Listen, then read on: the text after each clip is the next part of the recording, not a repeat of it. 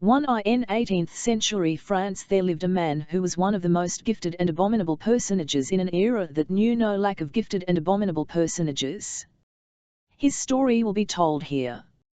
His name was Jean-Baptiste Grenouille, and if his name in contrast to the names of other gifted abominations, Deschardes, for instance, or Saint-Just's, Fouchés, Bonaparte's, etc. has been forgotten today, it is certainly not because Grenouille fell short of those more famous blackguards when it came to arrogance, misanthropy, immorality, or, more succinctly, to wickedness, but because his gifts and his sole ambition were restricted to a domain that leaves no traces in history, to the fleeting realm of scent. In the period of which we speak there reigned in the cities a stench barely conceivable to us men and women. The streets stank of manure, the courtyards of urine, the stairwells stank of moulding and rat droppings, the kitchens of spoiled cabbage and mutton fat, the unaired parlours stank of stale dust, the of greasy sheets, damp feather beds, and the pungently sweet aroma of chamber pots.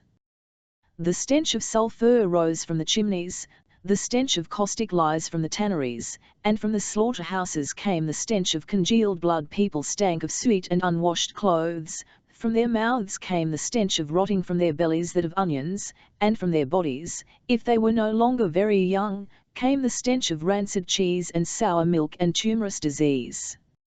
The rivers stank, the marketplaces stank, the churches stank, it stank beneath the bridges and in the palaces. The peasant stank as did the priest, the apprentice as did his master's wife, the whole of the aristocracy stank, even the king himself stank like a rank lion, and the queen like an old goat, summer and winter. For in the 18th century there was nothing to hinder bacteria busy it, and so there was no human activity, either consummate or destructive, no manifestation of germinating or decaying life that was not accompanied by stench. And of course the stench was foulest in Paris, for Paris was the largest city of France, and in turn there was a spot in Paris under the sway of a particularly fiendish stench, between the Rue Auxiliary Furs and the Rue de la Ferronnerie, the Cimetière des Innocents to be exact. For 800 years the dead had been brought here from the Hôtel Dieu and from the surrounding parish churches. For 800 years, day in, day out, corpses by the dozens had carted here and tossed into long ditches, stacked upon bone for 800 years in the tombs and charnel houses. Only later, on the eve of the Revolution, after several of the grave pits had caved in and the stench had driven the swollen graveyards' neighbours to more than mere protest and to actual insurrection, was it finally closed and abandoned. Millions of skulls were shovelled into the catacombs of Montmartre, and in its place a food market was erected. Here, then, on the most putrid spot in the whole kingdom, Jean-Baptiste Grenouille was bombed on the 17th of July, 1738. It was one of the hottest days of the year. The heat lay leaden upon the graveyard, squeezing its putrefying vapour, a blend of rotting melon and the fetid odour of burnt animal horn, out into the nearby alleys. When the labour pains began, Grenouille's mother was standing at a fish stall in the Rue Auxiliary Furs, scaling whiting that she had just gutted. The fish, ostensibly taken that very morning from the Seine, already stank so vilely that the smell masked the odour of corpses. Grenouille's mother perceived the odour neither of the fish nor of the corpses, for her sense of smell had been utterly dulled, besides which her belly huff, and the pain deadened all susceptibility to sensate impressions. She only wanted the pain to stop, she wanted to put this revolting bin behind her as quickly as possible. It was her fifth. She had effected all the others here at the fish booth, and all had been stillbirths or semi-stillbirths, for the bloody meat that had emerged had not differed greatly from the fish guts that lay there already, nor had lived much longer, and by evening the whole mess had been shovelled away and caned off to the graveyard or down to the river. It would be much the same this day, and Grenouille's mother, who was still a young woman, barely in her mid-twenties, and who still was quite pretty and had almost all her teeth in her mouth and some hair on her head, and except for gout and syphilis and a touch of consumption suffered from no serious disease, who still hoped to live a while yet, perhaps a good 5 or 10 years, and perhaps even to marry one day, and as the honourable wife of a widower with a trade or some such to bear real children. Grenouille's mother wished that it were already over. And when the final contractions she squatted down under the gutting table and there gave birth, as she had done 4 times before, and cut the thing's umbilical cord with her butcher knife. But then, on account of the heat and the stench, which she did not perceive as such but only as an unbearable, numbing something like a field of lilies or a small field with too many daffodils, she grew faint, toppled to one side, fell out from under the table into the street, and lay there, knife in hand. Tumult and turmoil. The crowd stands in a circle around her, staring. Someone hails the police. The woman with the knife in her hand is still lying in the street. Slowly she comes to. That has happened to her? Nothing that is she doing with that knife? Nothing there does the blood on her skirt come from? From the fish. She stands up, tosses the knife aside, and walks off to wash. And then, unexpectedly, the infant under the gutting table begins to squall. They have a look, and beneath a swarm of flies and amid the offal and fish heads they discover the child. They pull it out as prescribed by law, they give it to a wet nurse and arrest the mother. And since she confesses, openly admitting that she would definitely have let the thing just as she had with those other 4 by the way, she is tried, found guilty of multiple infanticide, and a few weeks later decapitated at the Place de Grève. By that time the child had already changed RT nurses 3 times. No one wanted to keep it for more than a couple of days.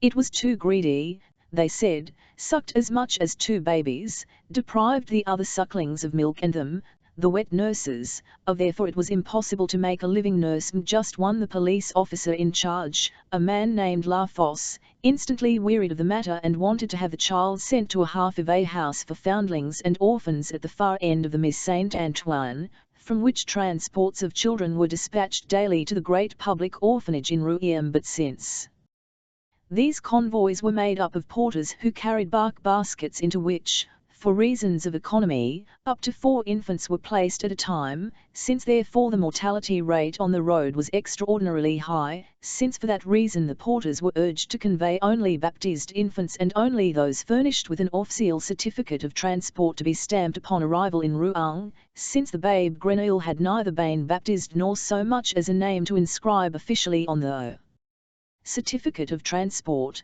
since, moreover, it would not have been good form for the police anonymously to set a child at the gates of the half-of-a house, which would have the only way to dodge the other formalities.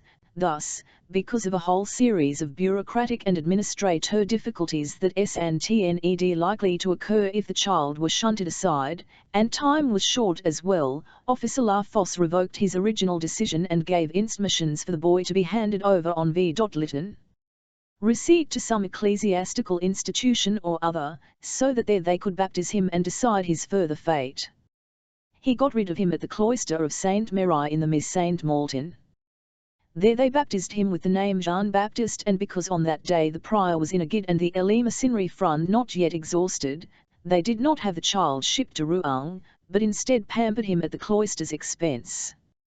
To this end, he was given to a wet nurse named Jeannie Bussy who lived in the Miss Saint Denis and was to receive, until health notice, 3 francs per week for her trouble.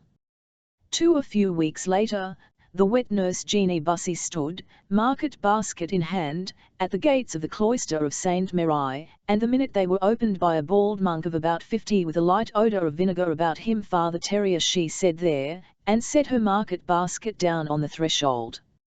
"What's that?" asked Terrier, bending down over the basket and sniffing at it, in the hope that it was something edible. "The bastard of that woman from the Rue Auxiliary Furs who killed her babies." The monk poked about in the basket with his finger till he had exposed the face of the sleeping infant. He gocal _rosy pink and well nourished. "Because he's stuffed himself on me. He's pumped me dry down to the bones. But I've put a stop to that now. You can feed him yourselves with goat's milk, with pap, with beet juice. He'll gobble up anything." That bastard Father Thomas was an easygoing man. Among his duties was the administration of the cloister's charities, the distribution of its monies to the poor and needy. and for that he expected a thank you and that he not be further. He despised technical details, because details meant difficulties and difficulties meant ruffling his composure, and he simply would not put up with that. He was upset that he had even opened the gate. He wished that this female would take her market basket and go home and let him alone with her suckling problems. Slowly he straightened up, and as he did he breathed the scent of milk and cheesy wool exuded by the wet nurse. It was a pleasant aroma. Don't understand what it is you want. I really don't understand what you're driving at. I can only presume that it would certainly do no harm to this infant if he were to spend a GTND while yet lying at your breast. None to him, the wet nurse snarled back, but plenty to me. I've lost 10 pounds and been eating like I was 3 meomen, and for what? For 3 francs a week. All, I understand, said Terrier, almost relieved. I'll catch your drift. Once again, it's a matter of money. No, said the wet nurse. Of course it is. It's always a matter of money. When there's a knock at this gate, it's a matter of money. Just once I'd like to open it and find someone standing there for whom it was a matter of something else. Someone, for instance, with some little show of thoughtfulness. Fruit, perhaps, or a few nuts. After all, in autumn there are lots of things someone could come by with. Flowers maybe. Or if only someone would simply come and say a friendly word. Bless you, Father Terrier, I wish you a gocal day. But I'll probably never live to see it happen. If it isn't a beggar, it's a merchant, and if it isn't a merchant, it's and if it isn't alms he wants, then he presents me with a bill. One can't even go out into the street anymore. Then I go out on the street, I can't take 3 steps before I'm hedged in by folks wanting money. Not me, Zed, said the wet nurse. But I'll tell you this, you aren't the only wet nurse in the parish. There are hundreds of excellent foster mothers who would scramble for the chance of putting this charming babe to their breast for 3 francs or to supply him with pap or juices or whatever nourishment. Then give him to one of them. On the other hand, it's not good to pass a child around like that. Who knows if he would flourish as well on someone else's milk as on yours. He's used to the smell of your breast, as you surely know, and to the beat of your heart. And once again he inhaled deeply of the warm vapours streaming from the wet nurse. But then, noticing that his words had made no impression on her, he said, now take the child home with you. I'll speak to the prior about all this. I shall suggest to him that in the future you be given 4 francs a week. No, said the wet nurse. All right, 5. How much more do you want, then? Terrier shouted at her. 5 francs is a pile of money for the menial task of feeding a baby. Don't want any money, period, said the wet nurse. I want this bastard out of my house. But why, my gocal woman, said Terrier, poking his finger in the basket again. He really is an adorable child. He's rosy pink, he D&SNT cry, and he's been baptized. He's possessed by the devil. Terrier quickly withdrew his finger from the basket. Impossible. It is absolutely impossible for an infant to be possessed by the devil. An infant is not yet a human being, it is a pre-human being and does not yet possess a fully developed soul. Which is why it is of no interest to the devil. Can he talk already, perhaps? Does he twitch and jerk? Does he move things about in the room? Does some evil stench come from him? He doesn't smell at all, said the wet nurse. And there you have it. That is a clear sign. If he were possessed by the devil, then he would have to stink. And to the wet nurse, and to put his own courage to the test, Terrier lifted the basket and held it up to his nose. I'll smell absolutely nothing out of the ordinary, he said after he had sniffed for a while, really nothing out of the ordinary. Though it does appear as if there's an you're coming from his diapers. And he held out the basket to her so that she could confirm his opinion. That's not what I mean, said the wet nurse peevishly, shoving the basket away. I don't mean what's in the diaper. His soil smells, thou's tme enough. But it's the bastard himself, he D&SNZT smell. Because he's healthy, Terrier cried, because he's healthy, that's why he smell. Only sick babies smell. Eveline knows that it's well known that a child with the pox smells like horse manure, and one with scarlet fever like old apples, and a consumptive child smells like onions. He's healthy, that's all that's wrong with him. Do you think he should stink? Do your own children stink? No, said the net nurse. My children smell like human children ought to smell. Terrier carefully placed the basket back on the ground, for he could sense rising within him the first waves of his anger at this obstinate female. It was possible that he would need to move both arms more freely as the debate progressed, and he didn't want the infant to be harmed in the process. But for the present, he knotted his hands behind his back, shoved his tapering belly toward the wet nurse, and asked sharply, "You maintain, then, that you know how a human child, which, may I remind you, once it is baptized, is also a child, is supposed to smell?" "Yes," said the wet nurse. "And you further maintain that, if it curs not smell the way you, the wet nurse Jeannie Bussy from the Rue Saint-Denis, think it ought to smell, it is therefore a child of the devil." He swung his left hand out from behind his back and menacingly held the question mark of his index finger in her face. The wet nurse thought it over. She was not happy that the conversation had all at once turned into a theological cross-examination, in which she could only be the loser.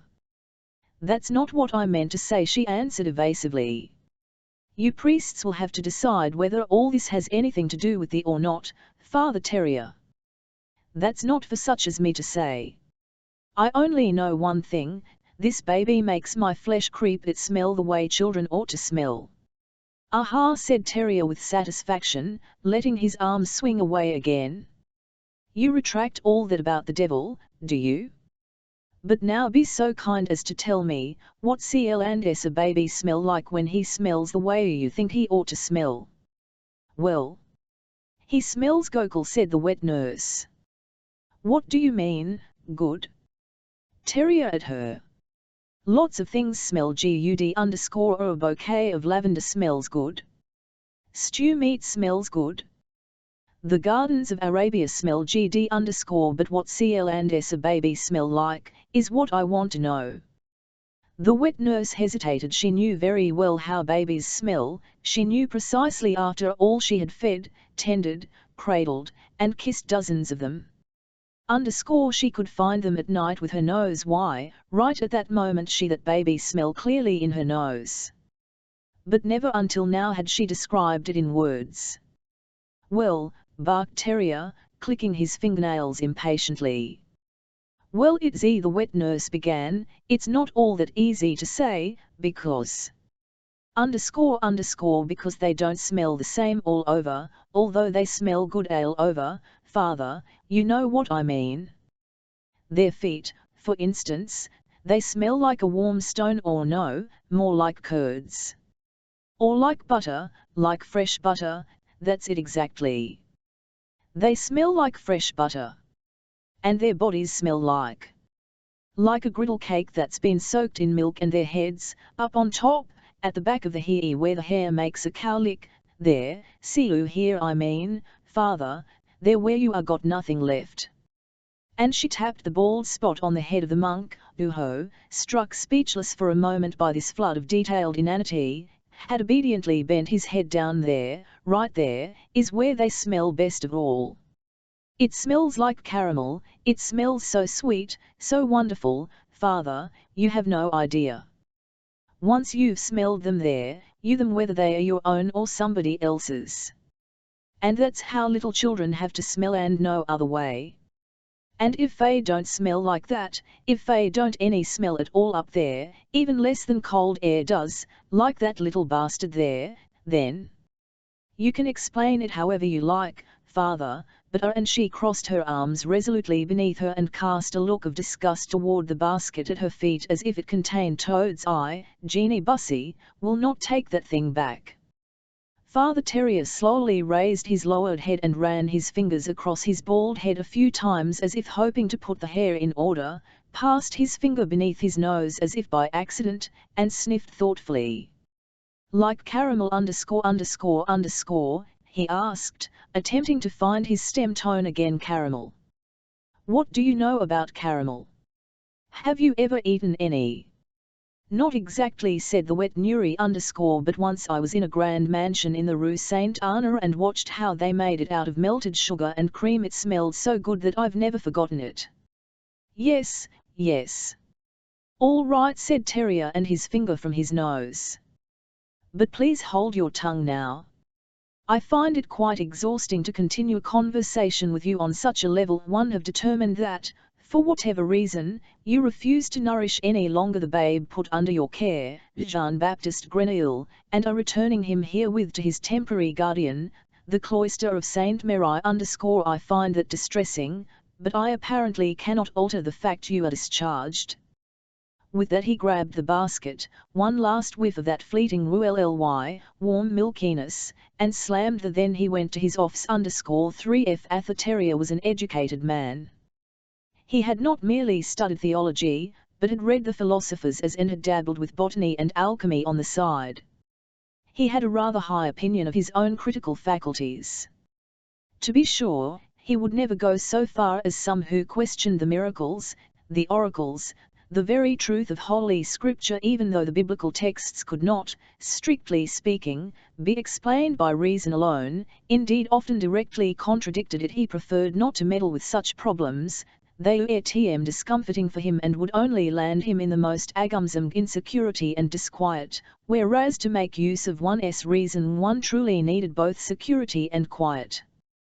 That he most vigorously did combat, however, were the superstitious notions of the simple folk, witches and fortune-telling cards, the wearing of amulets, the evil eye, exorcisms, hocus-pocus at full, and all the other acts they performed. It was really quite depressing to see how such heathenish customs had still not been uprooted a good 1,000 years after the firm establishment of the Christian religion. And most instances of so-called satanic possession or pacts with the devil proved on closer to be suspicious mummery. Of course, to deny the existence of Satan himself, to doubt his power, Terrier could not go so far as that. Ecclesiastical bodies other than one small, ordinary monk were assigned the task of deciding about such matters touching the very foundations of theology. But on the other hand, it was clear as day that when a simple soul like that wet nurse maintained that she had spotted a devilish spirit, the devil himself could not possibly have a hand in it. The very fact that she thought she had spotted him was snine proof that there was nothing devilish to be found, for the devil would certainly never be stupid enough to let himself be unmasked by the wet nurse Jeannie Bussy, and with her nose no less. With the primitive organ of smell, the basest of the senses. As if hell smelled of sulphur and paradise of incense and myrrh. The worst sort of superstition, straight out of the darkest days of paganism, when people still lived like beasts, possessing no keenness of the eye, incapable of distinguishing colors, but presuming to be able to smell blood, to scent the difference between friend and foe, to smelled out by cannibal giants and werewolves and the Furies, all the while offering their ghastly gods stinking, smoking burnt sacrifices. How repulsive! The fool sees with his nose rather than his eyes, they say, and apparently the light of reason would to shine yet another 1,000 years before the last remnants of such primitive beliefs were banished. Yes, and you poor little child. Innocent creature. Lying in your basket and slumbering away, with no notion of the ugly suspicions raised against you. That impudent woman dared to claim you don't smell the way human children are supposed to smell. Well, what do we hail to say to that? Pooh-pee-doo-hoo. And he rocked the basket gently on his knees, stroking the ind's head with his finger and repeating pooh-pee-clue from time to time, an expression he thought had a gentle, soothing effect on small children. You're supposed to smell like caramel, what nonsense, pooh-pee-doo-hoo. After a while he pulled his finger back, held it under his nose and sniffed, but could smell nothing except the choucroute he had eaten at lunch. He hesitated a moment, looked around him to make sure no one was watching the basket, lowered his fat nose into it expecting to inhale an odor. He sniffed all around the infant's head, so close to it that the thin reddish baby hair tickled his nostrils. He did not know exactly how babies' heads were supposed to smell. Certainly not like caramel, that much was clear, since caramel was melted sugar, and how could a baby that until now had DMNK only milk smell like melted sugar? It might smell like milk, like wet nurse's milk. But it didn't smell like milk. It might smell like hair, like skin and hair, and maybe a little bit of baby sweat, and Terrier sniffed with the intention of smelling skin, hair, and a little baby sweat. But he smelled nothing. For the life of him he couldn't. Apparently an infant has no odor, he thought. That must be it. An infant, assuming it is kept, simply doesn't smell, any more than it speaks, or walks, or writes. Such things come only with age. Strictly speaking, human beings first emit an odor when they reach puberty. That's how it is, that's all. Wasn't it Horace himself who wrote, "The youth is gamey as a buck, the maiden's fragrance blossoms as does the white"? The Romans knew all about that. The odor of humans is always a fleshly odor, that is, a sinful odor. How could an infant, which does not yet know sin even in its dreams, have an odor? How could it smell? Poo-pee-doo-hoo, not a chance of it. He had placed the basket back on his knees and now raked it gently. The babe still slept soundly. Its right fist, small and red, stuck out from under the cover and now and then twitched sweetly against his cheek. Terrier smiled and suddenly felt very cozy. For a moment he allowed himself the fantastic thought that he was the father of the child. He had not become a monk, but rather a normal citizen, an upstanding craftsman perhaps, had taken a wife, a warm wife fragrant with milk and wool, and had produced a son with her, and he was rocking him here now on his own knees, his own child. Poo-poo-poo-pee-doo-hoo _____. The thought of it made him feel good. There was something so normal and right about the idea. A father, his son on his knees, poo-pee-doo-hoo, as old as the world itself and yet always new and normal, as long as the world would exist, yes. Terrier felt his heart glow with sentimental coziness. Then the child awoke. Its nose awoke first. The tiny nose moved, pushed upward, and sniffed. It sucked air in and snunned it back out in shon puffs, like an imperfect sneeze. Then the nose wrinkled up, and the child opened its eyes. The eyes were of an uncertain color, between oyster gray and creamy opal white, covered with a kind of slimy film and apparently not very well adapted for sight. Terrier had the impression that they did not even see him, but not so the nose. While the child's dull eyes squinted into the void, the nose seemed to fix on a particular target, and Terrier had the very odd feeling that he himself, his person, Father Terrier, was that target. The tiny wings of flesh around the two tiny holes in the child's face swelled like a bud opening to, or rather, like the cups of that small meat-eating plant that was kept in the Royal Botanical Gardens. And like the plant, they seemed to create an airy suction. It seemed to Terrier as if the child saw him with its nostrils, as if it were staring intently at him, scrutinizing him, more piercingly than eyes could ever do, as if it were using its nose to devour something whole, something that came from him, from Terrier, and that he could not hold that something back or hide it. The child with no smell was smelling at him shamelessly, that was it. It was establishing his scent. And all at once he felt as if he stank, of sweat and vinegar, of chowcrout and unwashed clothes. He felt naked and ugly, as if someone were gaping at him while revealing nothing of himself. The child seemed to be smelling right through his skin, into his innards. His most tender emotions, his filthiest thoughts lay exposed to that greedy little nose, which wasn't even a proper nose, but only a pug of a nose, a tiny forated organ, forever crinkling and puffing and quivering. Terrier shuddered. He felt sick to his stomach. He pulled back his own nose as if he smelled something foul that he wanted nothing to do with. Gone was the homey thought that his might be his own flesh, and vanished the sentimental idol of father and son and fragrant mother, as if someone had ripped away the cozy veil of thought that his fantasy had cast about the child and himself. A strange, cold creature lay there on his knees, a hostile animal, and were he not a man by nature prudent, God-fearing, and given to reason, in the rush of nausea he would have hurled it like a spider from him. Terrier wrenched himself to his feet and set the basket on the table. He wanted to get rid of the thing, as quickly as possible, right away if possible, immediately if possible. And then it began to wail. It squinted up its eyes, gaped its gullet wide, and gave a screech so repulsively shrill that the blood in Terrier's veins congealed. He the basket with an outstretched hand and shouted "Pooh-pooh" to silence the child, but it only more loudly and tummed completely blue in the face and looked as if it would burst from bellowing. Away with it! Thought Terrier, away this very instant with this.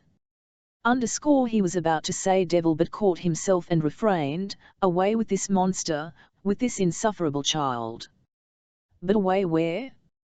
He knew a dozen wet nurses and orphanages in the neighbourhood, but that was near, too close for comfort. Get the thing farther away, so far away that you couldn't hear it, so far away that it could not be dropped on your doorstep again every hour or so. If possible it must be taken to another parish, on the other side of the river would be even better, and of all extra mums, in the Faubourg Saint-Antoine. That was it. That was the place for this screaming brat, far off to the east, beyond the Bastille, where at night the city gates were locked. And he hitched up his cassock and the basket and ran through the tangle of alleys to the Rue du Faubourg Saint-Antoine, eastward up the Seine, out of the city, far, far out the Midi Charon, almost to its very end, where at an address near the cloister of Madeleine de Trinelle, he knew there lived a snine Madame Gaillard, who took children to board no matter of what age or son as long as someone paid for them, and there he handed over the child, still screaming, paid a year in advance, and fled back into the city, and once at the cloister cast his clothes from him as if they were foully soiled, washed himself from head to foot, and crept into bed in his cell, crossing himself repeatedly, praying long, and finally with some relief falling asleep. For Emma Dana Gaillard's life already lay her, though she was not yet 30 years old to the world she looked as old as her years and at the same time 2, 3, 100 times older, like the mummy of a young girl, but on the inside she was long since dead when she was a child. Her father had stmck her across the forehead with a poker, just the base of the nose, and she had lost for good all sense of smell and every sense of human warmth and human coldness, indeed, every human passion with that one blow. Tenderness had become as foreign to her as enmity, joy as strange as despair. She felt nothing when later she slept with a man, and just as little when she bore her children. She did not grieve over those that did, nor rejoice over those that remained to her. When her husband beat her, she did not flinch, and she felt no sense of relief when he died of cholera in the Hotel Dieu. The only two sensations that she was aware of were a very slight depression at the approach of her monthly migraine and a very slight elevation of mood at its departure. Otherwise, this numbed woman felt nothing. On the other hand, or perhaps precisely because of her total lack of emotion, Madame Gaillard had a merciless sense of order and justice. She showed no preference for any one of the children entrusted to her nor discriminated against any one of them. She served up 3 meals a day and not the tiniest snack more. She diapered the little ones 3 times a day, but only until their 2nd birthday.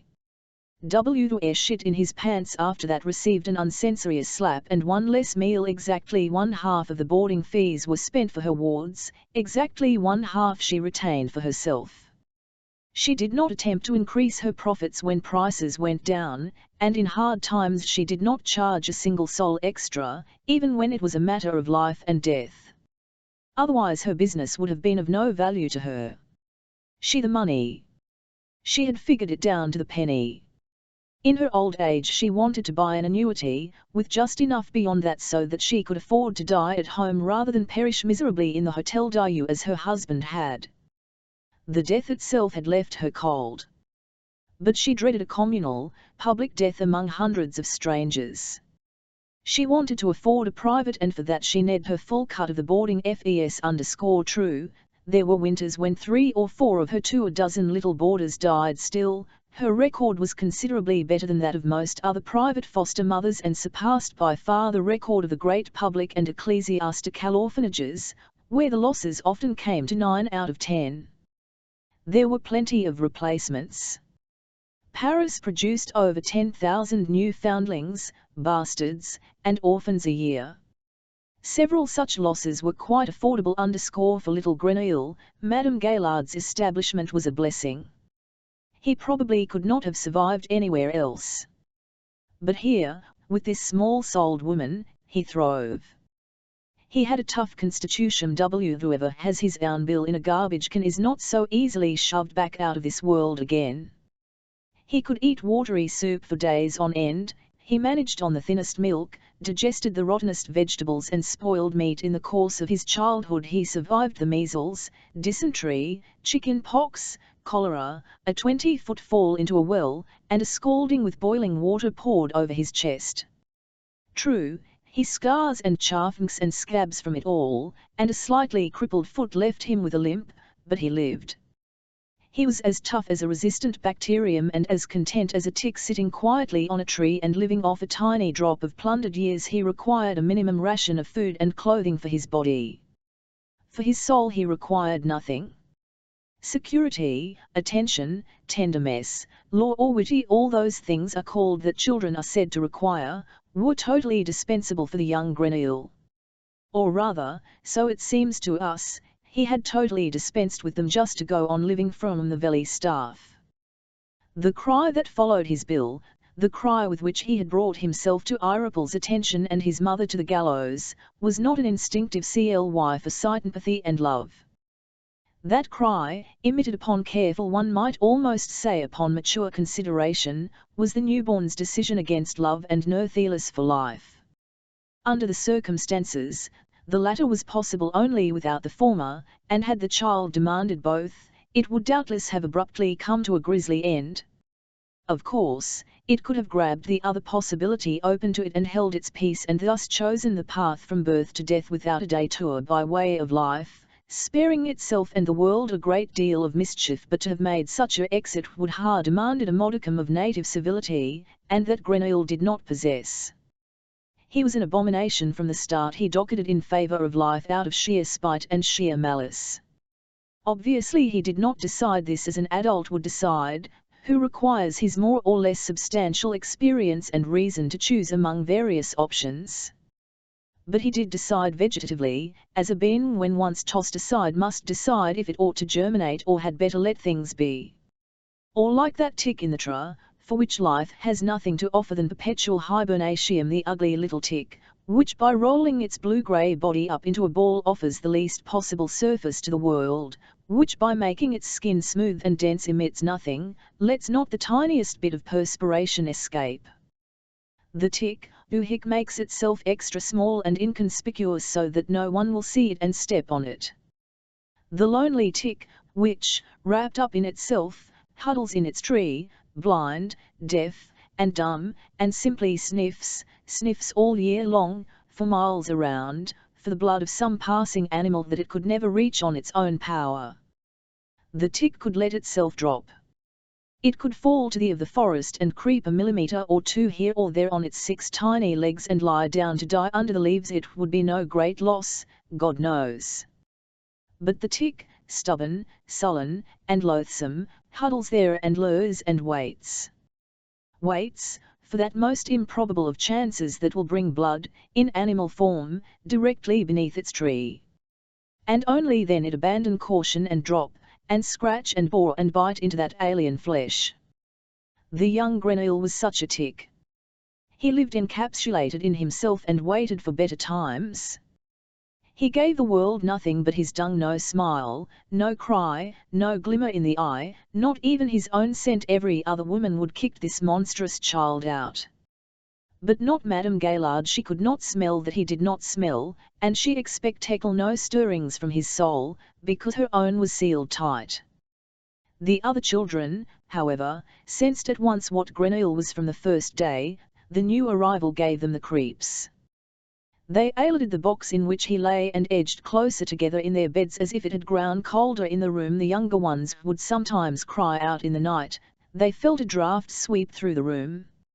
Others dreamed something was taking their breath away. One day the older ones conspired to suffocate him. They piled rags and blankets and straw over his face and weighed it all down with bricks. When Madame Gaillard dug him out the next morning, he was crumpled and squashed and blue, but not dead. They tried it a couple of times more, but in vain. Simple strangulation using their bare hands or stopping up his mouth and nose would have been a dependable method, but they did not dare try it. They didn't want to touch him. He disgusted them the way a fat spider that you can't bring yourself to crush in your own hand disgusts you. As he grew older, they gave up their attempted murders. They probably realized that he could not be destroyed. Instead, they stayed out of his way, ran off, or at least avoided touching him. They did not hate him. They weren't jealous of him either, nor did they begrudge him that he ate. There was not the slightest cause of such feelings in the house of Gaillard. It simply disturbed them that he was there. They could not stand the smell of him. They were afraid of him. 5L looked at objectively, however, there was nothing at all about him to instill terror. As he grew older, he was not especially big, nor strong. Ugly, true, but not so extremely ugly that people would necessarily have taken fright at him. He was not aggressive, nor underhand, nor funny. /Z He did not provoke people. He preferred to keep out of their way. And he appeared to possess nothing even approaching a fearful intelligence. Not until age 3 did he finally begin to stand on 2 feet. He spoke his first word at 4, it was the word fishes, which in a moment of sudden excitement burst from him like an echo when a fishmonger come up the Rue de Charonne cried out his wares in the distance. The next words he parted with were pelargonium, goat stall, Savoy cabbage and Jacques Laurier, this last being the name of a gardener's helper from the neighbouring cant of the Fils de la Croix, who occasionally did rough, indeed very rough work for Madame Gaillard, and was most conspicuous for never once having washed in all his life. He was less concerned with verbs, adjectives, and expletives. Except for yes and non, which, by the way, he used for the first time quite late. He used only nouns, and essentially only nouns for concrete objects, plants, animals, human beings, and only then if the objects, plants, animals, or human beings would subdue him with a sudden attack of odor. One day as he sat on a cord of logs snapping and cracking in the March sun, he first uttered the word G.Vood. He had said 100 times before, had heard the word 100 times before. He understood it, TM, for he had often been sent to fetch wood in winter. But the object called had never been of sufficient interest for him to trouble himself to speak its name. It happened first on that March day as he sat on the cord of wood. The cord was stacked beneath overhanging eaves and formed a kind of bench along the south side of Madame Gaillard's shed. The top logs gave off a sweet burnt smell, and up from the depths of the cord came a mossy aroma, and in the warm sun, bits of resin odor crumbled from the pinewood planking of the shed. Grenouille sat on the logs, his legs outstretched and his back leaned against the wall of the shed. He had closed his eyes and did not stir. He saw nothing, he heard nothing, he felt nothing. He only smelled the aroma of the wood rising up around him to be captured under the eaves. He drank in the aroma, he drowned in it, impregnating himself through his innermost pores, until he became WTND himself. He lay on the cord of wood like a wooden puppet, like Pinocchio, as if dead, until after a long while, perhaps a half hour or more, he gagged up the word. He vomited the word up, as if he were filled with wood to his ears, as if buried into his neck, as if his stomach, his gorge, his nose were spilling over with wood. And that brought him to himself, rescued him only moments before the overpowering presence of its aroma was to suffocate him. He shook himself, slid down off the logs, and tottered away as if on legs. Days later he was still completely befuddled by the intense olfactory excellence, and whenever the memory of it rose up too powerfully within him he would mutter imploringly, over and over, wood. And so he learned to slack with words designating the smelling objects, with abstract ideas and the like, especially those of an ethical or moral nature. He had the greatest difficulty he could not retain them, confused them with one another, and even as an adult used them unwillingly and often incorrectly: justice, conscience, God, joy, responsibility, humility, gratitude, etc. What these were meant to express remained a mystery to him. On the other hand, evil-eye language soon would prove inadequate for designating all the olfactory notions that he had accumulated within himself. Soon he was no longer smelling mere wood, but kinds of wood: maple oak wood, pine wood, elm pear wood, old, young, rotting, mouldering, mossy down to single logs, chips, and splinters, and could clearly differentiate them as objects in a way that other people could not done by sight. It was the same with other things. For instance, the light drink that Madame Gaillard awards each day, why should it be designated uniformly as milk, when to Grenouille's senses it smelled and tasted completely different every morning depending on how warm it was, which cow it had come from, what that cow had been eating, how much cream had been left in it, and so on? Or why should smoke possess only the name smoke when from minute to minute, second to second, the amalgam of hundreds of odors mixed iridescently into ever new and charmed unities as the smoke rose from the fire? Or why should landscape, each filled at every step and every breath with yet another odor and thus animated with another identity, still be designated by just those three coarse words? All these grotesque incongruities between the richness of the world perceivable by smell and the poverty of language were enough for the lad Grenouille to doubt if language made any sense at all, and he grew to using such words only when his contact with others made it absolutely necessary. At age 6 he had completely grasped his surroundings olfactorily. There was not an object in Madame Gaillard's house, no place along the Nanhern reaches of the Midi Sharon, no person, no stone, tree, bush, or picket fence, no spot, be it ever so small, that he did not know by smell, could not recognize again by holding its uniqueness firmly in his memory. He had gathered tens of thousands, hundreds of thousands of specific smells and kept them so clearly, so randomly, at his disposal, that he could not only recall them when he smelled them again, but could also actually smell them simply upon recollection, and what was more, he even knew how by sheer imagination to arrange new combinations of them, to the point where he created odors that did not exist in the real world. It was as if he were an autodidact possessed of a huge of odors that enabled him to form at will great numbers of smelled sentences, and at an age when other children stammer words, so painfully drummed into them, to formulate their first very inadequate sentences describing the world. Perhaps the closest analogy to his talent is the musical wunderkind, who has heard his way inside melodies and harmonies to the alphabet of individual tones and now composes completely new melodies and harmonies all on his own. With the one difference, however, that the alphabet of odors is incomparably larger and more nuanced than that of tones, and with the additional difference that the activity of Grenouille the wunderkind place only inside him and could perceived by no one other than himself. To the world he appeared to grow ever more secretive.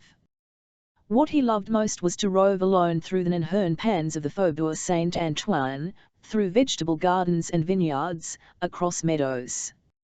Sometimes he did not come home in the evening, remained missing for days. The of punishment awaiting him he bore without a whimper of pain. Confining him to the house, denying him meals, sentencing him to hard labor, nothing could change his behavior. 18 months of sporadic attendance at the parish of Notre Dame de Bon Secours had no observable effect. He learned to spell a bit and to write his own name, nothing more. His teacher considered him feeble-minded. Madame Gaillard, however, noticed that he had certain abilities and qualities that were highly unusual, if not to say supernatural. The childish fear of darkness and night seemed to be totally foreign to him. You could send him any time on an errand to the cellar, where other children hardly dared go even with a lantern, or out to the shed to fetch on the blackest night. And he never alight with him and still found his way around and immediately brought back what was demanded, without making one wrong move, not a stumble, not one thing knocked over. More remarkable still, Madame Gaillard thought she had discovered his apparent ability to see right through paper, cloth, even through brick walls and locked doors. Without ever entering the dormitory, he knew how many of her wards and which ones were in there. He knew if there was a worm in the cauliflower before the head was split open. And once, when she had hidden her money so well that she couldn't find it herself, she kept changing her hiding places. He pointed without a search to a spot behind a fireplace beam, and there it was. He could even see into the future, because he would infallibly predict the approach of a nicer long before the person arrived, or of a thunderstorm when there was not the least cloud in the sky. Of course, he could not see any of these things with his eyes, but rather caught their scents with a nose that from day to day smelled such things more keenly and precisely: the worm in the cauliflower, the money abeam, and people on the other side of a wall or several blocks away. But Madame Gaillard would not have guessed that fact in her wildest dream, even if that blow with the poker had left her olfactory organ intact. She was convinced that, FNBLEMINDD or not, the lad had second sight, and since she also knew that people with sight bring misfortune and death with them, he made her increasingly nervous. What made her more nervous still was the unbearable thought of living under the same roof with who had the gift of spotting hidden money walls and beams, and once she had discovered that Grenouille possessed this dreadful ability, she set about getting rid of him.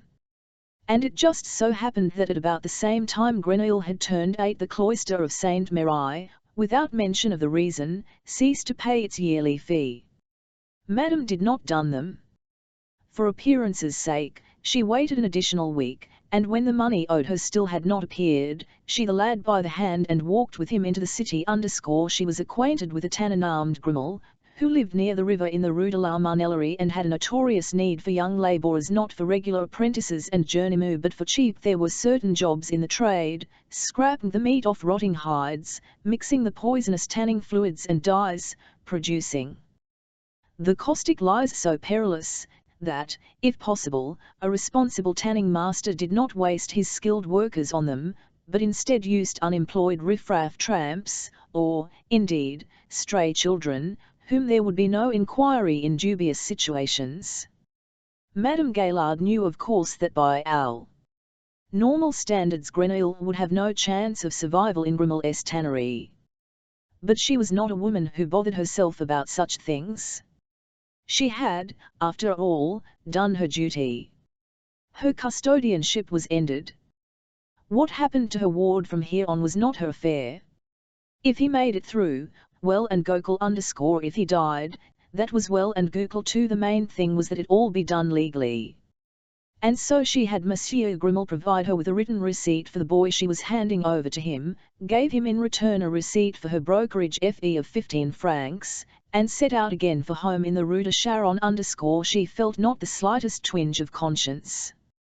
On the contrary, she thought her actions not merely legal but also just, for if a child for whom no one was paying were to stay on with her, it would necessarily be at the expense of the other children, or, worse, at her own expense, endangering the future of the other, or worse, her own future, that is, her own private and sheltered death, which was the only thing that she still desired from life. Since we are to leave Madame Gaillard behind us at this point in our story and shall not meet her again, we shall take a few sentences to describe the end of her days. Although dead in her heart, since Madame unfortunately lived to very, very old in 1782, just short of her 70th birthday, she gave up her business, purchased her annuity as planned, sat in her little house, and waited for death. But death did not come. That came in its place was something not a soul in the world could have anticipated: a revolution, a rapid transformation of all social, moral, and transcendental affairs. At first this revolution had no on Madame Gaillard's personal fate, but then she was almost 80 by now. All at once the man who held her annuity had to emigrate, was stripped of his holdings, and forced to auction off his possessions to a trouser manufacturer. For a while it as if even this change would have no fatal effect on Madame Gaillard, for the trouser manufacturer continued to pay her annuity punctually. But then came the day when she no longer received her money in the form of hard coin but as little slips of printed paper, and that marked the beginning of her economic demise. Within 2 years, the annuity was no longer worth enough to pay for her firewood. Madame was forced to sell her house at a ridiculously low price, since suddenly there were thousands of other people who also had to sell their houses. And once again she received in return only these stupid slips of paper, and once again within 2 years they were as goggle as worthless, and by 1797, she was nearing 90 now, she had lost her entire fortune, scraped together from almost a century of hard work, and was living in a tiny furnished room in the Mid-Escoquillas. And only then 10, 20 years too late did death arrive, in the form of a protracted bout with a cancer that grabbed Madame by the throat, robbing her first of her appetite and then of her voice, so that she could raise not one word of protest as they carted her off to the Hotel Dieu. There they put her in a ward populated with hundreds of the mortally ill, the same ward in which her husband had died, laid her in a bed shared with total strangers, pressing body upon body with other women. And for 3 long weeks let her die in public view.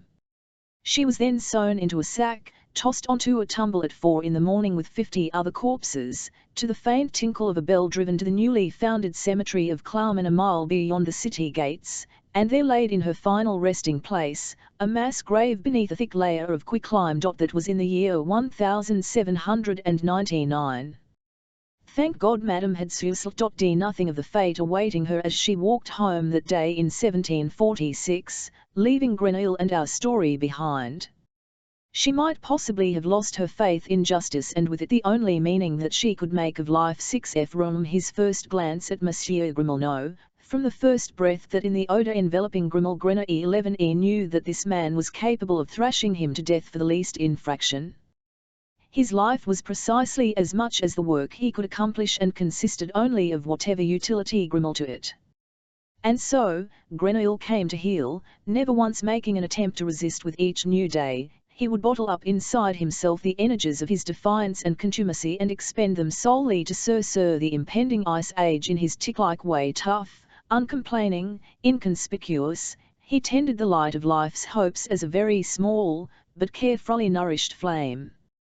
He was a paragon of docility, frugality, and diligence in his nark, obeyed implicitly, and appeared satisfied with every meal offered. In the evening, he meekly let himself be locked up in a closet off to one side of the tannery floor, where tools were kept and the raw, salted hides were hung. There he slept on the hard, bare earth, and during the day he worked as long as there was light, 8 hours in winter, 14, 15, 16 hours in summer. He scraped the meat from bestially stinking hides, watered them down, dehaired them, limed, baited, and fulled them, nibbed them down with pickling dung, chopped wood, stripped bark from birch and yew, climbed down into the tanning pits filled with caustic fumes, laid the hides and pelts just as the journeyman ordered him, spread them with smashed gallnuts, covered this ghastly funeral pyre with yew branches and earth. Years later, he would have to dig them up again and retrieve these mummified hide carcasses, now tanned leather, from their grave. Then he was not burying or digging up hides, he was hauling water. For months on end, he hauled water up from the Roer, always in 2 buckets, hundreds of bucketfuls a day, for tanning requires vast quantities of water, for soaking, for boiling, for dyeing. For months on end, the water hauling left him without a dry stitch on his body. By evening his clothes were dripping wet and his skin was cold and swollen like a soaked chamois. After 1 year of an existence more animal than human, he contracted anthrax, a disease feared by tanners and usually fatal.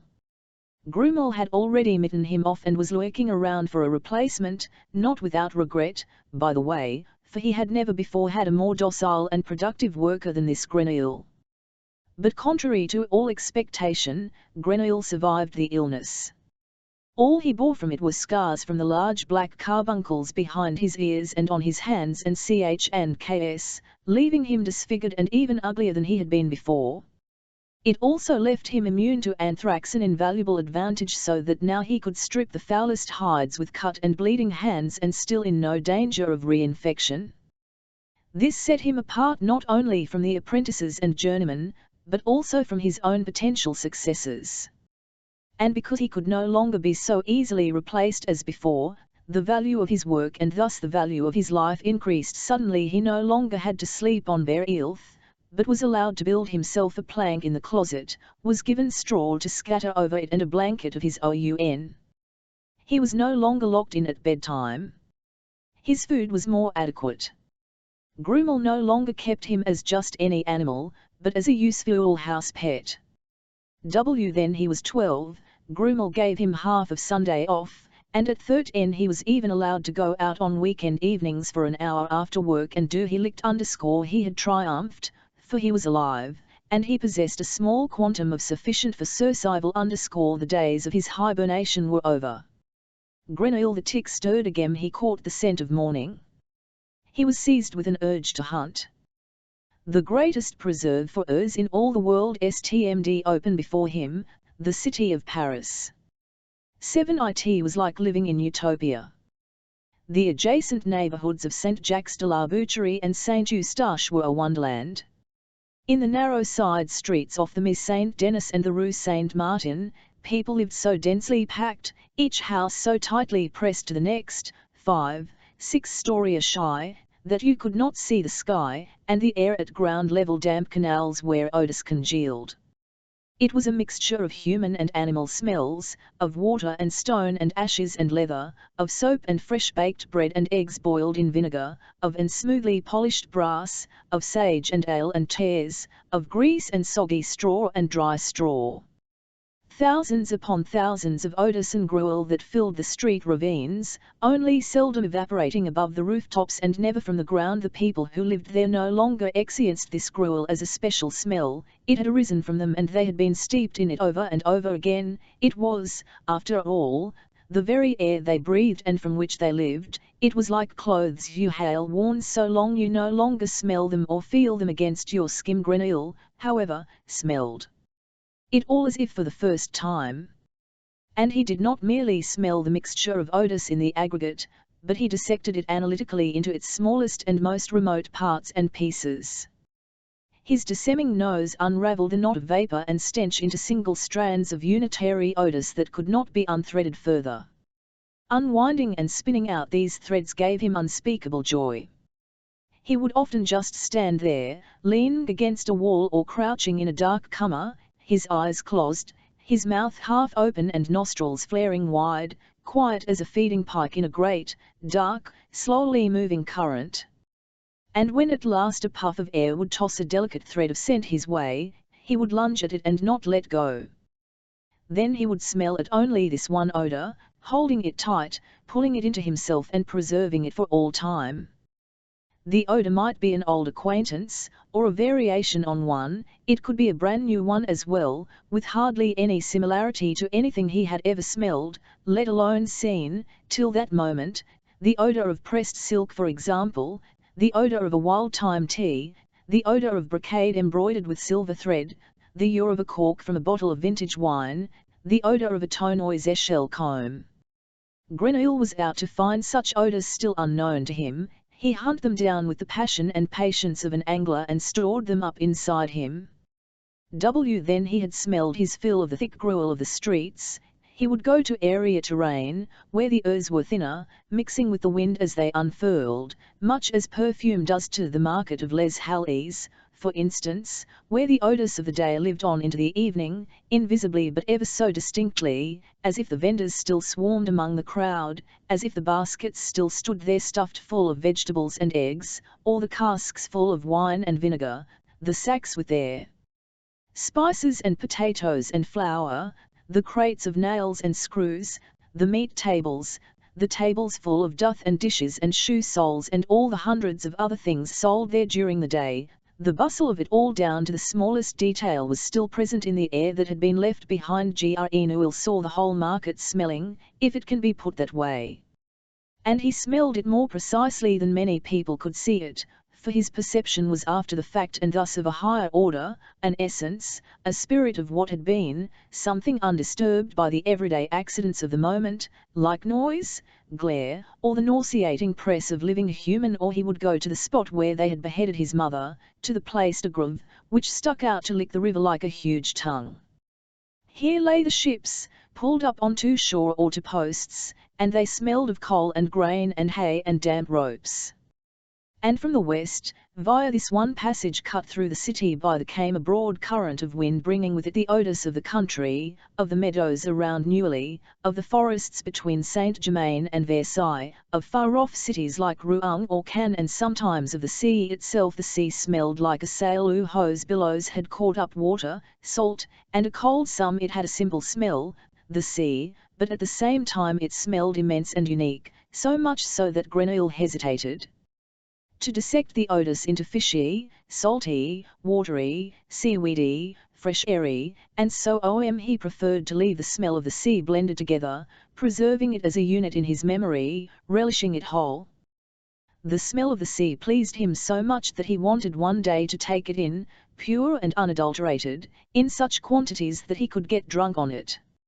And later, when he learned from stories how large the sea is and that you can sail upon it in ships for days on end without ever seeing land, nothing pleased him more than the image of himself sitting high up in the crow's nest of the foremost mast on such a ship, gliding on through the endless smell of the sea, which really was no smell, but a breath, an exhalation of breath, the end of all smells, dissolving with pleasure in that breath. But it was never to be, for Grenouille, who stood there on the river bank at the place de Grève, steadily breathing in and out the scraps of sea breeze that he could catch in his nose, would never in his life see the sea, the real sea, the immense that lay to the west, and would never be able to mingle himself with its smell. He had so thoroughly smelled out the Cour Saint-Eustache and the Hôtel de Ville that he could find his way around in it by pitch dark night. And so he expanded his hunting grounds, first westward to the Faubourg Saint-Honoré, then out along the Mist Saint-Antoine to the Bastille, and finally across to the other bank of the river into the quarters of the Sorbonne and the Faubourg Saint-Germain, where the rich people lived. Through the wrought iron gates there came the smells of coach leather and of the powder in the pages' wigs, and over the high walls passed the garden odours of broom and roses and freshly trimmed hedges. It was here as well that Grenouille first smelled perfume in the literal sense of the word, a simple lavender or rose water, with which the fountains of the gardens were filled on gala occasions, but also the more complex, more costly scents, of tincture of musk mixed with oils of neroli and tuberose, jonquil, jasmine, or that floated behind the carriages like rich ribbons on the evening breeze. He made note of these scents, registering them just as he would profane odours, with curiosity, but without particular admiration. Of course he realized that the purpose of perfumes was to create an intoxicating and alluring effect, and he recognized the value of the individual essences that comprised all them, but on the whole they seemed to him rather coarse and ponderous, more slapdashed together than composed, and he knew that he could produce entirely different fragrances if he only had the basic ingredients at his disposal. He knew many of these ingredients already from the flower and spice stalls at the market, others were new to him, and he filtered them out from the aromatic mixture and kept them unnamed in his memory: ambergris, civet, patchouli, bergamot, vetiver, opipanax, benzoin, hop blossom, castor. He was not panicular about it. He did not differentiate what is commonly considered a gocal and a bad smell, not yet. He was greedy. The goal of the hunt was simply to possess everything the world could offer in the way of odours, and his only condition was that the odours be new ones. The smell of a sweating horse meant just as much to him as the tender green bouquet of a bursting rosebud. The acrid stench of a bug was no less worthy than the aroma rising from a larded roast in an aristocrat's kitchen. He devoured everything, sucking it up into him. But there were no aesthetic principles governing the olfactory kitchen of his imagination, where he was forever synthesizing and concocting new aromatic combinations. He fashioned grotesque queries, only to destroy them again immediately, like a child playing with blcmks, inventive and destructive, with no apparent norms for his creativity. 8 on the 1st of September, 1753, the anniversary of the King's coronation, the city of Paris set off fireworks at the Pont Royal. The display was not as spectacular as the fireworks celebrating the King's marriage, or as the legendary fireworks in honor of the Dauphin's birth, but it was impressive nevertheless. They had mounted golden sunwis on the masts of the ships. From the bridge itself so-called fireballs spewed showers of bumming stars into the rear and while from every side came the deafening roar of petards exploding and of firecrackers skipping across the cobblestones, rockets rose into the sky and painted white lilies against the black firmament thronging the bridge and the quays along both banks of the river. A crowd of many thousands accompanied the spectacle with ahs and ohs and even some long live s, although the king had ascended his throne more than 38 years and the high point of his popularity was long since behind him. Fireworks can do that. Grenouille stood silent in the shadow of the Pavilion de Flore, across from the Pont Neuf on the right bank. He did not stir a finger to applaud, did not even look up at the ascending rockets. He had come in hopes of getting a whiff of something new, but it soon became apparent that fireworks had nothing to offer in the way of odors for all their extravagant variety as they glittered and gushed and crashed and whistled. They left behind a very monotonous mixture of smells, sulphur, oil, and saltpeter. He was just about to leave this dreary exhibition and head homewards along the gallery of the Louvre when the wind brought him something, a tiny, hardly noticeable something, a crumb, an atom of scent. No, even less than that, it was more the premonition of a scent than the scent itself, and at the same time it was definitely a premonition of something he had never smelled before. He backed up against the wall, closed his eyes, and flared his nostrils. The scent was so exceptionally delicate and fine that he could not hold on to it, it continually eluded his perception, was by the smoke of the petards, blcmked by the exudations of the crowd, fragmented and crushed by the thousands of other city odors but suddenly, it was there again, a mere shred, the whiff of a magnificent premonition for only a second. And it vanished at once. Grenouille suffered agonies. For the first time, it was not just that his greedy nature was offended, but his very heart ached. He had the prescience of something extraordinary. This scent was the key for ordering all odors. One could understand nothing about herbs if one did not understand this one scent, and his whole life would be bungled, if he, Grenouille, did not succeed in possessing it. He had to have it, not simply in order to possess it, but for his heart to be at peace. He was almost sick with excitement. He had not yet even figured out what direction the scent was coming from. Sometimes there were intervals of several minutes before a shred was again wafted his way, and each time he was overcome by the horrible anxiety that he had lost it for air. He was finally rescued by a set conviction that the scent was coming from the other bank of the river. From somewhere to the southeast he moved away from the wall of the Pavilion de Flore, dived into the crowd, and made his way across the bridge. Every few strides he would stop and stand on tiptoe in order to take a sniff from above people's heads, at first smelling nothing for pure excitement, then finally there was something. He smelled the scent, stronger than knew that he was on the right track, dived in again, burrowed through the throng of gapers and pyrotechnicians unremittingly setting torch to their rocket fuses, lost the scent in the acrid smoke of the powder, panicked, shuffled and jostled his way through and onward, and after countless minutes reached the far bank, the Hotel de Mailly, the Quai Malaquais, the entrance to the Médecin __. Here he stopped, gathering his forces, and smelled. He had it. He had hold of it tight. The odour came rolling down the Rue de Seine like a ribbon, unmistakably clear, and yet as before very delicate and very fine. Grenouille felt his heart pounding, and he knew that it was not the exertion of running that had set it pounding, but rather his excited helplessness in the presence of this scent. He tried to recall something comparable, but had to discard all comparisons. This scent had a freshness, but not the freshness of limes or pomegranates, not the freshness of myrrh or cinnamon bark or curly mint or birch or camphor or pine needles, nor that of a May rain or a frosty wind or of Rii water, and at the same time it had warmth, but not as bergamot, cypress, or musk has, or jasmine, or not as rosemary has or iris. This scent was a blend of evanescence and substance, not a blend, but a unity, although slight and frail as well, and yet solid and sustaining. Like a piece of thin, shimmering silk and yet again not like silk, but like pastry soaked in honey wheat milk, and try as he would he couldn't fit those two together, milk and silk. This scent was inconceivable, indescribable, could not be categorized in any way. It really ought not to exist at all, and yet there it was, as plain and splendid as day. Grenouille followed it, his fearful heart pounding, for he suspected that it was not he who followed the scent, but the scent that had captured him and was drawing him irresistibly to it. He walked up the rue de Seine. No one was on the street, the houses stmd empty and still. The people were down by the river watching the fireworks.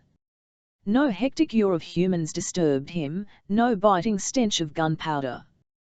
The street smelled of its usual smells: water, feces, rats, and vegetable matter. But above it the ribbon, delicate and clear, leading Grenouille after a few steps, what little light the night afforded was swallowed by the tall buildings, and Grenouille walked on in darkness. He did not need to see.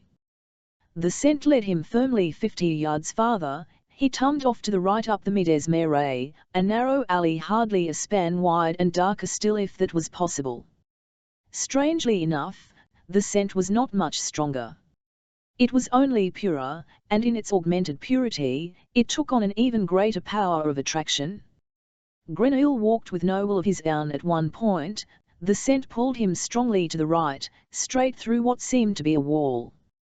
A low entryway 01 and up, leading into a back courtyard. Grenouille moved along the passage like a somnambulist, moved across the courtyard, turned a corner, entered a second, smaller courtyard, and here finally there was light, a space of only a few square feet. A wooden roof hung out from the wall. Beneath it, a table, a candle stuck atop it. A girl was sitting at the table cleaning yellow plums with her left hand. She took the fmet from a basket, stemmed and pitted it with a knife, and dropped it into a bucket. She might have been 13, 14 years old. Grenouille stmd still.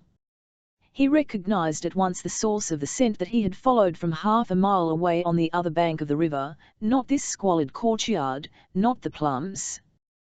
The source was though. For a moment he was so confused that he actually thought he had never in all his life seen anything so beautiful as this girl, although he only caught her from behind in silhouette against the candlelight. He meant, of course, he had never smelled anything so beautiful, but since he knew the smell of humans, knew it 1,000-fold, men, women, children, he could not conceive of how such an exquisite scent could be emitted by a human being. Normally human odor was nothing special, or it was ghastly. Children smelled insipid, men urinous, all sour, sweet and cheese, women smelled of rancid fat and rotting fish. Totally uninteresting, repulsive, that was how humans smelled. And so it happened that for the first time in his life, Grenouille did not trust his nose and had to call on his eyes for assistance if he was to believe what he smelled. This confusion of senses did not last long at all. Actually he required only a moment to convince himself optically, then to abandon himself all the more ruthlessly to olfactory perception, and now he smelled that this was a human being, smelled the sweat of her armpits, the oil in her hair, the fishy odor of her genitals, and smelled it all with the greatest pleasure. Her sweat smelled as fresh as the sea breeze, the tallow of her hair as sweet as nut oil, her genitals as fragrant as the bouquet of water lilies, her skin as apricot blossoms. And the harmony of all these components yielded a perfume so rich, so balanced, so magical, that every perfume that Grenouille had smelled until now, every edifice of earth that he had so playfully created within himself, seemed at once to be utterly meaningless.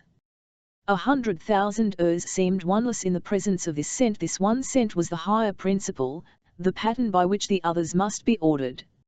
It was pure beauty. Grenouille knew for certain that unless he possessed this scent, his life would have no meaning. He had to understand its smallest detail, to follow it to its last delicate tendril. The mere memory, complex, was not enough. He wanted to press, to emboss this apotheosis of scent on his black, muddled soul, meticulously to explore it, and from this point on, to think, to live, to smell only according to the innermost structures of its magic formula. He slowly approached the girl, closer and closer, stepped under the overhanging RTNF, and halted one step behind her. She did not hear him. She had red hair and wore a grey, sleeveless dress. Her arms were very white and her hands yellow with the juice of the howled plums. Grenouille stood bent over her and sucked in the undiluted fragrance of her as it rose from her nape, her hair, from the neckline of her dress. He let it flow into him like a gentle breeze. He had never felt so wonderful. But the girl felt the air turn cool. She did not see Grenouille. But she was uneasy, sensed a strange chill, the kind one feels when suddenly overcome with some long-discarded fear. She felt as if a cold draught had risen up behind her, as if someone had opened a door leading into a vast, cold cellar. And she laid the paring knife aside, pulled her arms to her chest, and turned around. She was so frozen with terror at the sight of him that he had plenty of time to put his hands to her throat. She did not attempt to cry out, did not budge, did not make the least motion to defend herself. He, in turn, did not look at her, did not see her delicate, freckled face, her rosy lips, her large sparkling green eyes, keeping his eyes closed tight as he strangled her, for he had only one concern: not to lose the least trace of her scent. Then she was dead. He laid her on the ground among the plum pits, tore off her dress, and the stream of scent became a flood that inundated him with its fragrance. He thrust his face to her skin and swept his fleur nostrils across her, from belly to breast, to knock, over her face and hair, and back to her, down to her genitals, to her thighs and white legs. He smelled her over from head to toe. He gathered up the last fragments of her scent under her chin, in her navel, and in the wrinkles inside her elbow. And after he had smelled the last faded scent of her, he crouched beside her for a while, collecting himself, for he was brimful with her. He did not want to spill a drop of her scent. First he must seal up his innermost compartments. Then he up and blew out the candle. Meanwhile people were stalling home, singing and hurrahing their way up the Médecin. Grenouille smelled his way down the dark alley and out onto the Rue des Petits Augustins, which lay parallel to the Médecin and led to the river. A little while later, the dead girl was discovered. A hue and cry arose. Torches were lit. The watch. Grenouille had long since gained the other bank that night. His closet seemed to him a palace, and his plank bed a four-poster. Never before in his life had he known what happiness was. He knew at most some very rare states of numbed contentment, but now he was quivering with happiness and could not sleep for pure bliss. It was as if he had been born a time, no, not a time, the first time, for until now he had merely existed like an animal with a most nebulous self-awareness.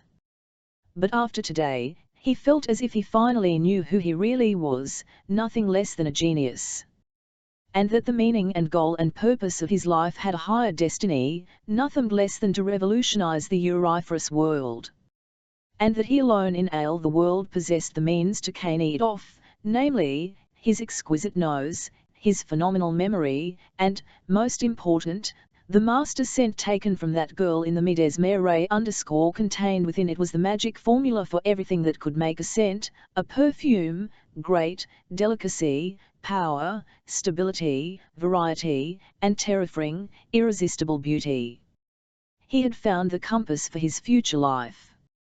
And like all gifted abominations, for whom some external event makes straight the way down into the chaotic vortex of their souls, Grenouille never again departed from what he believed was the direction fate had pointed him. It was clear to him now why he had clung to life so tenaciously, so savagely. He must a creator of sense. And not just an average one. But, rather, the greatest perfumer of all. And during that same night, at first awake and then in his dreams, he the vast MBBLE of his memory. He examined the millions and millions of building blocks of odor and arranged them systematically, good with good, bad with bad, fine with fine, coarse with coarse, fetid with fetid, ambrosial with ambrosial. In the course of the next week, this system grew ever more refined, the catalogue of odors ever more comprehensive and differentiated, the hierarchy ever clearer. And soon he could begin to erect the first carefully planned structures of your houses, walls, stainways, towers, cellars, secret chambers, an inner fortress built of the most magnificent odors, that each day grew larger, that each day grew more beautiful and more perfectly framed. A murder had been the start of this splendor. If he was at all aware of the fact, it was a matter of total indifference to him. Already he could no longer recall how the girl from the Rue des Marais had looked, not her face, not her body. He had preserved the best part of her and made it his own, the principle of her scent. 90 Here were a baker's dozen of perfumers in Paris in those days. 6 of them resided on the right bank, 6 on the left, and 1 exactly in the middle, that is, on the pont or change, which connected the right bank with the Quai de la Cite. This bridge was so crammed with 4-story buildings that you could not glimpse the river when crossing it, and instead imagined yourself on solid ground on a perfectly normal street, and a very elegant one at that. Indeed, the pont or change was considered one of the finest business addresses in the city. The most renowned shops were to be found here. Here were the goldsmiths, the cabinet makers, the best wig makers and purse makers, the manufacturers of the finest lingerie and stockings, the picture framers, the merchants for writing, the embroiderers of epaulettes, the molders of gold buttons, and the bankers. And here as well the business and residence of the perfumer and glover Giuseppe Baldini_aber. His display window was stretched a sumptuous green lacquered baldachin, next to which hung Baldini's coat of arms, all in gold, a golden flacon, from which grew a bouquet of golden flowers. And before the door lay a red carpet, also bearing the Baldini coat of arms embroidered in gold. When you opened the door, Persian chimes rang out, and 2 silver herons spewing violet-scented toilet water from there into a gold-plated vessel, which in turn was shaped like the flacon in the Baldini coat of arms. Behind the counter of light, however, Stmd Baldini himself, old and stiff as a pillar, in a silver electioned wig and a blue coat domed with gold frogs. A cloud of the frangipani with which he sprayed himself every morning enveloped him almost visibly, removing him to a hazy distance. So immobile was he looked like part of his own inventory. Only if the chimes rang and the herons spewed, both of which rather seldom did he suddenly come to life, his body folding up into a small, scrambling figure that scurried out from behind the counter with numerous bows and scrapes, so quickly that the cloud of frangipani could hardly keep up with him, and bade his customer take a seat while he exhibited the most exquisite perfumes and cosmetics. Baldini had thousands of them. His stock ranged from essences absolus, floral oils, tinctures, extracts, secretions, balms, resins, and other drugs in dry, liquid, or waxy form through diverse pomades, pastes, powders, soaps, creams, sachets, bundolines, brilliantines, mustache waxes, wart removers, and beauty spots, all the way to bath oils, lotions, smelling salts, toilet vinegars, and countless genuine perfumes. But Baldini was not content with these products of classic beauty care. It was his ambition to assemble in his shop everything that had a scent or in some fashion contributed to the production of scent. And so, in addition to incense pastils, incense candles, and cords, there were also sundry spices, from anise seeds to sapata seeds, syrups, cordials, and ferment brandies, wines from Cypms, Malaga, and Corinth, honeys, coffers, teas, candied and dried fruits, figs, bonbons, chocolates, chestnuts, and even pickled capers, cucumbers, and onions, and marinated tuna. Plus perfume sealing waxes, stationery, Love Euros ink scented with attar of roses, writing kits of Spanish leather, pen holders of WHJTE caskets and chests of potpourris and bowls for fleur ertles, brass incense holders, crystal flacons and cruses with stoppers of cut amber, scented gloves, handkerchiefs, sewing cushions filled with mace, and musk-sprinkled wallpaper that could fill a run with scent for more than a century. Naturally there was not room for all these wares in the splendid but small shop that opened onto the street, or onto the bridge, and so for lack of a cellar, storage runs occupied not just the attic, but the whole second and third floors, as well as almost even facing the river on the ground floor.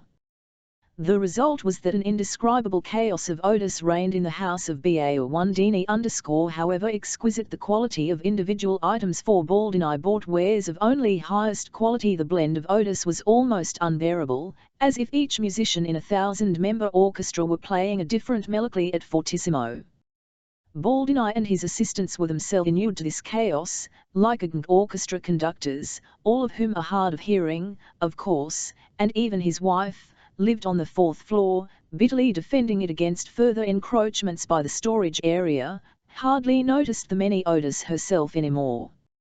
Not so the customer entering Baldini's shop for the first time. The prevailing mishmash of odors hit him like a punch in the face. Depending on his constitution, it might exalt or daze him, but in any case caused such a confusion of senses that he no longer knew what he had come for. Errand boys forgot their orders. Belligerent gentlemen grew queasy. And many ladies took a spell, half hysteric, half claustrophobic, fainted away, and could revived only with the most pungent-smelling salts of clove oil, ammonia, and camphor. Under such conditions, it was really not at all astonishing that the Persian chimes at the door of Giuseppe Baldini's shop rang and the silver herons spewed less and less frequently. 10c Hernai.r. Baldini cried from behind the counter where for hours he had rigid as a pillar, staring at the "put on your wig." And out from among the kegs of olive oil and dangling bouillon hams appeared Chenia Baldini's assistant, somewhat younger than the latter, but already an old man himself, and toward the elegant front of the shop. He pulled his wig from his coat pocket and shoved it on his head. "Are you going out, Monsieur Baldini?" "No," said Baldini _ "I shall retire to my study for a few hours, and I do not wish to be disturbed under any circumstances." "All, I see. You are creating a new perfume?" "Baldsni, correct, with which to impregnate a Spanish hide for Count Vermont. He wants something like I think he said it's called Amor and Psyche, and comes, he says, from that bungalow in the Rue Saint Andredes A1ts, that. Chenia Pellissier Baldini, yes. Indeed, that's the bungalow's name. Amor and Psyche, by Pellissier _ do you know it?" Chenia, yes. One do indeed. You can smell it everywhere these days. Smell it on every street corner. But if you ask me, nothing special. It most certainly can't be compared in any way with what you will create, Monsieur Baldini _ Baldsni, naturally not. Chenia, it is a terribly common scent, this Amor and Psyche. Baldini, vulgar. Chenia, totally vulgar, like everything from Pellissier _ it contains lime oil. Baldini, really? What else? Chenia, essence of orange blossom perhaps. And maybe tincture of rosemary _ but I can't say for sure Baldini, it is of no consequence at all to me in any case. Chenia, naturally not. Baldini, I could care less what that bungler Pellissier slops into his perfumes. I certainly would not take my inspiration from him, I assure you. Chenia, you're absolutely right, monsieur. Baldini, as you know, I take my inspiration from no one, as you know. Create my own params _ Chenia, I do know, monsieur. Baldini, I alone give bill to them. Chenia, one no Baldini, and I am thinking of creating something for Count Vermont that will cause a veritable furor _ Chenia, I am sure it will, Monsieur Baldini. Baldini, take charge of the shop. I need peace and quiet, don't let anyone near me, Kima _ and with that, he shuffled away, not at all like a statue, but as befitted his age, bent over, but so far that he looked almost as if he had been beaten, and slowly climbed the stairs to his study on the second. Chenia took his place behind the counter, positioning himself exactly as his master had before, and stared fixedly at the door. He knew what would happen in the next few hours, absolutely nothing in the shop, and up in Baldini's study, the usual catastrophe. Baldini would take off his blue coat drenched in frangipani, sit down at his desk, and wait for inspiration. the inspiration would not come. He would then hurry over to the cupboard with its hundreds of vials and start mixing them haphazardly. The mixture would be a failure. He would curse, fling open the window, and pour the stuff into the river.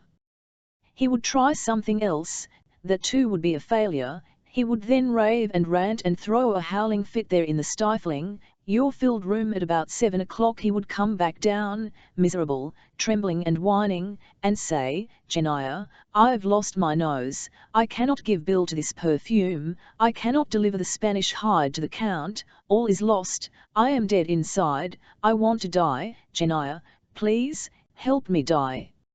And Chenia would suggest that someone be sent to Pellicier's for a bottle of Amor and Psyche, and Baldini would acquiesce, but only on condition that not a soul should leam of his shame. Chenia would swear himself to silence, and tonight they would perfume Count Vermund's leather with the other man's product. That was how it would, no doubt of it, and Chenia only wished that the whole circus were already over. Baldini was no longer a great performer. At one time, to be sure, in his youth, 30-40 years ago, he had composed Rose of the South and Baldini's Gallant Bouquet, the two truly great perfumes to which he owed his fortune. But now he was old and exhausted and did not know current fashions and modern tastes, and whenever he did manage to concoct a new perfume of his own, it was some totally old-fashioned, unmarketable stuff that within a year they had to dilute 10-to-1 and peddle as an additive for fountains. What a shame, Chenia thought as he checked the sit of his wig in the mirror. A shame about old Baldini, a shame his beautiful shop, because he's sure to ruin it, and a shame about me, because by the time he has ruined it, I'll be old to take it over. 11 Giuseppe Baldini had indeed taken off his redolent coat, but only out of long-standing habit. The odour of frangipani had long since ceased to interfere with his ability to smell. He had carried it about with him for decades now and no longer noticed it at all. And although he had closed the to his study and asked for peace and quiet, he had not sat down at his desk to ponder and wait for inspiration, for he knew far better than Chenia that inspiration would not strike at all, it never had before.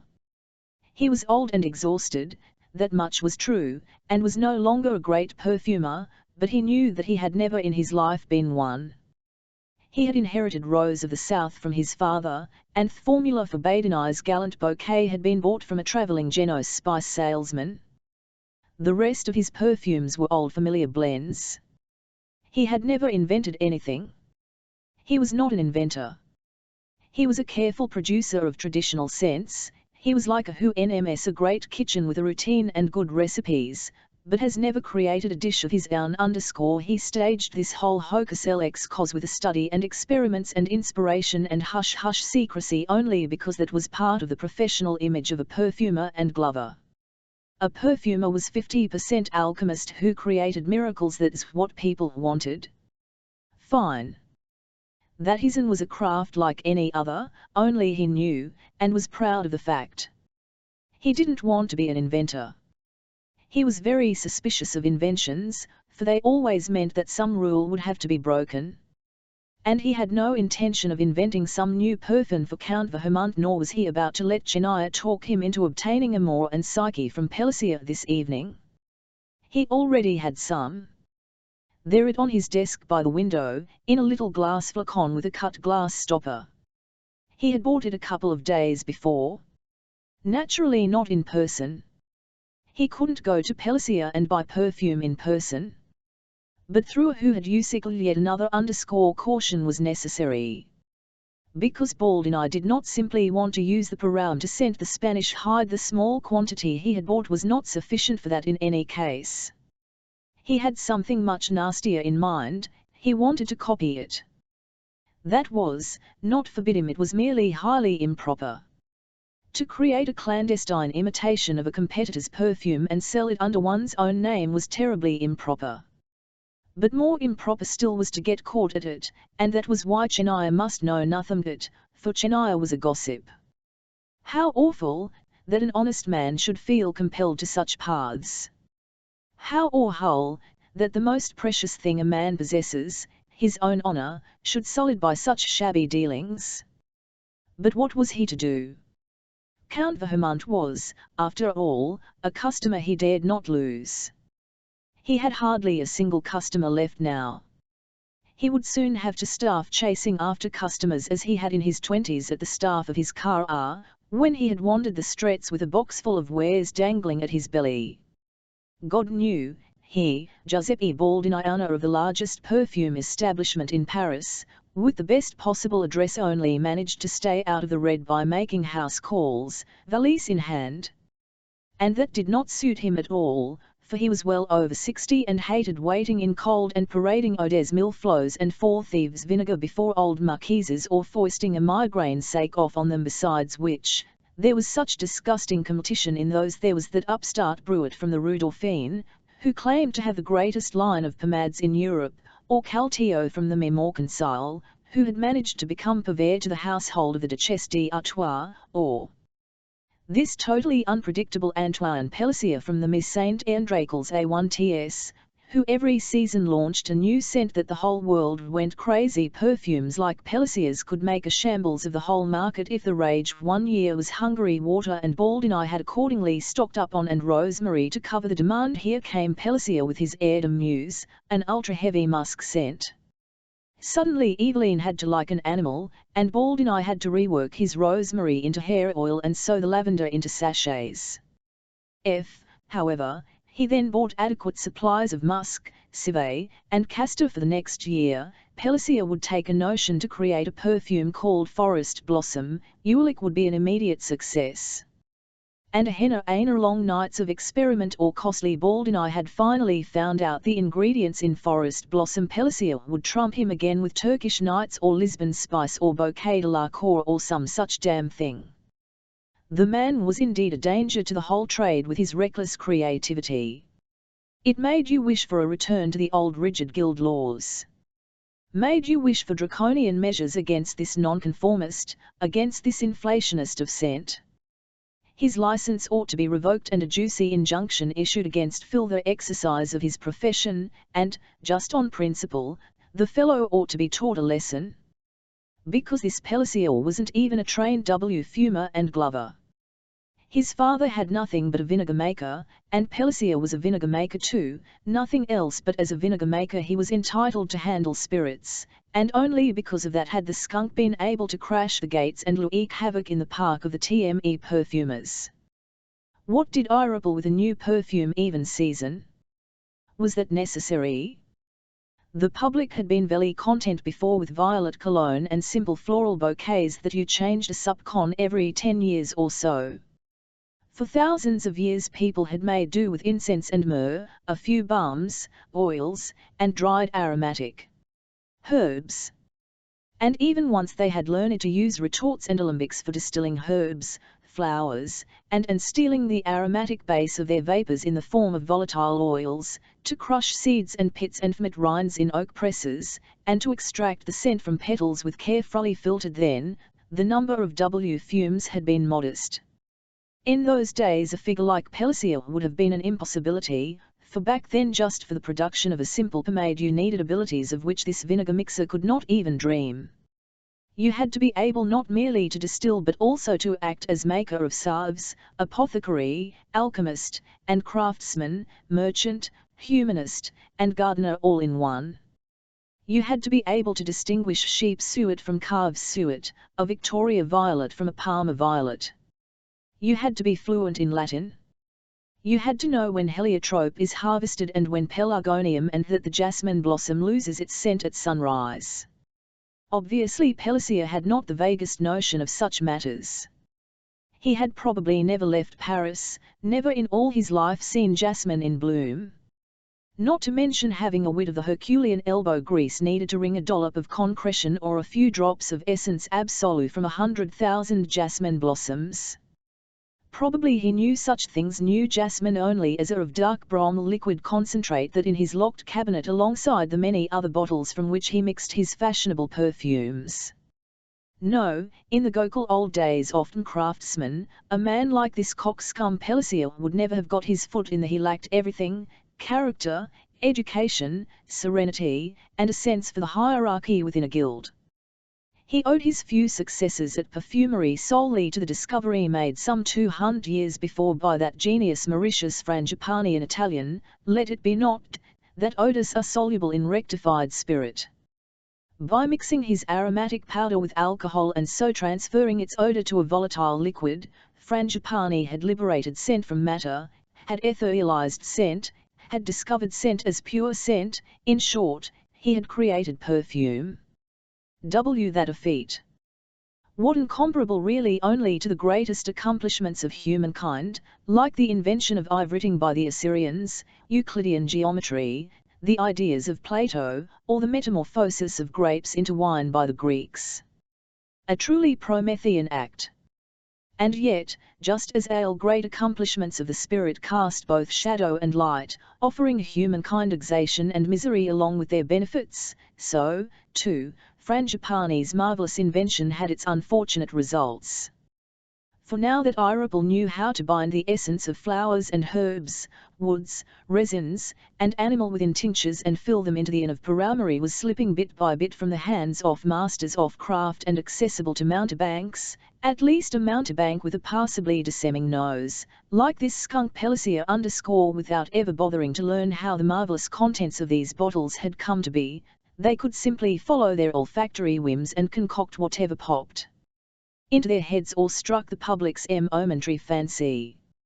So much was certain at age 35, this bastard Pelissier already possessed a larger fortune than he, Baldini, had finally accumulated after 3 generations of constant hard work. And Pelissier's grew daily, while his, Baldini's, daily shrank. That sort of thing would not have been even remotely possible before. That a reputable craftsman and established commerçant should have to struggle to exist, that had begun to happen only in the last few decades. And only since this hectic mania for novelty had broken out in every culture, this desperate desire for this craze of experimentation, this redominate in commerce, in trade, and in the sciences. All this insanity /vit was the need for all these new roads being dug up everywhere, and these new bridges. What purpose did they serve? What was the advantage of being in Lyon within a week? Mayo set any store by that? /vom did it profit? Or crossing the Atlantic, racing to America in a month as if people hadn't got along without that continent for thousands of years? What had civilized man lost that he was looking for out there in jungles inhabited by Indians or people even trailed to Lapland, up there in the north, with its eternal ice and savages gorged themselves on raw fish? And now they hoped to discover yet another continent that was said to lie in the South Pacific, wherever that might be. And why all this insanity? Because the others were doing the same, the Spaniards, the damned English, the impertinent Dutch, whom you then had to go out and fight, which you couldn't in the least afford. One of those battleships easily cost a good 300,000 livres, and a single cannon shot would sink it in 5 minutes, for good and all, paid for without taxes. The Minister of Finance had recently demanded 1/10 of all income, and that was simply minus, even if you didn't pay Monsieur his tithe. The very attitude was perverse. Man's misfortune stems from the fact that he does not want to stay in the room where he belongs.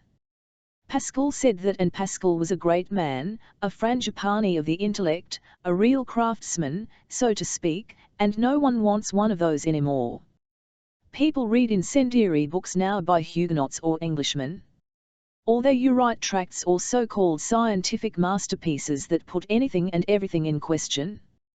Nothing is supposed to right anymore, suddenly everything ought to be different. The latest is that little animals never before seen are swimming about in a glass of water.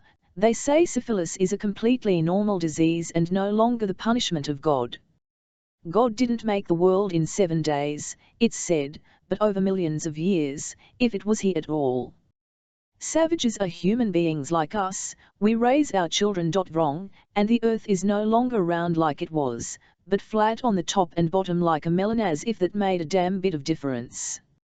In even field, Irapel question and bore and scrutinize and pry and dabble with experiments. It's no longer enough for a man to say that something is so or how it is so. Everything now has to be proven besides, preferably with witnesses and numbers and one or another of these ridiculous experiments. These Diderots and D'Alemberts and Voltaires and Rousseaus or whatever names these scribblers have, there are even clerics among them and gentlemen of noble birth. They finally managed to infect the whole society with their perfidious fidgets, with their sheer delight in discontent and their unwillingness to be satisfied with anything in this world, in short, with the boundless chaos that reigns inside their own heads. Wherever you hectic excitement, people reading, even women, priests dawdling in coffee houses. And if the police intervened and stuck one of the chief scoundrels in prison, publishers howled and submitted petitions, ladies and gentlemen of the highest rank used their influence, and within a couple of weeks he was set free or allowed out of the country, from where he went right on with his unconscionable pamphleteering. In the salons people about nothing but the orbits of comets and expeditions, about leverage and Newton, about building canals, the circulation of the blood, and the diameter of Efi. The king himself had them demonstrate some sort of newfangled nonsense, a kind of unofficial thunderstorm they called electricity. With the whole court looking on, some fellow a bottle, and it gave off a spark, and His Majesty, so it was said, appeared deeply impressed. Unthinkable that his great-grandfather, the TMLY Great Louis, under whose beneficent reign Bald and I had been lucky enough to have lived for many years, would have allowed such a ridiculous demonstration in his presence. But that was the temper of the times, and it would all come to a bad end. Then, without the least embarrassment, people could brazenly call into question the authority of GDS Church, when they could speak of the monarchy, equally a creature of God's grace, and the sacred person of the king himself, as if they were both simply interchangeable items in a catalogue of various forms of government to be selected on a whim, when they had the ultimate audacity and have it they did to describe God himself, the Almighty, very God, as dispensable and to maintain in all earnestness that order, morals, and happiness on this earth could be conceived of without him, purely as matters of man's inherent morality and reason. God, Gokul God, then you wonder that everything was turned upside down, that morals had degenerated, and that humankind had brought down upon itself the judgment of him whom it denied it would come to a bad end. The great comet of 1681, they had mocked it, calling it a mere clump of stars, while in truth it was an omen sent by God in Waiming, for it had portended, as was clear by now, a century of decline and disintegratitude ending in the spiritual, political, and religious quagmire that man had created for himself, into which he would one day sink, and where only glossy, stinking swamp flowers flourished, like Pellicer himself. Bade and I stood at the window, an old man, and gazed malevolently at the sun angled above the river. Barges emerged beneath him and slid slowly to the west, toward the Pont Neuf and the quay below the galleries of the Louvre. No one poled barges against the current here, for that they used the channel on the other side of the island. Here everything flowed away from you, the empty and the heavily laden ships, the flat-bottomed punts of the fishermen, the dirty brown and the golden curled water, everything flowed away, slowly, broadly, and inevitably. And if Bald and I looked directly below him, straight down the wall, it seemed to him as if the flowing water were sucking the foundations of the bridge with it, and he grew dizzy. He had made a mistake buying a house on the bridge, and a second when he selected one on Thewston's side. Because constantly before his eyes now was a river flowing from him, and it was as if he himself and his house and the wealth he had accumulated over many decades were flowing away like the river, while he was too old and weak to oppose the powerful current. Sometimes when he had business on the left bank, in the quarter of the Sorbonne or around Saint Sulpice, he would not walk across the island and the Pont Saint Michel, but would take the longer way across the Pont Neuf, for it was a bridge without buildings. And then he would stand at the eastern parapet and gaze up the river, just for once to see everything flowing toward him, and for a few moments he basked in the notion that his life had been turned around, that his business was prosing, his family thriving, that women threw themselves at him, that his own life, instead of dwindling away, was growing and growing. But then, if he lifted his gaze the least bit, He could his own house, tall and spindly and fragile, several hundred yards away on the pont or change, and he saw the window of his study on the second floor and saw himself standing there at the window, saw himself looking out at the river and watching the water flow away, just as now. And then the beautiful dream would vanish, and Baldini would turn away from where he had on the pont more despondent than before, as despondent as he was now, tumbling away from the window and taking his seat at his desk. 12be for him stood the flacon with Ptisiers W fume glistening golden brown in the sunlight. The liquid was clear, not clouded in the least. It looked totally innocent, like a light tea, and yet contained, in addition to 4/5 alcohol, 1/5 of a mysterious mixture that could set a whole city trembling with excitement. The mixture, moreover, might consist of 3 or 30 different ingredients, prepared from among countless possibilities in very precise proportions to one another. It was the soul of the fume, if one could speak of a perfume made by this ice-cold profiteer Pellicier as having a soul, and the task now was to discover its composition. Baldini blew his nose carefully and pulled down the blind at the window, since direct sunlight was harmful to every artificial scent or refined concentration of odors. He pulled a fresh white lace handkerchief out of a desk drawer and unfolded it. Then, holding his head far back and pinching his nostrils together, he opened the flacon with a gentle turn of the stopper. He did not want, for GD's sake, to get a premature olfactory sensation directly from the bottle. Perfume must be smelled in its efflorescent, gaseous state, never as a concentrate. He sprinkled a few drops onto the handkerchief, waved it in the air to drive off the alcohol, and then held it to his nose. In 3 short, jerky tugs, he snatched up the scent as if it were powder, immediately blew it out again, fanned himself, took another sniff in Wall's time, and finally drew one long, deep breath, which he then exhaled slowly with pauses, as if letting it slide down a long, gently sloping staircase. He tossed the handkerchief onto his desk and fell back into his armchair. The perfume was disgustingly good. That miserable Pellicier was unfortunately a virtuoso. A master, to heaven's shame, even if he had never learned one thing 1,000 times over. Baldini wished he had created it himself, this amour and psyche. There was nothing common about it, an absolute classic, full and harmonious. And for all that, fascinatingly new. It was fresh, but not frenetic. It was floral, without being unctuous. It possessed depth, a splendid, abiding, voluptuous, rich brown depth, and yet was not in the least or bombastic. Baldini up almost in reverence and held the handkerchief under his nose once again. Wonderful, wonderful he murmured, sniffing greedily. It has a cheerful character, it's charming, it's like a melody, puts you in a good mood at once. _vat nonsense, a good mood. And he flung the handkerchief back onto his desk in anger, turned away, and walked to the funniest corner of the room, as if ashamed of his enthusiasm, ridiculous. Letting himself be swept up in such eulogies like a melody, cheerful, wonderful, Gokul how idiotic _childishly idiotic _ a moment's impression. An old weakness. A matter of temperament, most likely his Italian blood. Judge not as long as you're smelling. That is rule 1, Baldini, you muttonhead. Smell when you're smelling and judge after you have smelled. Amour and psyche is not half bad as a perfume. A thoroughly successful product, a cleverly managed bit of concocting. If not to say conjuring. And you could nothing but conjuring from a man like Pellicier _ of course a fellow like Pellicier would not manufacture some hackneyed perfume. The scoundrel conjured with complete mastery of his art, confusing your sense of smell with its perfect harmony.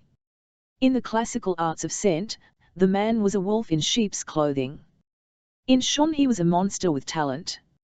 And what was worse, a perverter of TME faith. But you, Baldini, are not going to be fooled. You were surprised for a moment by your first impression of this concoction. But do you know how it will smell an hour from now when its volatile ingredients have fled and the central structure emerges? or how it will smell this evening when all that is still perceptible are the heavy, dark components that now lie in odorous twilight, a veil of flowers. Wait and see, bawled I. The second rule is, perfume lives in time, it has its youth, its maturity, and its old age. And only if it gives off a scent equally pleasant at all three different stages of its life, can it be called successful. How often have we not discovered that a mixture that smelled delightfully fresh when first tested, after a brief interval was more like rotten fruit, and finally reeked of nothing but the pure civet we had used too much of utmost caution with the civet. One drop much brings catastrophe, an old source of error. Who knows, perhaps Pellissier got carried away with the civet. Perhaps by this evening all that is left of his ambitious amour and psyche will just a whiff of cat piss. We shall see. We shall smell it. Just as a sharp axe can split a log into tiny splinters, our nose will fragment every detail of this perfume. And then it will be only too apparent that this ostensibly magical scent was created by the most ordinary, familiar methods. We, bawled I, Fumer, shall catch Pellissier, the vinegar man, at his tricks. We shall rip the mask from his ugly face and show the innovator just what the old craft is capable of. We'll scrupulously imitate his mixture, his fashionable perfume. It will be born anew in our hands, so perfectly copied that the humbug himself won't be able to tell it from his own. No. That's not enough. We shall improve on it. We'll show up his mistakes and rinse them away, and then emby his nose in it. You're a bungler, Pellissier. An old stinker is what you are. An upstart in the craft of perfumery, and nothing more. And now to work, bawled I. Sharpen your nose and smell without sentimentality. Dissect the scent by the mles of art. You must have the formula by this evening. And he made a dive for his desk, grabbing paper, ink, and a fresh handkerchief, laid it all out properly, and began his analysis. The procedure was this: to dip the handkerchief in perfume, pass it rapidly under his nose, and extract from the fleeting cloud of scent one or another of its ingredients without being significantly distracted by the complex blending of its other parts, then, holding the handkerchief at the end of his outstretched arm, to jot down the name of the ingredient he had discovered, and repeat the process at once, letting the handkerchief flit by his nose, snatching at the next fragment of scent, and so on. __13 He worked without pause for 2 hours with increasingly hectic movements, increasingly slipshod scribblings of his pen on the paper, and increasingly large doses of perfume sprinkled onto his handkerchief and held to his nose. He could hardly smell anything now, the volatile substances he was inhaling had long since drugged him, he could no longer what he thought had been established beyond doubt at the start of his analysis. He knew that it was pointless to continue smelling. He would never ascertain the ingredients of this newfangled perfume, certainly not today, nor tomorrow either, when his nose would have recovered, God willing. He had never learned fractionary smelling. Dissecting scents, fragmenting a unity, whether well or not so well blended, into its simple components was a wretched, loathsome business. It did not interest him. He did not want to continue.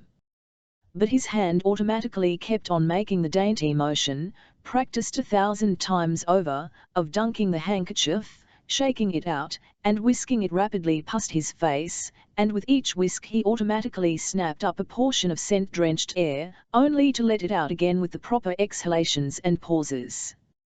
Until finally his own nose liberated him from the torture, swelling in allergic reaction till it was stopped up as tight as if plugged with wax. He could not smell a thing now, could hardly breathe. It was as if a bad cold had sodded his nose shut, little tears gathered in the corners of his eyes. Thank God in heaven!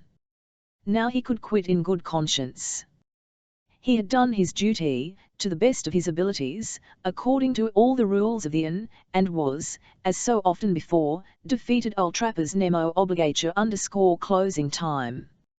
Tomorrow morning he would send off to Pellicier's for a large bottle of Amor and Psyche and use it to scent the Spanish hide for Count Vermont, as per order. And after that he would take his valise, full of old-fashioned soaps, scent bags, pomades, and sachets and make his rounds among the salons of doddering countesses. And one day the last doddering countess would be dead, and with her his last customer. By then he would himself be doddering and would have to sell his business, to Pellissier or another one of these upstart merchants. Haps he would get a few thousand livres for it. And he would pack 1 or 2 bags and go off to Italy with his old wife, if she was not dead herself by them, and if he survived the trip, he would buy a little house in the country near Messina where things were cheap. And there in bitterest poverty he, Giuseppe Baldini, once the greatest perfumer of Paris, would die whenever God will it, and that was well and good. He stopped at the flacon, laid down his pen, and wiped the drenched handkerchief across his forehead one last time. He could sense the cooling effect of the evaporating alcohol, but nothing else. Then the sun went down. Baldini stood up. He opened the jalousie and his was bathed to the knees in the sunset, caught fire like a burnt-out torch glimmering low. He saw the deep road rim of the sun behind the Louvre and the softer fire across the slate of the city. On the river shining like gold below him, the ships had disappeared and a wind must ha come up, for gusts were serrating the surface, and it glittered now here, now there, moving ever closer, as if a giant hand were scattering millions of louis d'or over the water. For a moment it seemed the direction of the river had changed, it was flowing toward Baldini _ a shimmering of pure gold. Baldini's eyes were moist and sad. He there motionless for a long time gazing at the splendid scene. Then, suddenly, he flung both window casements wide and pitched the fiacon with Pellissier's perfume away in a high arc. He saw it splash and rend the glittering carpet of water, for and fresh air streamed into the room. Baldini gulped for breath and noticed that the swelling in his nose was subsiding. Then he closed the window. At almost the same moment, night fell, very suddenly. The view of a glistening golden city and river turned into a rigid, ashen-grey silhouette. Inside the all at once it was dark. Baldini resumed the same position as and stared out of the window. "I shall not send anyone to Pellissier's in the morning," he said, grasping the back of his armchair with both hands. "I shall not do it. And I shall not make my tour of the salons either. Instead, I shall go to the notary tomorrow morning and sell my house and my business. That is what I shall do. Basta." The expression on his face was that of a cheeky young boy, and he suddenly felt very happy. He was once again the young Baldini, as bold and as ever to contend with fate, even if contending meant a retreat in this case. And what if it did? There was nothing else to do. These were stupid times, and they left him no choice. God gives good times and bad times, but He does not wish us to bemoan and bewail the bad times, but to prove ourselves men. And He had given His sign. That golden mirage of the city had been a warning. Act now, Baldini, before it is late. Your house still stands firm, your storage are still full, you will still be able to get a local price for your slumping business. They are still in your hands. To grow old living modestly in Messina had not been his goal in life, true, but it was more honourable and pleasing to God than to perish in splendour in Paris. Let the Bruets, Caltiaus, and Pellissiers have their triumph. Giuseppe Baldini was clearing out. But he did it unbent and of his own free will. He was quite proud of himself now. And his mind was finally at peace. For the first time in years, there was an easing in his back of the subordinate cramp that had tensed his neck and given an increasingly obsequious hunch to his shoulders. And he stood up straight without strain, relaxed and free and pleased with himself. His breath passed lightly through his nose. He could clearly smell the scent of Amor and Psyche that reigned in the room, but he did not let it affect him any more. Baldini had changed his life and felt wonderful. He would go up to his wife now and inform her of his decision, and then he would make a pilgrimage to Notre Dame and light a candle thanking God for his gracious prompting and for having endowed him, Giuseppe Baldini with such unbelievable strength of character.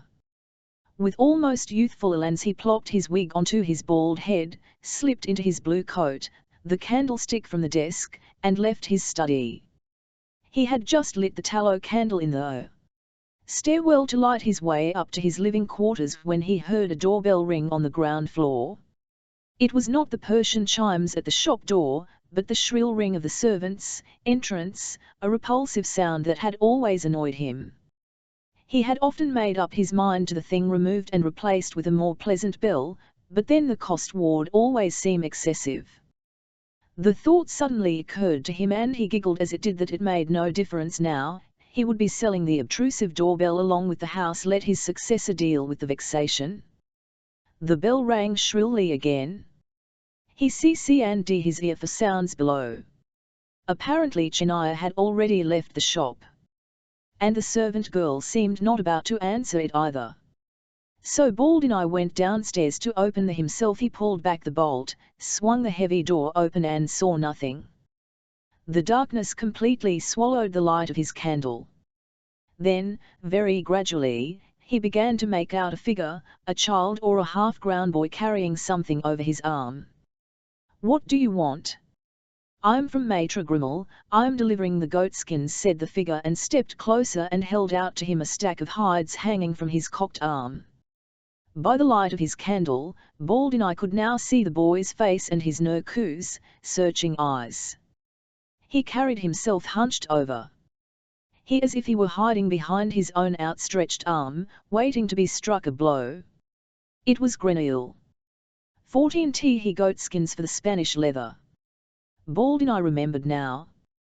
He had ordered the hides from Grenouille a few days before, the finest, softest goatskin to be used as a blotter for Count Vermond's desk, 15 francs apiece. But he really did not need them anymore and could spare the expense.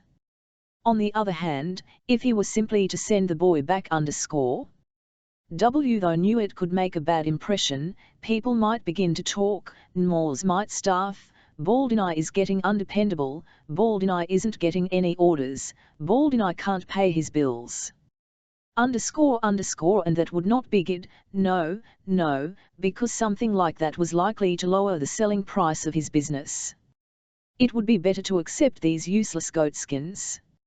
No one needed to know ahead of time that Giuseppe Baldini had changed his life. "Come in."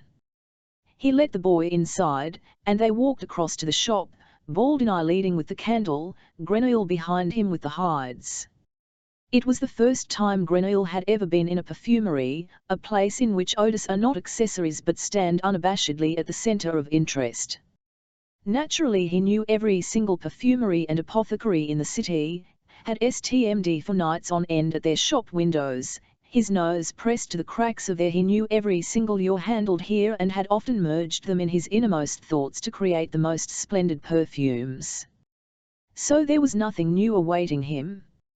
And yet, just as a musically gifted child bums to see an orchestra up close or to climb into the church choir where the organ keyboard lies hidden, Grenouille bummed to see a perfumery from the inside, and when he had heard that leather was to be delivered to Baldini, he had done all he could to make sure that he would be the one to deliver it.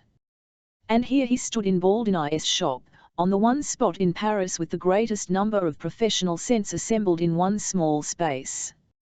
He could not see much in the fleeting light of the candle, only brief glimpses of the shadows thrown by the counter with its scales, the 2 herons, the vessel, an armchair for the customers, the dark cupboards along the walls, the brief flash of bronze utensils and white labels on bottles and crucibles, nor could he smell anything beyond what he could already smell from the street. But he at once felt the seriousness that reigned in these rooms. You might almost call it a holy seriousness, if word holy had held any meaning whatever for Grenouille, for he could feel the cold seriousness, the craftsmanlike sobriety, the staid business sense that adhered to every piece of furniture, every utensil, to tubs, bottles, and pots. And as he walked behind Baldini, in Baldini's shadow, for Baldini did not take the trouble to light his way, he was overcome by the idea that he belonged here and nowhere else, that he would stay here, that from here he would shake the world from its foundations. The idea was, of course, one of perfectly grotesque imbecility. There was nothing, absolutely nothing, that could justify a stray tanner's helper of dubious origin, without connections or protection, without the least standing, to hope that he would get so much as a toehold in the most renowned Perfume shop in Paris, all the less so, since we know that the decision had been made to dissolve the business. But what had formed in Grenouille's thoughts was not, after all, a matter of hope, but of certainty. He knew that the only reason he would leave this shop would be to fetch his clothes from Grenouille's, and then never again. The tick had sent. It had been dormant for years, encapsulated, and had waited. Now it let itself drop, for better or for worse, entirely without hope. And that was why he was so snine. They had crossed through the shop. Baldini opened the back room that faced the river and served partly as a storeroom, partly as a workshop and laboratory where soaps were cooked, pomades stirred, and toilet waters blended in big-bellied bottles. There, he said, sinking to a large table in front of the window, lay them there. Grenouille stepped out from Baldini's shadow, laid the leather on the table, but quickly jumped back again, placing himself between Baldini and the Baldini stood there for a while. He held the candle to one side to prevent the wax from dripping on the table and stroked the smooth surface of the skins with the back of his fingers. Then he pulled back the top one and ran his hand across the velvety reverse side, rough and yet soft at the same time. They were very good goatskins, just made for Spanish leather. As they dried they would hardly shrink, and when correctly pared they would become supple again. He could feel that at once just by pressing one between his thumb and index finger. They could be impregnated with scent for 5 to 10 years.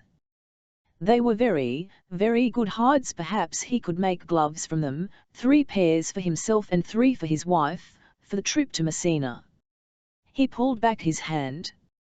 He was touched by the way this work table looked. Everything lay ready, the glass basin for the perfume bath, the glass plate for drying, the mortars for mixing the tincture, pestle and spatula, brush and parer and shears. It was as if these things were only sleeping because it was dark and would come to life in the morning. Should he perhaps take the table with him to Messina? And a few of the tools, only the most important ones. You could sit and work very nicely at this table. The boards were oak, and legs as well, and it was cross-braced, so that nothing about it could wiggle or wobble, acids couldn't mar it, or oils or slips of a knife, but it would cost a fortune to take it with him to Messina, even by ship.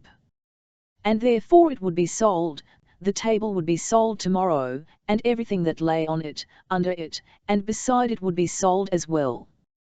Because he, Baldini, might have a sentimental heart, but he also had strength of character, and so he would follow through on his decision, as difficult as that was to do. He would give it all up with tears in his eyes, but he would do it nonetheless, because he knew he was right. He had been given a sign. He turned to go. There at the door stood this little deformed person he had almost forgotten about. "They are fine," Baldini said. "Tell your master that the skins are fine. I'll come by in the next few days and pay for them." "Yes, sir," said Grenouille, but where he was, blocking the way for Baldini, who was ready to leave the workshop. Baldini was somewhat startled, but so unsuspecting that he took the boy's behavior not for insolence but for shyness. "What is it?" he asked. "Is there something else I can do for you?" "Well, speak up." Grenouille stood there cowering and gazing at Baldini with a look of apparent timidity, but which in reality came from a cunning intensity. "I want to work for you, Maître Baldini work for you, here in your business." It was not spoken as a request, but as a demand, nor was it really spoken, but squeezed out, hissed out in reptile fashion. And once again, Baldini misread Grenouille's outrageous self-confidence as boyish awkwardness. He gave him a friendly smile. "You're a tanner's apprentice, my lad," he said. I have no use for a tanner's apprentice. I hire a journeyman already, and I don't need an apprentice. You want to make these goat skins smell Gokul, Maitre Baldini? You want to make this leather I've brought you smell good, don't you? Grenouille hissed, as if he had paid not the least attention to Baldini's answer. Yes indeed, said Baldini with Amour and Psyche by Pellissier. Grenouille asked, cowering even more than at that. A wave of mild terror swept through Baldini's body. Not because he asked himself how this lad knew all it so exactly, but simply because the boy had said the name of the wretched Perfume that had defeated his efforts at decoding today. How did you ever get the absurd idea that I would use someone else's perfume too? You reek of it. Grenouille hissed. You'd on your forehead, and in your right coat pocket is a handkerchief soaked with it. It's not very good, this Amour and Psyche, it's bad. There's too much bergamot and too much rosemary and not enough attar of roses. Allah! Baldini said, totally surprised that the conversation had veered from the general to the specific. What else? Orange blossom, lime, clove, musk, jasmine, alcohol, and something that I don't know the name of. There, you see, right there. In that bottle. And he pointed a finger into the darkness. Baldini held the candlestick up in that, his gaze following the boy's index finger toward a cupboard and falling upon a bottle filled with a greyish-yellow balm. Storax, he asked. Grenouille nodded. Yes. That's it, Storax. And then he squirmed as if doubling up with a cramp and muttered the word at least a dozen times to himself, Storanstrax_. Baldini held his candle up to this lump of humankind wheezing Storax and thought, either he is possessed, or a thieving impostor, or truly gifted. For it was perfectly possible that the list of ingredients, if mixed in the right proportions, could result in the perfume Amour and Psyche. It was, in fact, probable. Attar of roses, clove, and Storax, it was those three ingredients that he had searched for so desperately this afternoon. Joining them with the other parts of the composition which he believed he had recognized as well would unite the segments into a pretty, rounded pastry.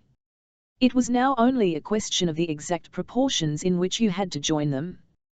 To find that out, he, Baldini, would have to in experiments for several days, a horrible task, almost worse than the basic identification of the parts, for it meant you had to measure and weigh and record and all the while pay damn close attention, because the least bit of inattention, a tremble of the pipette, a mistake in counting drops could ruin the whole thing.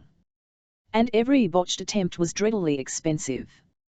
Every mind mixture was worth a small fortune. He wanted to test this mannequin, wanted to ask him about the exact formula for Amour and Psyche. If he knew it, to the drop and dram, then he was obviously an impostor who had somehow pinched the recipe from Pellissier in order to gain access and get a position with him, Baldini_. But if he came close, then he was a genius of scent and as such provoked Baldini's professional interest.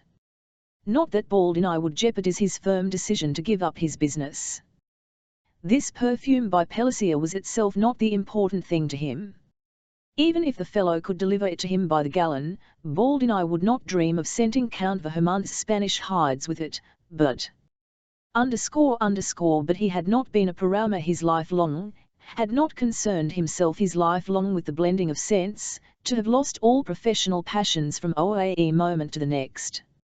Right now he was interested in finding out the formula for this damned perfume, and beyond that, in studying the gifts of this mysterious boy, who had passed a scent right off his forehead. He wanted to know what was behind that. He was quite simply curious. You have, it appears, a fine nose, young man, he said, once Grenouille had ceased his wheezings, and he stepped back into the workshop, carefully setting the candlestick on the work table. Without doubt, a fine nose, but I have the best nose in Paris, Maitre Baldini. Grenouille interrupted with a rasp. I know all the odors in the world, all of them, only I don't know the names of some of them, but I can learn the names. The odors that have names, there aren't many of those, There are only a few thousand, I'll name them all. I'll never forget the name of that balm, Storax. The balm is called Storax, it's called Storax. Silence, shouted Baldini_. Do not interrupt me when I'm speaking. You are impenitent and insolent. No one knows 1,000 odors by name. Even I don't know 1,000 of them by name, at best a few hundred, for there aren't more than a few hundred in our business, all the rest aren't odors, they are simply stenches. During the rather lengthy interruption that had burst from him, Grenouille had almost unfolded his body, had in fact been so excited for the moment that he had flailed both arms in circles to suggest that all of them that he knew. But at Baldini's reply he collapsed back into himself, like a black toad lurking there motionless on the threshold. Have, of course, aware Baldini continued, for some time now that Amor and Psyche consisted of storax, attar of roses, and cloves, plus an extract of rosemary etc. All that is needed to find that out is, as I said, a passably fine nose, and it may well be that has given you a passably fine nose, as he has many other people as well, particularly at your age. A perfumer, who /euro and here Baldini raised his index finger and puffed out his chest. A perfumer, however, more than a passably fine nose.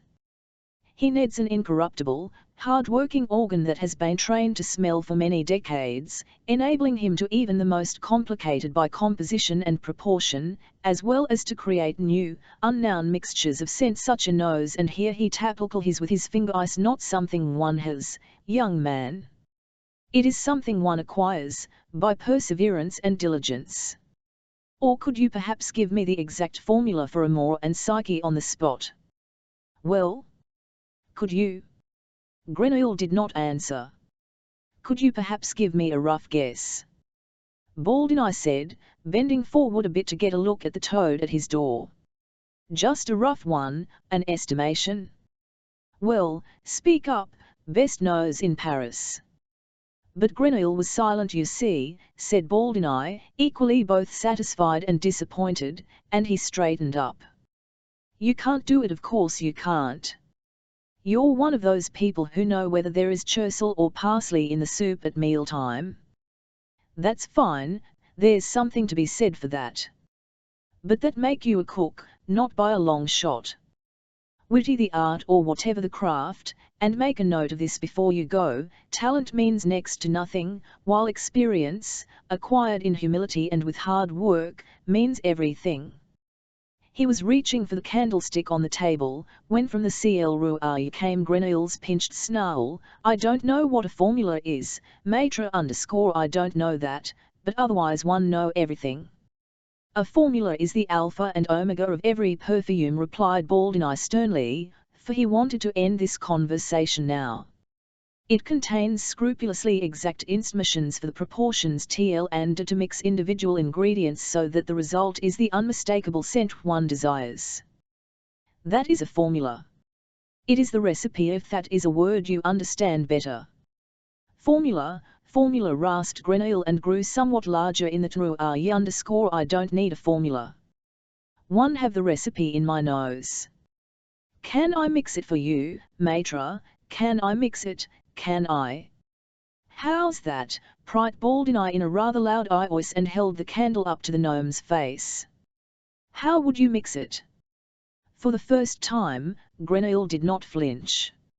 Why, they are all here, all the ones you the scents, they are all here, in this room, he said, pointing again into the darkness. There's attar of roses. There's orange blossom. That's clove. That's rosemary, there. Certainly they are here, roared Baldini. They are all here, but I'm telling you, you blockbeard, that is of no use if one does not have the formula. There's jasmine. Alcohol there. Bergamot there. Storax there. Grenouille went on crowing, and at each name he pointed to a different spot in the room, although it was so dark that at best you could surmise the shadows off cupboards filled with bottles. You can see in the dark, can you? Baldini went on. You not only have the best nose, but also the keenest eyes in Paris, do you? Now if you have passably good ears, then open them up. I'm telling you, you are a little swindler. You probably picked up your information at Pellicier's, did some spying, is that it? And now you think you can pull the over my eyes, right? Grenouille was now standing up, completely unfolded to full size, so to speak, in the doorway, his legs slightly apart, his arms slightly spread, so that he looked like a black spider that had latched onto the threshold and frame. "Give me 10 minutes," he said in close to a normal, fluent pattern of speech, "and I will produce for you the perfume Amour and Psyche. Right now, right here in this room. Maitre, give me just 5 minutes. Do you suppose I'd let you slop around here in my laboratory? With essences that are worth a fortune? You?" "Yes," said Grenouille. "Bah!" Baldini shouted, exhaling all at once every bit of air he had in him. Then he took a deep breath and a long look at Grenouille the spider, and thought it over. Basically it makes no difference, he thought, it will all be over tomorrow anyway. I know for a fact that he can't do what he claims he can, can't possibly do it. Why, that would make him greater than the great Frangipani. But why shouldn't I let him demonstrate before my eyes what I know to be true? It is possible that someday in Messina people do grow very strange in old age and their minds fix on the craziest ideas. I'll get the notion that I had failed to recognize an olfactory genius, a creature upon whom the grace of had been poured out in superabundance, ______. It's totally out of the question. Everything my reason tells me says it is out of the question, but miracles do, that is certain. So what if, when I lie dying in Messina someday, the thought comes to me there on my death, on that evening, back in Paris, I shut my eyes to a miracle? That would not be very pleasant, Baldini.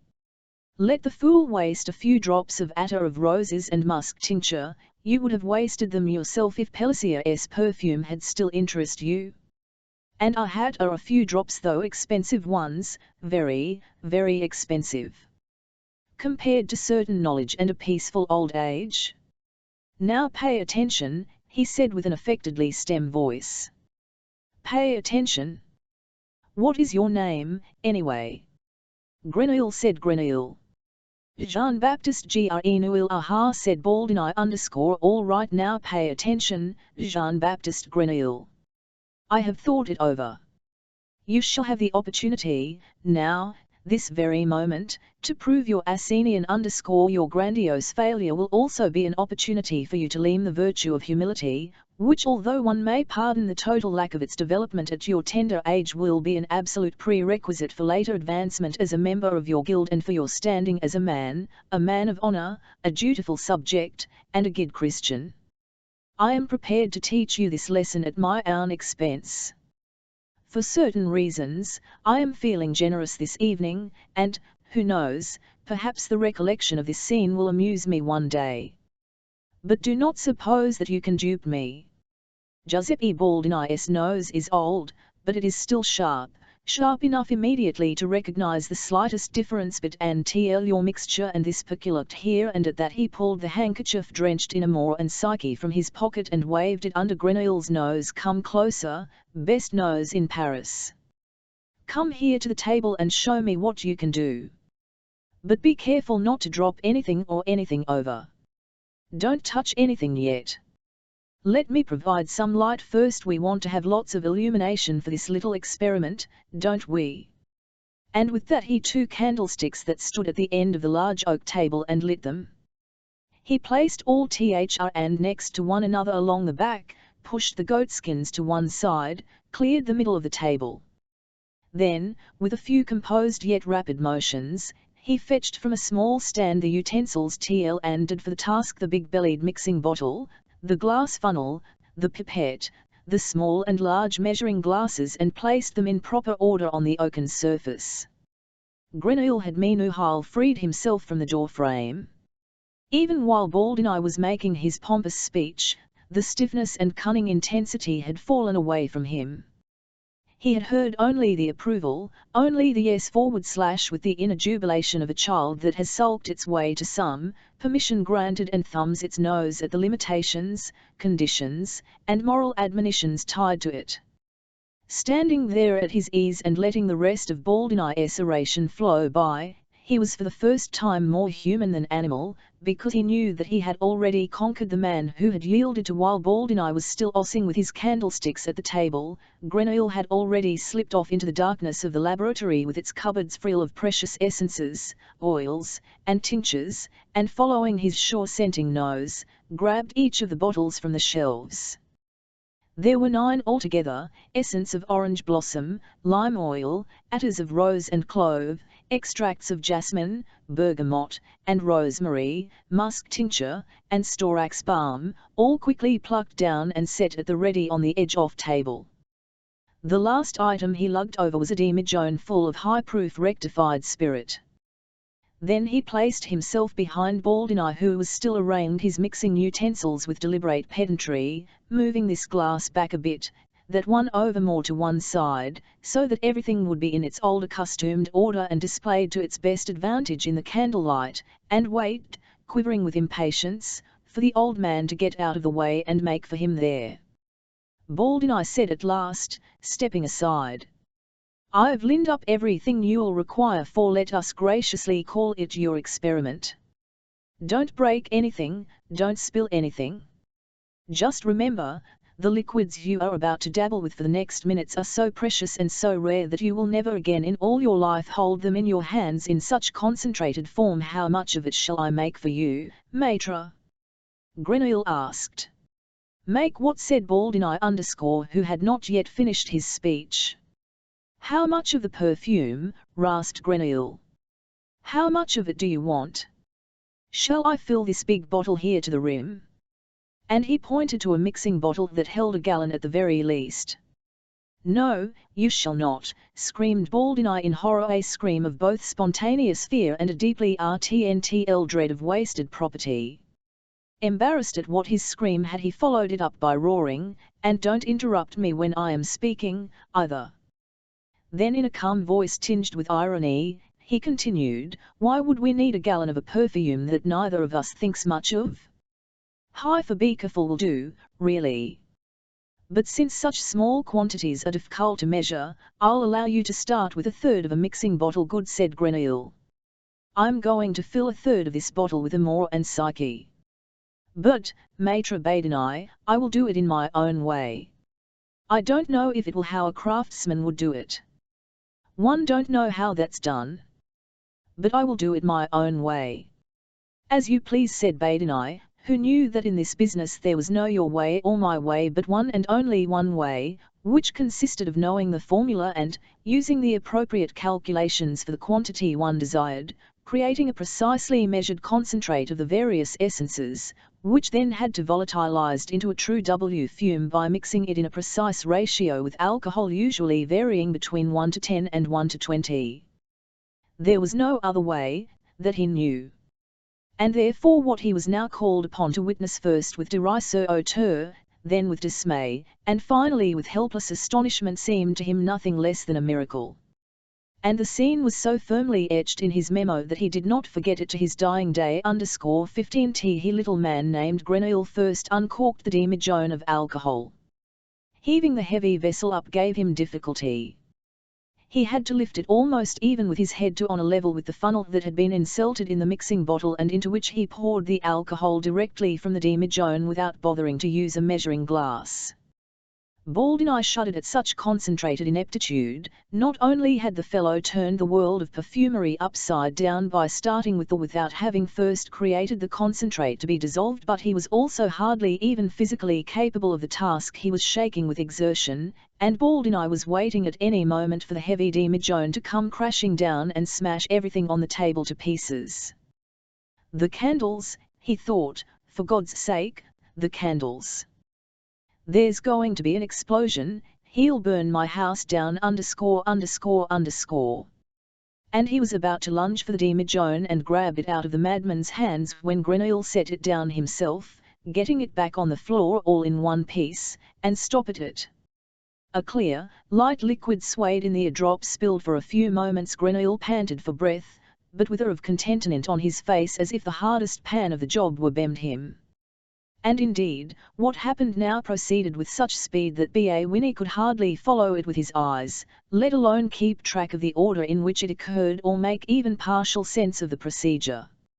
Grenouille grabbed apparently at random from the row of essences in their flacons, pulled out the glass stoppers, held the contents under his nose for an instant, splashed a bit of one, dribbled a drop or two of another, poured a dash of a third into the funnel, and so on. Pult, test tube, measuring glass, spoons and rods, all the utensils that allow the perfumer to control the complicated process of mixing. Grenouille did not so much as touch a single one of them. It was as if he were just playing, splashing and swishing like a child busy cooking up some ghastly brew of water, grass, and mud, which he then asserts to soup. Yes, like a child, thought Baldini. All at once he looks like a child, despite his ungainly hands, despite his scarred, pock-marked face and his bulbous old man's nose. I took him to be older than he is, but now he seems much younger to me. He looks as if he were 3 or 4, looks just like one of those unapproachable, incomprehensible, willful little pre-human creatures, in their ostensible think only of themselves, who want to subordinate the whole world to their despotic will, and would do it, too, if one let them pursue their megalomaniacal ways and did not apply the strictest pedagogical principles to guide them to a disciplined, self-controlled, free human existence. There was just such a fanatical child trapped inside this young man, standing at the table with eyes aglow, having forgotten everything around him, apparently no longer aware that there was anything else in the laboratory but himself and these bottles that he tipped into the frunel with nimble awkwardness to mix up an insane brew that he would confidently swear and would truly believe to be the exquisite perfume Amour and Psyche. Baldini shuddered as he watched the fellow bustling about in the candlelight, so shockingly absurd and so shockingly self-confident. In the old days, so he thought, and for a moment he felt as sad and miserable and furious as he had that afternoon while gazing out onto the city glowing ruddy in the twilight. In the old days people like that simply did not exist. He was an entirely new specimen of the race, one that could arise only in exhausted, dissipated times like these. But he was about to be taught his lesson, the impertinent boy. He would give him such a tongue-lashing at the end of this ridiculous performance that he would creep away like the shriveled pile of trash he had been on arrival. Vermin. One dared not get involved with anyone at all these days. The world was simply teeming with absurd vermin. Baldini was so busy with his personal exasperation and disgust at the age that he did not really comprehend what was intended when Grenouille suddenly stopped up all the flacons, pulled the funnel out of the mixing bottle, grabbed the neck of the bottle with his right hand, capped it with the palm of his left and shook it vigorously. Only when the bottle had been spun through the air several times, its precious contents sloshing back and forth like lemonade between belly and neck, did Baldini let a shout of rage and horror. "Stop it," he screeched. "That's enough. Stop it this moment. Buster. Put that bottle back on the table and don't touch anything else, do you understand? Nothing else. I must been crazy to listen to your asinine gibberish the way you handle these things, your crudity, your primitive lack of judgment. Demonstrate to me that you are a bungler, a barbaric bungler, and a beastly, cheeky, snot-nosed brat besides. You wouldn't make a good lemonade mixer, not even a local licorice water vendor, let alone a perfumer. Just be glad, be grateful and content that your master lets you slop around in tanning fluids. Do not dare it ever again, do you hear me? Do not dare ever again to set across the threshold of a perfumer's shop." Thus spoke Baldini and even as he spoke, the air around him was saturated with the odor of Amour and Psyche. Odors have a power of persuasion stronger than that of words, appearances, emotions, or will. The persuasive power of an odor cannot be fended off. It enters into us like breath into our lungs, it fills us up, imbues us totally. There is no remedy for it. Grenouille had set down the bottle, removing his fume-moistened hand from its neck and wiping it on his shirt tail. 1, 2 steps back, and the clumsy way he hunched his body together under Baldini's tirade sent enough waves rolling out into the room to spread the newly created scent in all directions. Nothing more was needed. True, Baldini ranted on, railed and cursed, but with every breath his outward show of rage found less and less inner nourishment. He sensed he had been proved wrong, which was why his peroration could only soar to empty pathos. And when he fell silent, had been silent for a good while, he had no need of Grenouille's remark, "It's all done." He knew that already. But nevertheless, although in the meantime air heavy with amour and psyche was undulating all about him, he stepped up to the old oak table to make his test. He pulled a fresh snow white lace handkerchief from his coat pocket, the left one, unfolded it and sprinkled it with a few drops that he extracted from the mixing with the long pipette. He waved the handkerchief with outstretched arm to aerate it and then pulled it past his nose with the delicate, well-practiced motion, soaking up its scent, letting it out again in little puffs. He sat down on a stool. Where before his face had been bright red with emptying anger, all at once he had ground pale. Incredible, he softly to himself, by God, incredible.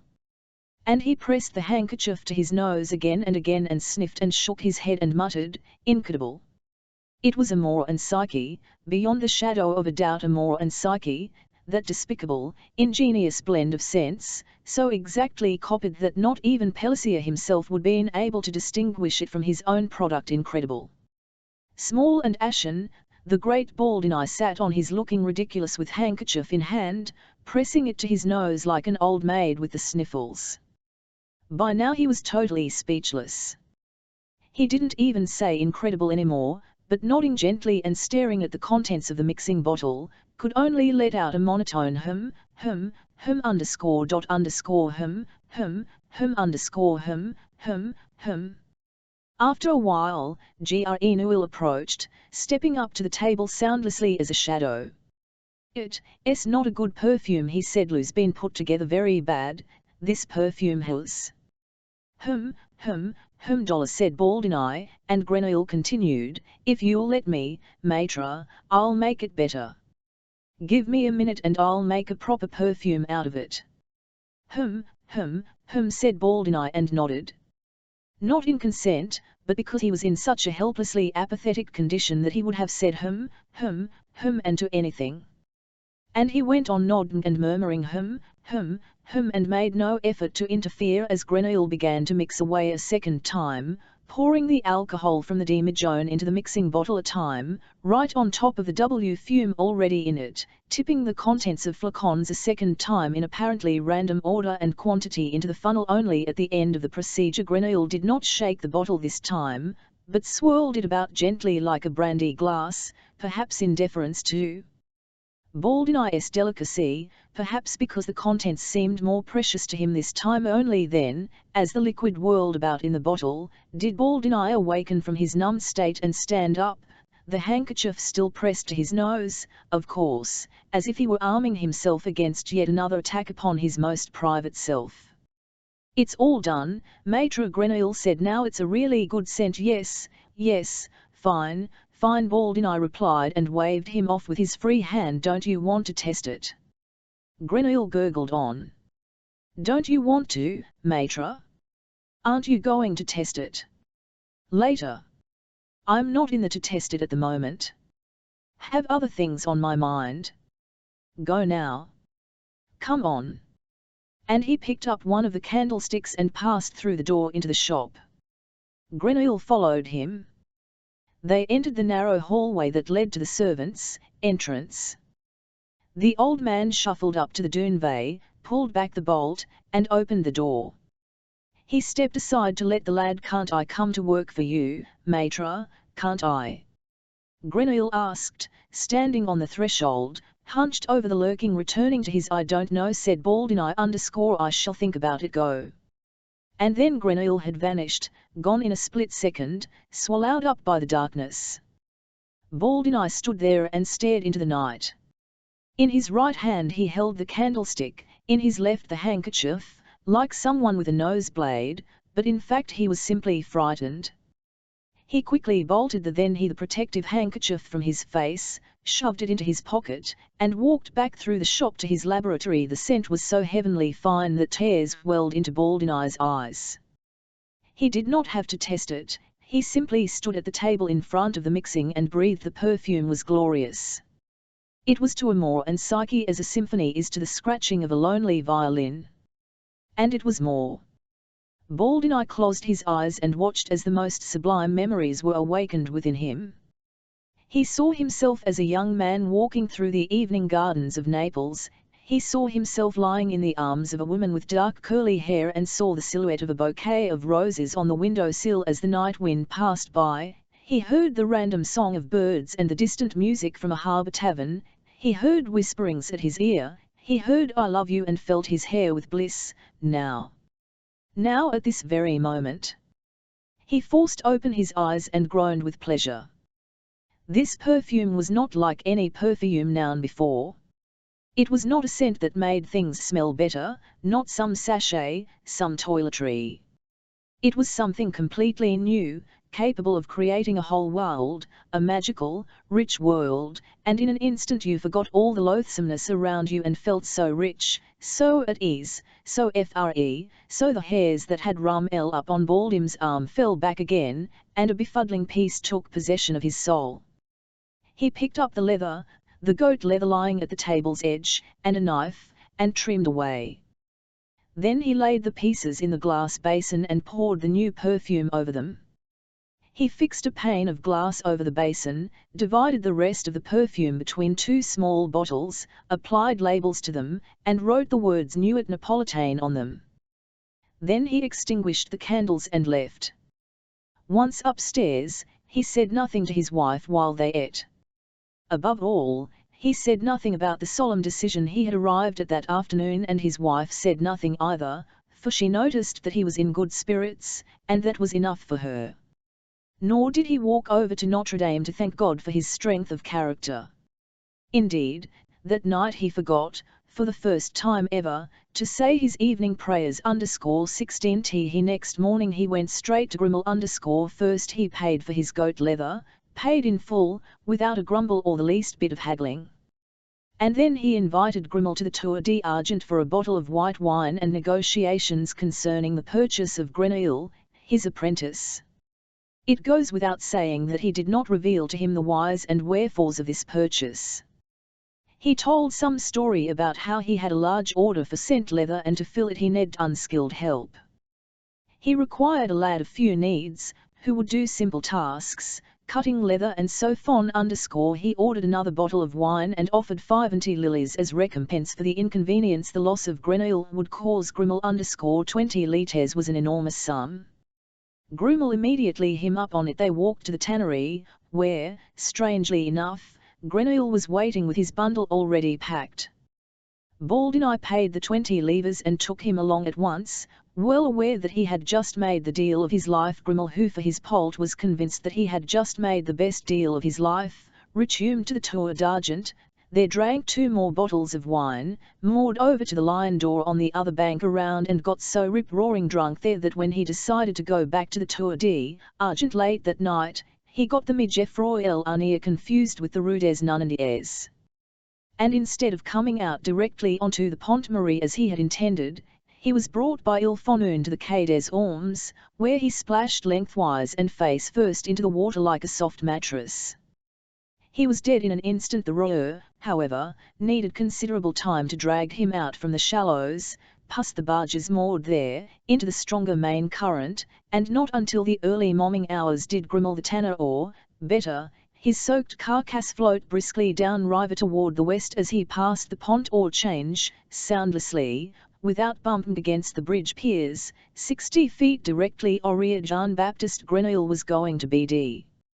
A bunk had been set up for him in a back corner of Baldini's laboratory, and he was now about to take possession of it while his former employer floated down the cold Seine, all 4 limbs extend. Grenouille rolled himself up into a little ball like a tick as he fell off to sleep. He sank deeper and deeper into himself, leading the triumphant entry into his innermost fortress, where he dreamed of a nuriferous victory banquet, a gigantic orgy with clouds of incense and fogs of myrrh. held in his own honor. 17 With the acquisition of Grenouille, the house of Giuseppe Badeni its ascent to national, indeed European renown. The Persian chimes never stopped ringing, the herons never stopped spewing in the shop on the pont or change. The very first evening, Grenouille had to prepare a large demijohn full of Nuit Napolitain, of which over 80 flacons were sold in the course of the next day. The fame of the scent spread like wildfire. Chenaille's eyes grew glassy from the monies paid and his back ached from all the deep BMVs he had to make, for only persons of high, indeed highest, rank or at least the servants of persons of high and highest rank, appeared. One day there was flung back so hard it rattled, in stepped the footman of Count d'Argenson and shouted, as only footmen can shout, that he bottles of this new scent. Chenaille was still shaking with awe 15 minutes later, for Count d'Argenson was commissary and war minister to His Majesty and the most powerful man in Paris. While Chenaille was subjected to the onslaught of customers in the shop, Badeni had shut himself up in his laboratory with his new apprentice. He justified this state of affairs to Chenaille with a fantastic theory that he called division of labor and increased productivity. For years, he explained, he had patiently watched while Pellissier and his ilk despisers of the ancient cram all had enticed his customers away and made a shambles of his business. His forbearance was now at an end. He was accepting their challenge and striking back at these cheeky parvenus, and, what was more, with their own weapons. Every season, every month, if necessary every week, he would play trumps, a new perfume. And what perfumes they would be! He would draw freely upon his créateur talents. And for that it was necessary that he, assisted only by an unskilled helper, would solely and exclusively responsible for the production of scents, while Chenaille would delegate himself exclusively to their sale. By using such modern methods, they would open a new chapter in the history of perfumery, sweeping aside their competitors and growing incomparably rich. Yes, he had consciously and explicitly said they because he intended to allow his old and trusted journeyman to share a given percentage of these incomparable riches. Only a few days before, Keema would have regarded such talk as a sign of his master's incipient senility. Ready for the chariot, he would have thought. It won't be long now before he lays down the pestle for Gokul_, but now he was not thinking at all. He didn't get around to it, he simply had too much to do. He had so much to do that come evening he was so exhausted he could hardly empty out the cash box and siphon off his cut. Not in his wildest dreams would he have doubted that things were not on the up and up, though Badeni emerged from his laboratory almost daily with some new scent. And what scents they were!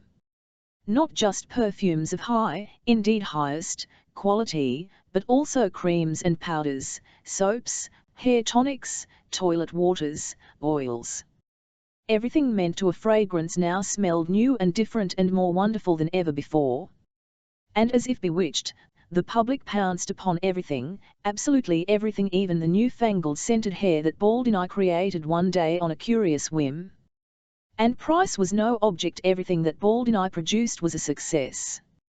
And the successes were so overwhelming that Chenaille accepted them as natural phenomena and did not seek out their cause.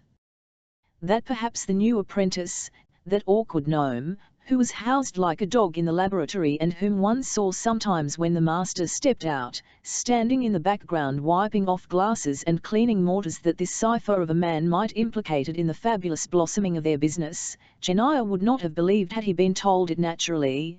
The gnome had everything to do with it.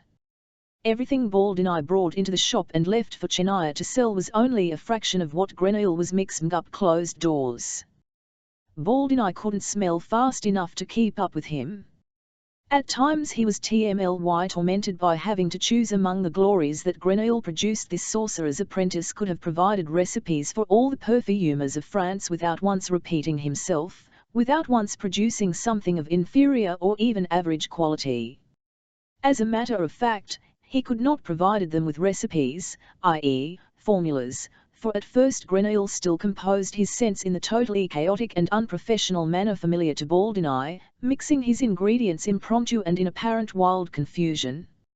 Unable to control the crazy business, But hoping at least to get some notion of it, Baldini demanded one day that Grenouille use scales, measuring glasses, and the pipette when preparing his mixtures, even though he considered them unnecessary. Further, he was to get used to regarding the alcohol not as another fragrance, but as a to be added at the end, and, for God's sake, he would simply have to go about things more slowly, at an easier and slower pace, as befitted a craftsman.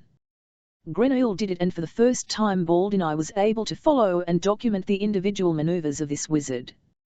Paper and pen in hand, constantly urging a slower pace, he sat next to Grenouille and jotted down how many drams of this, how many level measures of that, how many drops of some other ingredient wandered into the mixing bottles.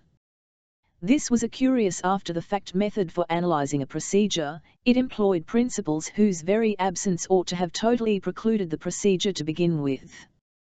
But by employing this method, Baldini finally managed to obtain such synthetic formulas.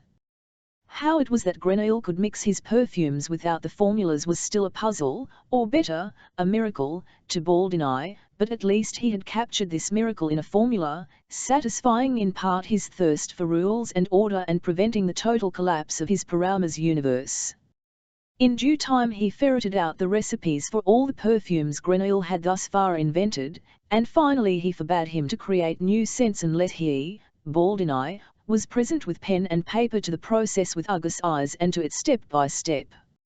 In his fastidious, prickly hand, he copied his notes, soon consisting of dozens of formulas, into two different little books. One he locked in his fireproof safe and the other he always carried with him, even sleeping with it at night.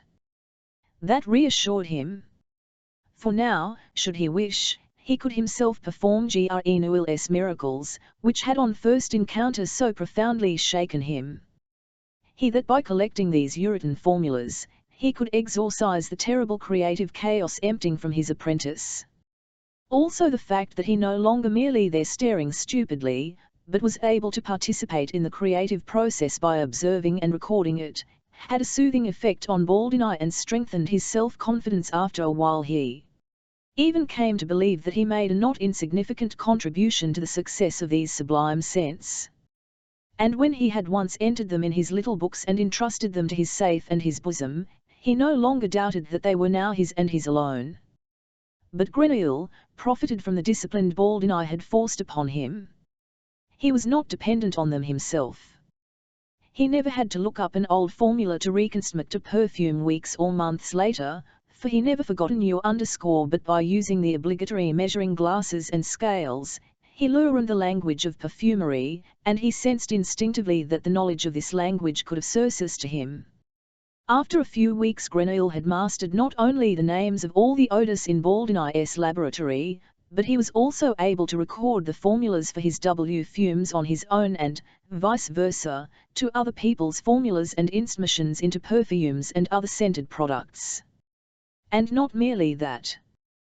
Once he had learned to express his fragrant ideas in drops and drams, he no longer even needed the intermediate step of experimentation. Van Baldini assigned him a new scent, heather for a handkerchief cologne, a sachet, or a face paint.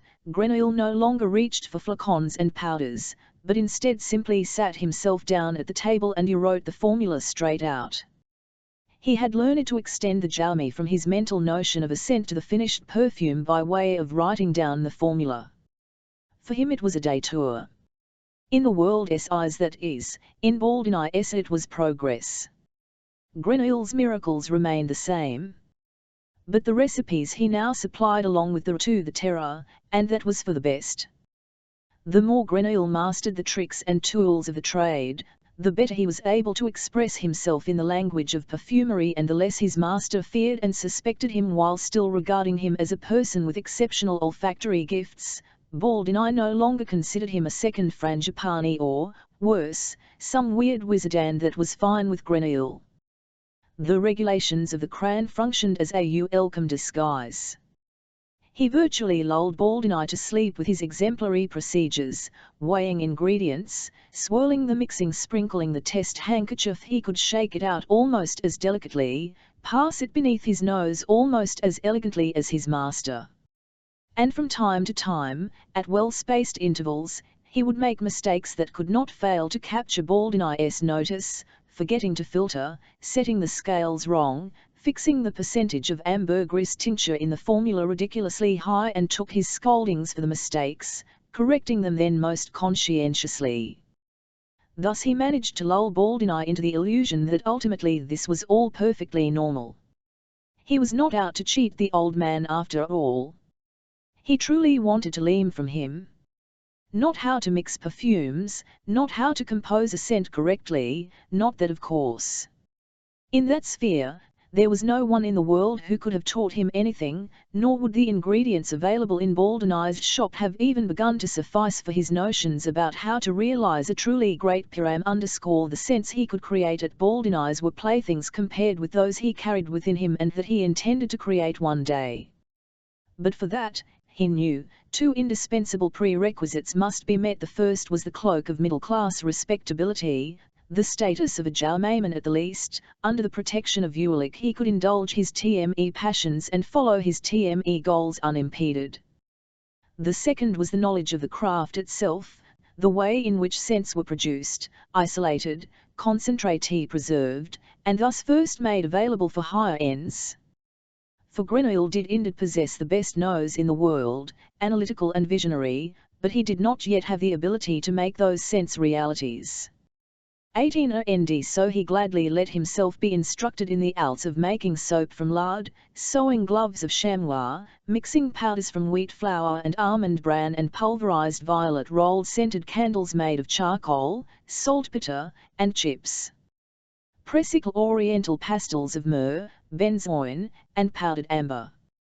Kneaded frankincense, shellac, vetiver, and cinnamon into balls of incense. Sifted and spatulated powder impermeable out of crushed rose petals, lavender flowers, cascarilla bark, stirred face paints, whites and vein blues, and mold greasy sticks of carmine for the lips. Banquet on the finest fingernail dusts and minty tasting tooth powders. Mixed liquids for curling periwigs and wart drops for corns, bleach to remove FRE and les from the complexion and nightshade extract for the eyes, Spanish fly for the gentlemen and hygienic vinegars for the ladies. Grenouille learned to produce all such sand powders, toilet and beauty preparations, plus teas and herbal blends, liqueurs, marinades, and such in short. He learned with no particular interest but without complaint and with success, everything that Baldinie knew to teach him from his great store of traditional lore. He was an especially eager pupil, however, whenever Baldinie instructed him in the production of tinctures, extracts, and essences. He was indefatigable when it came to crushing bitter almond seeds in the screw press, or mashing musk pods, or mincing dollops of grey, greasy ambergris with a chopping knife, or grating violet roots and digesting the shavings in the finest alcohol. He learned how to use a separator funnel that could draw off the purest oil of crushed lemon rinds from the milky dregs. He learned to dry herbs and flowers on grates placed in warm, shady spots, and to preserve what was once rustling foliage in wax-sealed crocks and caskets. He learned the art of rinsing pomades and producing, filtering, concentrating, clarifying, and rectifying infusions. To be sure, Baldinie's laboratory was not a proper place for fabricating floral or herbal oils on a grand scale. It would have been hard to find sufficient quantities of fresh plants in Paris for that, but from time to time, when they could get cheap, fresh rosemary, sage, mint, or anise seeds at the market, or a shipment of valerian caraway seeds, nutmegs, or dried clove blossoms had come, then the alchemist in Baldinie would stir, and he would bring out the large alembic, a copper distilling vessel, a top-it head for condensing liquids, a so-called Moor's head alembic. He proudly announced Vic he had used 40 years before for distilling lavender out on the open southern exposures of luxurious slopes and on the heights of the Loubourin and Uhal. Grenouille chopped up what was to distilled. Baldinie hectically bustled about heating a brick-lined health, because speed was the alpha and omega of this, placed on it a copper kettle, the bottom well covered with water. He threw in the minced plants, quickly closed off the double-walled Moor's head, and 2 hoses to allow water to pass in and out. This clever mechanism for cooling the water, he explained, was something he had added on later, since out in the field, of course, one had simply used air for seuding. And then he blew on the fire slowly. The kettle came to, and after a while, the distillate started to flow out of the RNRS head's third tap into a Florentine flask that Baldini had set below it, at first hesitantly, drop by drop, then in a thread-like stream. It rather unimpressive to begin with, like some thin, murky soup. Bit by bit, however, especially after the first flask had been replaced with a second and set aside to settle, the brew separated into two different liquids: below, the floral or herbal fluid; above, a thick floating layer of oil. If one carefully poured off the fluid, which had only the lightest aroma, through the lower spout of the Florentine flask, the pure oil was left behind, the essence, the heavily scented principle of the plant. Grenouille was fascinated by the process. If ever anything in his life had kindled his enthusiasm, granted, not a visible enthusiasm but a hidden one, an excitement burning with a cold flame, then it was this procedure for using fire, water, steam, and a cunning apparatus to snatch the scented soul from matter. That scent soul, that ethereal oil, was in fact the best thing about matter, the only reason for his interest in it. The rest of the stupid stuff, the blossoms, leaves, rind, fruit, colour, beauty, vitality, and all those other useless qualities, were of no concern to him. They were mere husk and ballast, to be disposed of. From time to time, when the distillate had grown watery and clear, they took the alembic from the fire, opened it, and out the cooked muck. It looked as flabby and pale as soggy straw, like the bleached bones of little birds, like vegetables that had been boiled too long, insipid and stringy, pulpy, hardly still recognizable for what it was, disgustingly and almost totally robbed of its own odor. They threw it out the window into the river. Then they fed the alembic with new, fresh plants, poured in more water, and set it back on the health. And once again the kettle began to simmer, and again the of the plants dripped into the Florentine flask. This often went on all night long. Baldini the hearth, Grenouille kept an eye on the flasks. There was nothing else to do while waiting for the next batch. They sat on by the fire, under the spell of the rotund, spellbound, if for very different reasons. Baldini enjoyed the blaze of the fire and the flickering rod of the flames and the copper. He loved the crackling of the burning, the gurgle of the alembic, for it was like the old days. You could lose yourself in it. He a bottle of wine from the shop, for the heat made him thirsty, and drinking wine was like the old days too. And then he began to tell stories, from the old days, endless stories. About the War of the Spanish Succession, when his own participation against the Austrians had had a decisive influence on the outcome; the Camisards, together with whom he had haunted the Cevennes; about the daughter of a Huguenot in the Estoril, who, intoxicated by the scent of lavender, had complied with his wishes; about a forest fire that he had damn near started, and which would then probably set the entire Provence ablaze, as sure as there was a heaven and hell, for a biting mistral had been blowing; and over he told about distilling out in the open fields, at night, by moonlight, accompanied by wine and the screech of cicadas; and about a lavender oil that he had created, one so refined and powerful that you could have weighed it out in silver; about his apprentice years in Genoa, his journeyman years in the city of Grasse, where there were as many perfumers as shoemakers, some of them so rich they lived like princes, in magnificent houses with shaded gardens and terraces, and wainscoted dining where they feasted with porcelain and golden cutlery, and so on. Such were the stories Baldini told while he drank his wine, and his cheeks grew ruddy from the wine and the blazing fire and from his own enthusiastic story-telling. Grenouille, however, who sat back more in the shadows, did not listen to him at all. He did not care about old tales, he was interested in one thing only, this new process. He stared uninterruptedly at the top of the alembic, out of which the distillate ran in a thin stream. And as he stared at it, he imagined that he himself was such an alembic, simmering away inside just like this one, out of which there likewise gushed a distillate, but a newer, an unfamiliar distillate of those exquisite plants that he tended within him, that blossomed there, their bouquet unknown to anyone but himself, and that with their scent he could turn the world into a fragrant Garden of Eden, where life would be relatively bearable for him, olfactorily speaking.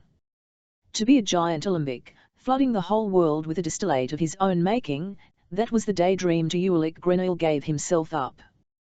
But while Baldini, inflamed by the wine, continued to tell ever more extravagant tales of the old days and got more and more tangled up in his uninhibited enthusiasms, Grenouille soon abandoned his bizarre fantasy. For the moment he banished from his thoughts the notion of a giant alembic, and instead he pondered how he might make use of his newly gained knowledge for more immediate goals. 19IT wasn't long before he had a specialist in the field of distillation. He discovered, and his nose was of more use in the discovery than Baldini's rules and regulations, that the heat of the fire played a significant role in the quality of the distillate. Every plant, every flower, every sort of and every oil-yielding seed demanded a special procedure. Sometimes you had to build up the hottest head of steam, sometimes you just left it at a moderate boil, and some flowers yielded their best only if you let them steep over the lowest possible flame. It was much the same with their preparation. Mint and lavender could be distilled by the bunch. Other things needed to be carefully culled, plucked, chopped, grated, crushed, or even made into pulp before they were placed in the copper kettle. Many things simply could not be distilled at all, which irritated Grenouille no end. Having observed what a sure hand Grenouille had with the apparatus, Baldini had given him free rein with the alembic, and Grenouille had taken ill advantage of that freedom. While still mixing perfumes and producing other scented and herbal products during the day, he occupied himself at night exclusively with the art of distillation. His plan was to create entirely new basic herbs, and with them to produce at least some off scents that he bore within him. At first he had some small successes. He succeeded in producing oils from nettles and from cress seeds, toilet water from the fresh bark of elderberry and from yew sprigs. These distillates were only barely similar to the odor of their ingredients, but they were at least interesting enough to be processed. But there were also substances with which there was a complete failure. Grenouille tried, for instance, to distill the odor of glass, the clayey, cool odor of glass, something a normal human being cannot perceive at all. He got himself both window glass and bottle glass and tried working with it in large pieces, in fragments, in slivers, as dust, all without the least success. He distilled brass, porcelain, and leather, grain and gravel. He distilled plain dilt and fresh fish. His own hair. By the end he was distilling plain water, water from the Seine, the distinctive odor of which seemed to him worth preserving. He believed that with the help of an alembic he could rob these materials of their characteristic just as could done with thyme, lavender, and caraway seeds. He did not know that distillation is nothing more than a process for separating complex substances into volatile and less volatile components, and that it is only useful in the art of perfumery because the volatile essential oils of certain plants can be extracted from the rest, which little or no scent for substances lacking these essential oils. The distilling process is, of course, wholly pointless. For us educated in the natural sciences, that is immediately apparent. For Grenouille, however, this knowledge was won painfully after a long chain of disappointing experiments. For months on end he sat at his alembic night after night and tried every way he could think to distill radically new scents, scents that had never existed on earth before in a concentrate form. But except for a few ridiculous plant oils, nothing came of it. From the immeasurably deep and fecund well of his imagination, he had pumped not a single drop of a real and fragrant essence, had been unable to realize a single atom of his ultra preoccupations. When it finally became clear to him that he had failed, he halted his experiments and fell mortally ill. 20He came down with a high fever, which for the first few days was accompanied by heavy sweats, but which later, as if the pores of his skin were no longer enough, produced countless pustules. Grenouille's body was strewn with reddish blisters. Many of them popped, releasing their watery contents, only to fill up again. Others grew into TME boils, swelling up thick and red and then erupting like craters, spewing viscous pus and streaked with yellow in time. With his hundreds of ulcerous wounds, Grenouille looked like some martyr stoned from the inside out. Naturally, Baldini was worried it would have been very unpleasant for him to lose his precious apprentice just at the moment when he was planning to expand his business beyond the borders of the capital and out across the whole country. For increasingly, orders for those innovative scents that Paris was so crazy about were indeed coming not only from the provinces but also from foreign courts. And Baldini was playing with the idea of taking care of these orders by opening a branch in the Faubourg Saint-Antoine, virtually a small factory, where the fastest moving scents could be mixed in quantity in small little flacons, packed by smart little girls, and sent off to Holland, England, and Greater Germany. Such an enterprise was not exactly illegal for a master fumer residing in Paris, but Baldini had recently gained the protection of people in high places. His exquisite sense had done that for him not just with the commissary, but also with such important personages as the gentleman holding the franchise for the Paris Customs Office or with a member of the Conseil Royal des Finances and promoter of flourishing commercial undertakings like Monsieur Faydiot de Brou.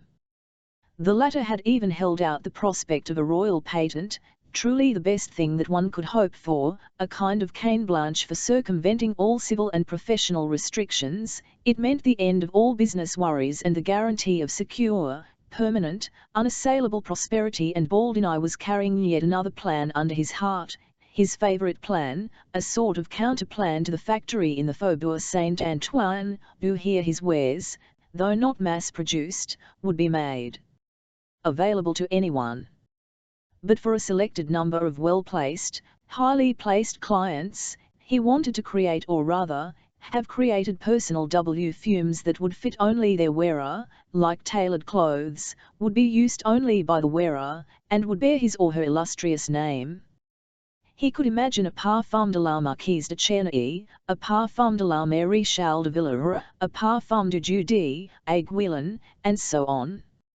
He dreamed of a Parfum de Madame la Marquise de Pompadour, even of a Parfum de Sa Majesté le Roy's in a flacon of costliest cut agate with a holder of chased gold and, hidden on the inside of the base, the engraved words, Giuseppe Baldini, Parfumeur _ the King's name and his own, both on the same object. To such glorious heights had Baldini's ideas risen. And now Grenouille had fallen ill, even though Grenouille, might he rest in peace, had sworn there had never been anything wrong with him, that he could stand up to anything, had even put the Black Plague him. And here he had gone and fallen ill, mortally ill. But if he were to die? Dreadful! For with him would die the splendid plans for the factory, for the smart little girls, for the patent, and for the King's Perfume _ and so Baldini desired to leave no stone unturned to save the precious life of his apprentice. He ordered him moved from his bunk in the laboratory to a clean on the top floor. He had the bed made up with damask. He helped bear the patient up the narrow stairway with his own hands, despite his unutterable disgust at the pustules and festering boils. He ordered his wife to heat chicken broth and wine. He sent for the most renowned physician in the neighbourhood, a certain Procope, who demanded payment in advance 20 francs, before he would even bother to pay a call. The doctor come, lined up the sheet with dainty fingers, took one look at Grenouille's body, which truly looked as if it had been riddled with hundreds of bullets, and left the room without ever having 01 Ned the bag that his attendant always carried about with him. The case, so began his report to Baldini, was quite clear. What they had was a case of syphilitic smallpox complicated by festering measles in stadio ultimo. No treatment was called for, since a lancet for bleeding could not properly insert it into the deteriorating body, which was more like a corpse than a living organism. And although the characteristic pestilential stench with the illness was not yet noticeable, an amazing detail and a minor curiosity from a strictly scientific point of view, there could not be the least doubt of the patient's demise within the next 48 hours, as surely as his name was Procope _ whereupon he exacted yet another 20 francs for his visit and prognosis, 5 francs of which was repayable in the event that the Quai d'Ours with its classic symptoms be turned over to him for demonstration purposes and took his leave. Baldini was beside himself and lamented in despair. He bit his fingers, raging at his fate. Once again, just before reaching his goal, his grand, very grand plans had been thwarted. At one point it had been Pellissier and his cohorts with their wealth of ingenuity. Now it was this boy with his inexhaustible store of new sense, this scrum brat who was worth more than his weight in gold, who had decided now of all times to come down with syphilitic smallpox and festering measles in stadio ultimo. Now of all times. Why not 2 years from now? Why not 1? By then he could have been plundered like a silver mine, like a golden ass. He could have gone ahead and died next year. But no. He was dying now, damn it all, within 48 hours. For a brief moment, Baldini considered the idea of a pilgrimage to Notre Dame, where he would light a candle and plead with the Mother of God for Grenouille, but he let the idea go, for matters were too pressing. He ran to get paper and ink, then shooed his wife out of the sick room. He was going to keep watch himself. Then he sat down in a chair next to the bed, his note paper on his knees, the pen with ink in his hand, and attempted to take Grenouille's perfumetry confession. For God's sake, he dare not slip away without a word, taking along the treasures he bore inside him. Would he not in these last hours a testament behind in faithful hands, so that posterity would not be deprived of the finest sense of all time? He, Baldini, would faithfully administer the testament, the canon of formulas for the most sublime sense ever smelled, would bring them all to full. He would attach undying fame to Grenouille's name, he would, yes, he swore it by everything holy, lay the best of these scents at the feet of the king, in an agate flacon with gold chasing and the engraved dedication, from Jean-Baptiste Grenouille, Parfumeur, Paris. So spoke, or better, whispered Baldini into Grenouille's ear, unremittingly beseeching, pleading, wheedling. But all in vain. Grenouille yielded nothing except watery and bloody pus.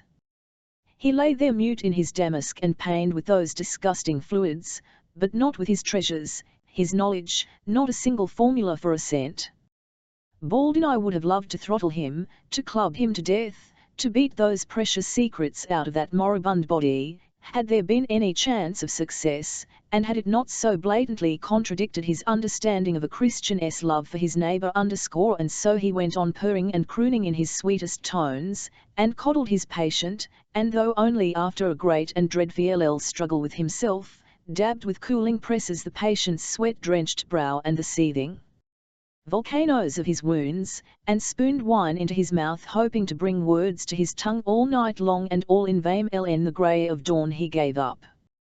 He fell exhausted into an armchair at the far end of the and stared no longer in rage, really, but merely yielding to silent resignation at Grenouille's small dying body there in the bed, whom he could neither save nor rob, nor from whom he could salvage anything else for himself, whose death he could only witness numbly, like a captain watching his ship sink, taking all his wealth with it into the. And then all at once the lips of the dying boy opened, and in a voice whose clarity and firmness betrayed next to nothing of his immediate demise, he spoke. "Tell me, Maftra, are there other ways to extract the scent from things besides pressing or distilling?" Baldini, believing the voice had come either from his own imagination or from the next world, answered mechanically, "Yes, there are." "What are they?" came the question from the bed. And Baldini opened his tired eyes wide. Grenouille lay there motionless among his pillows. Had the corpse spoken? "What are they?" came the renewed question, and this time Baldini noticed Grenouille's lips move. "It's over now," he thought. "This is the end, this is the madness of all the thr&s of death." And he went over to the bed, and bent down to the sick man. His eyes were open and he gazed up at Baldini with the same strange, lurking look that he had fixed on him at their first meeting. "What are they?" he asked. Baldini felt a pang in his heart. He could not deny a dying man his last wish, and he answered, There are 3 other ways, my son, enfleurage showed, enfleurage Freud, and enfleurage I who I'll _ they are superior to distillation in several ways, and they are used for extraction of the finest of all scents, jasmine, rose, and orange blossom. Where? Asked Grenouille. In the south, answered Baldini _ all, in the town of Grasse. Good, said Grenouille. And with that he closed his eyes. Baldini raised himself up slowly. He was very depressed. He gathered up his note paper, on which he had not written a single line, and blew out the candle. Day was dawning already. He was dead tired. One ought to ha sent for a priest, he thought. Then he made a hasty sign of the cross with his right hand and left. The Grenouille was, however, anything but dead. He was only sleeping very soundly, deep in dreams, sucking fluids back into himself. The blisters were already beginning to dry out on his skin, the craters of pus had begun to drain, the wounds to close within a week. He was well again. 21he would have loved then and there to have left for the south, where he could learn the new techniques the old man had told him about. But that was of course out of the question. He was after all only an apprentice, which was to say, strictly speaking, as Baldini explained to him, this was after he had overcome his initial joy at Grenouille's resurrection. Strictly speaking, he was less than a nobcule, since a proper apprentice needed to be of faultless, i.e., legitimate, birth, to have relatives of like standing, and to have a certificate of indenture, all of which he lacked. Should he, Baldini, nevertheless decide one day to help him obtain his journeyman's papers, that would happen only on the basis of Grenouille's uncommon talents, his faultless behaviour from then on, and his, Baldini's, own infinite kindness, which, though it won and had worked to his own disadvantage, he would forever be incapable of denying. To be sure, it was a good while before he fulfilled his promised kindness, just a little under 3 years _ during that period, and with Grenouille's help, Baldini realized his high-flying dreams. He built his factory in the Faubourg Saint-Antoine, succeeded in his scheme for exclusive perfumes at court, received a royal patent. His fine fragrances were sold as far off as St. Petersburg, as Palermo, as Copenhagen. A musk-impregnated item was much sought after even in Constantinople, where God knows they already had enough sense of their own. Baldini's perfumes could be smelled both in elegant offices in the city of London and at the Count in Parma, both in the royal castle at Warsaw and in the little schloss of the Graf von und zu Lippe-Detmold. Having reconciled himself to living out his old age in bitterest poverty near Messina, Baldini was now at age 70 indisputably greatest perfumer and one of richest citizens of Paris _ early in 1756 he had in the meantime acquired the adjoining building on the Pont au Change, using it solely as a residence, since the old building was literally stuffed full to the attic with scents and spices. He informed Grenouille that he was now willing to release him, but only on 3 conditions. First, he would not be to produce in the future any of the perfumes now under Baldini's nor sell their formulas to third parties. Second, he must leave Paris and not enter it again for as long as Baldini lived, and third, he was to keep the first 2 conditions absolutely secret. He was to swear to this by all the saints, by the poor soul of his mother, and on his own honour _ Grenouille, who neither had any honour nor believed in any saints or in the poor soul of his mother, swore it. He would have sworn to anything. He would have accepted any condition Baldini might propose, because he wanted those silly Journeyman's papers that would make it possible for him to live an inconspicuous life, to travel undisturbed, and to find a job. Everything else was unimportant to him. What kinds of conditions were those anyway? Not enter Paris again? What did he need Paris for? He knew it down to its last stinking cranny, he had with him wherever he went, he had owned Paris for years now. Not produce any of Baldini's top-selling perfumes, not pass on their formulas? As if he could not invent 1,000 others, just as good and better, if and when he wanted to. But he didn't want to at all. He did not in the least intend to go into competition with Baldini or any other bourgeois fumer _ he was not out to make his fortune with his art, He didn't even want to live from it if he could find another way to make a living. He wanted to empty himself of his innermost being, of nothing less than his innermost being, which he considered more wonderful than anything else the world had to offer. And thus Baldini's conditions were no conditions at all for Grenouille. He set out in SPRMG, early one May morning. Baldini had given him a little rucksack, a second shirt, 2 pairs of stockings, a large sausage, a horse blanket, and 25 francs. That was far more than he was obligated to do, Baldini said, considering that Grenouille had not paid a sol in fees for the profound education he was obligated to pay 2 francs in severance, nothing more. But he could no more deny his own kindly nature than he could the deep sympathy for Jean-Baptiste that had accumulated in his heart over the years. He wished him good luck in his wanderings and once more warned him emphatically not to forget his oath. With that, he accompanied him to the servants' entrance where he had once taken him and let him go. He did not give him his hand, his sympathy did not reach quite that far. He had never shaken hands with him. He had always avoided so much as touching him, out of some kind of sanctimonious loathing, as if there were some danger that he could be infected or contaminated. He merely said a brief adieu and Grenouille nodded and ducked away and was gone. The street was empty. 22B Baldini watched him go, shuffling across the bridge to the island, small, bent, bearing his rucksack like a hunchback, looking from the rear like an old man on the far side, where the street made a dogleg at the Palais de Parlement. He lost sight of him and felt extraordinarily relieved. He had never liked the fellow, he could finally admit it now. He had never felt comfortable the whole time he had housed him under his roof and plundered him. He felt much as would a man of spotless character who does some forbidden deed for the first time, who uses underhand tricks when playing a game. TME, the risk that people might catch up with him was small, and the prospects for success had been great, but even so, his nervousness and bad conscience were equally great.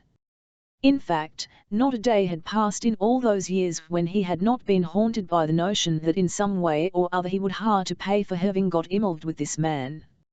If only it turns out all right, that had been his continual anxious prayer. If only I succeed in reaping the profits of this risky adventure without having to pay the piper.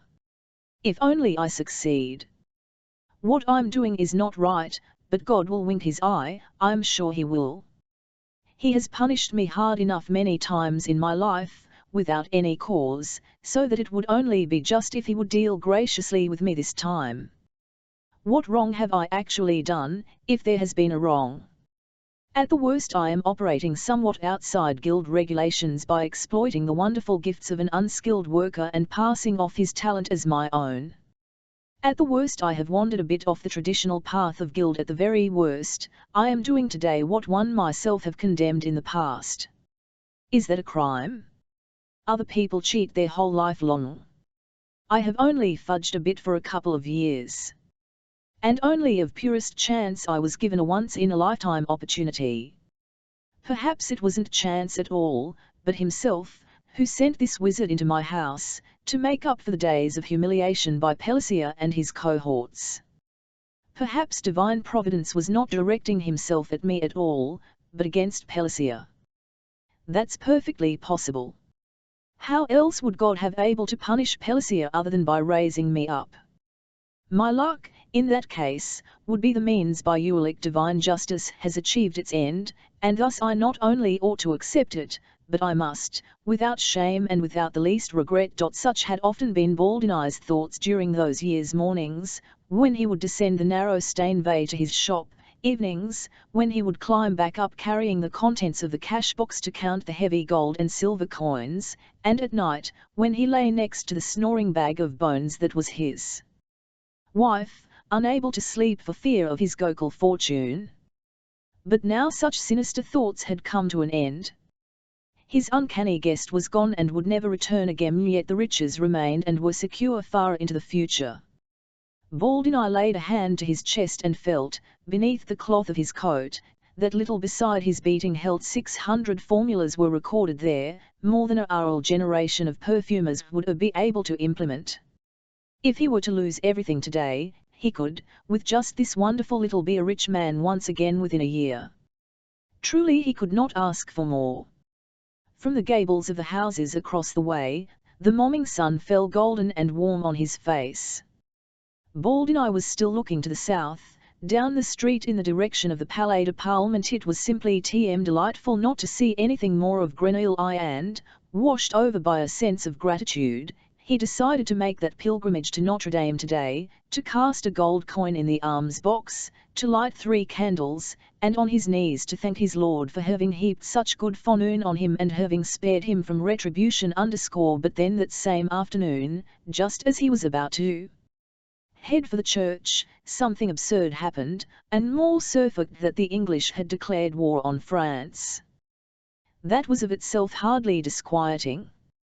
But since Baldini had planned to send a shipment of perfume to London that day, he postponed his visit to Notre Dame and instead went into the city to make inquiries, and from there to go out to his factory in the Faubourg Saint-Antoine and cancel the shipment to London for the present.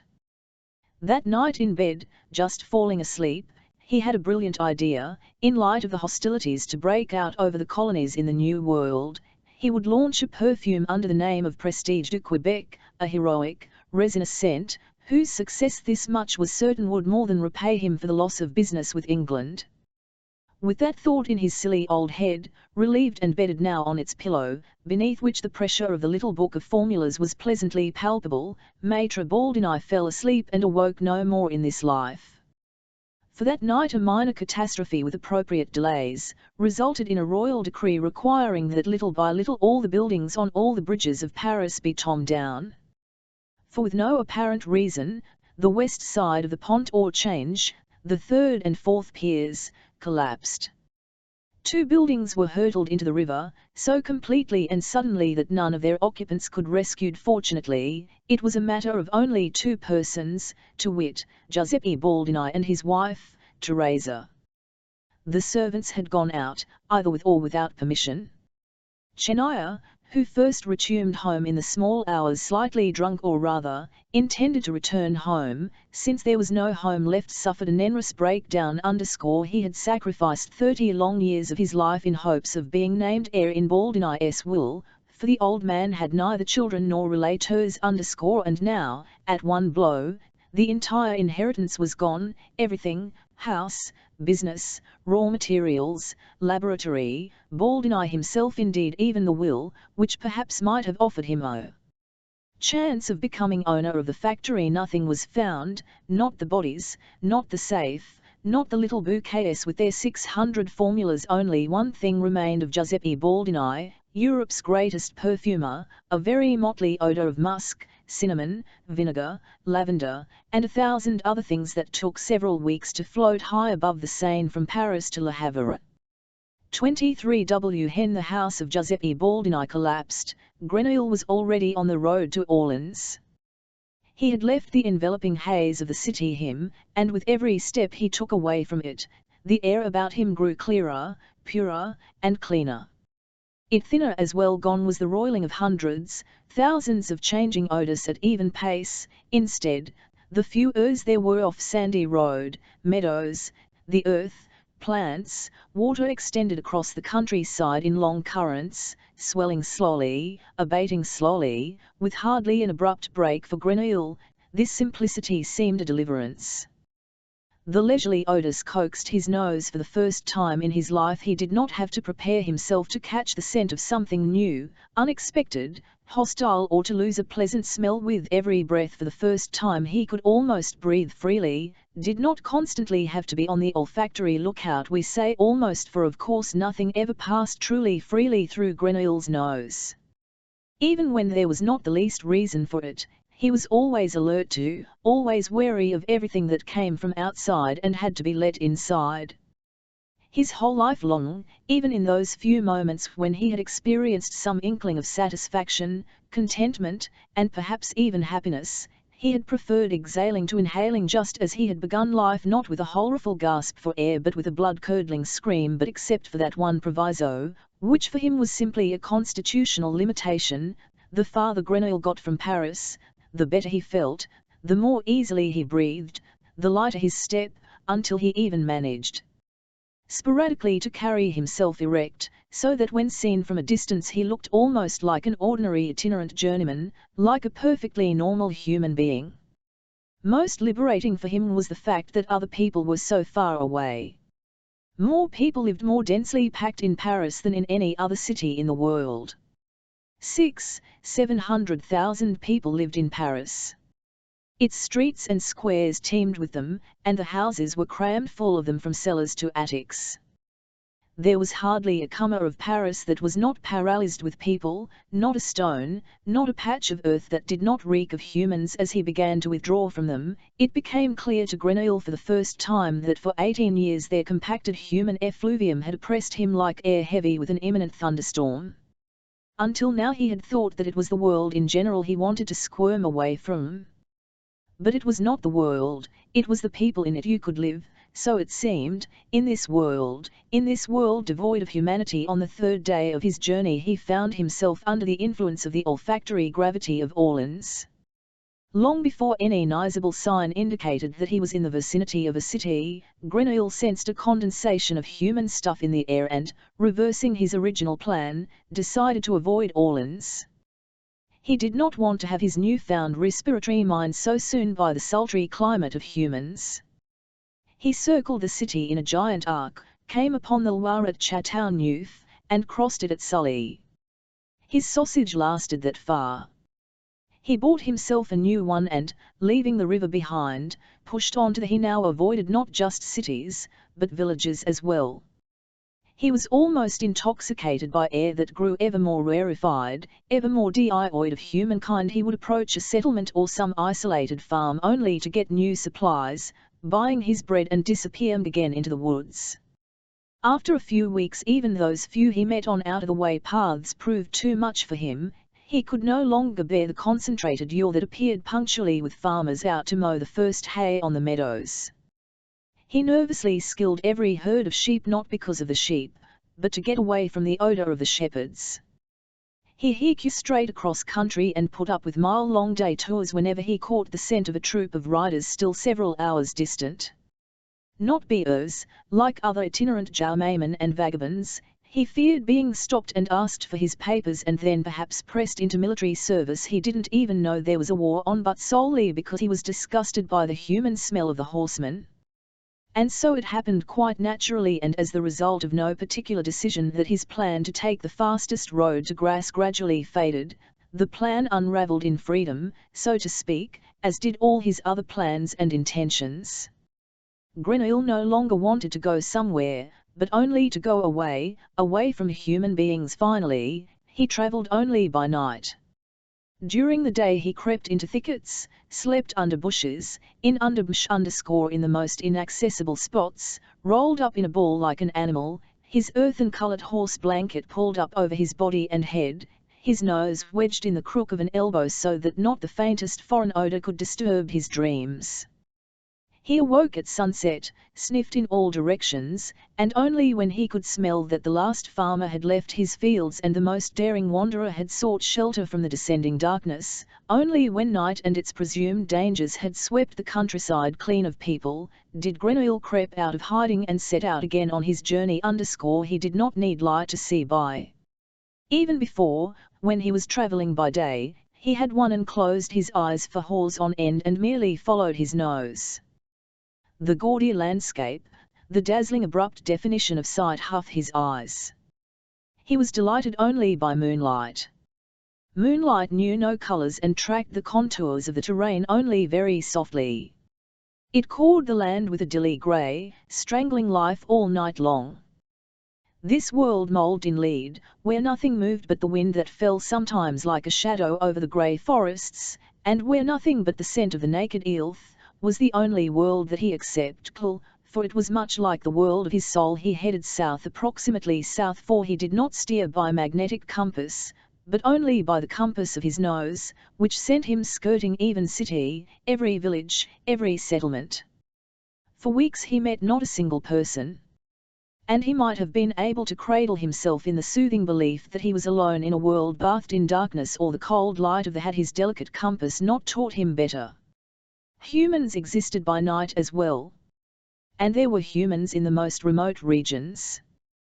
They had only pulled back like rats into their lairs to sleep. The earth was not cleansed of them, for even in sleep they exuded there, which then forced its way out between the cracks of their dwellings and into the open air, poisoning a natural world only apparently lent to its own devices.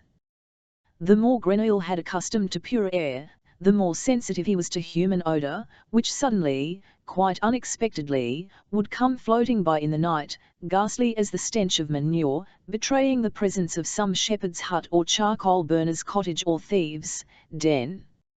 And then he would flee fan her, increasingly sensitive to the increasingly infrequent smell of humankind. Thus his nose led him to ever more remote regions of the country, ever farther from human beings, driving him on ever more insistently toward the magnetic pole of the greatest possible solitude, 24T pole, the point of the kingdom most distant from humankind, was liated in the massif central of the Auvergne, about 5 days' journey south of Clermont, on the peak of a 6,000-foot high volcano named Plomb du Cantal. The mountain consisted of a giant cone of blue-grey rock and was surrounded by an endless, barren highland studded with a few trees by fire and overgrown with grey moss and grey brush, out of which here and there bramble boulders jutted up like rotten teeth. Even by light of day, the region was so dismal and dreary that the punished shepherd in this province would not have driven his animals here. And by night, by the bleaching light of the moon, it was such a god-forsaken wilderness that it seemed not of this world.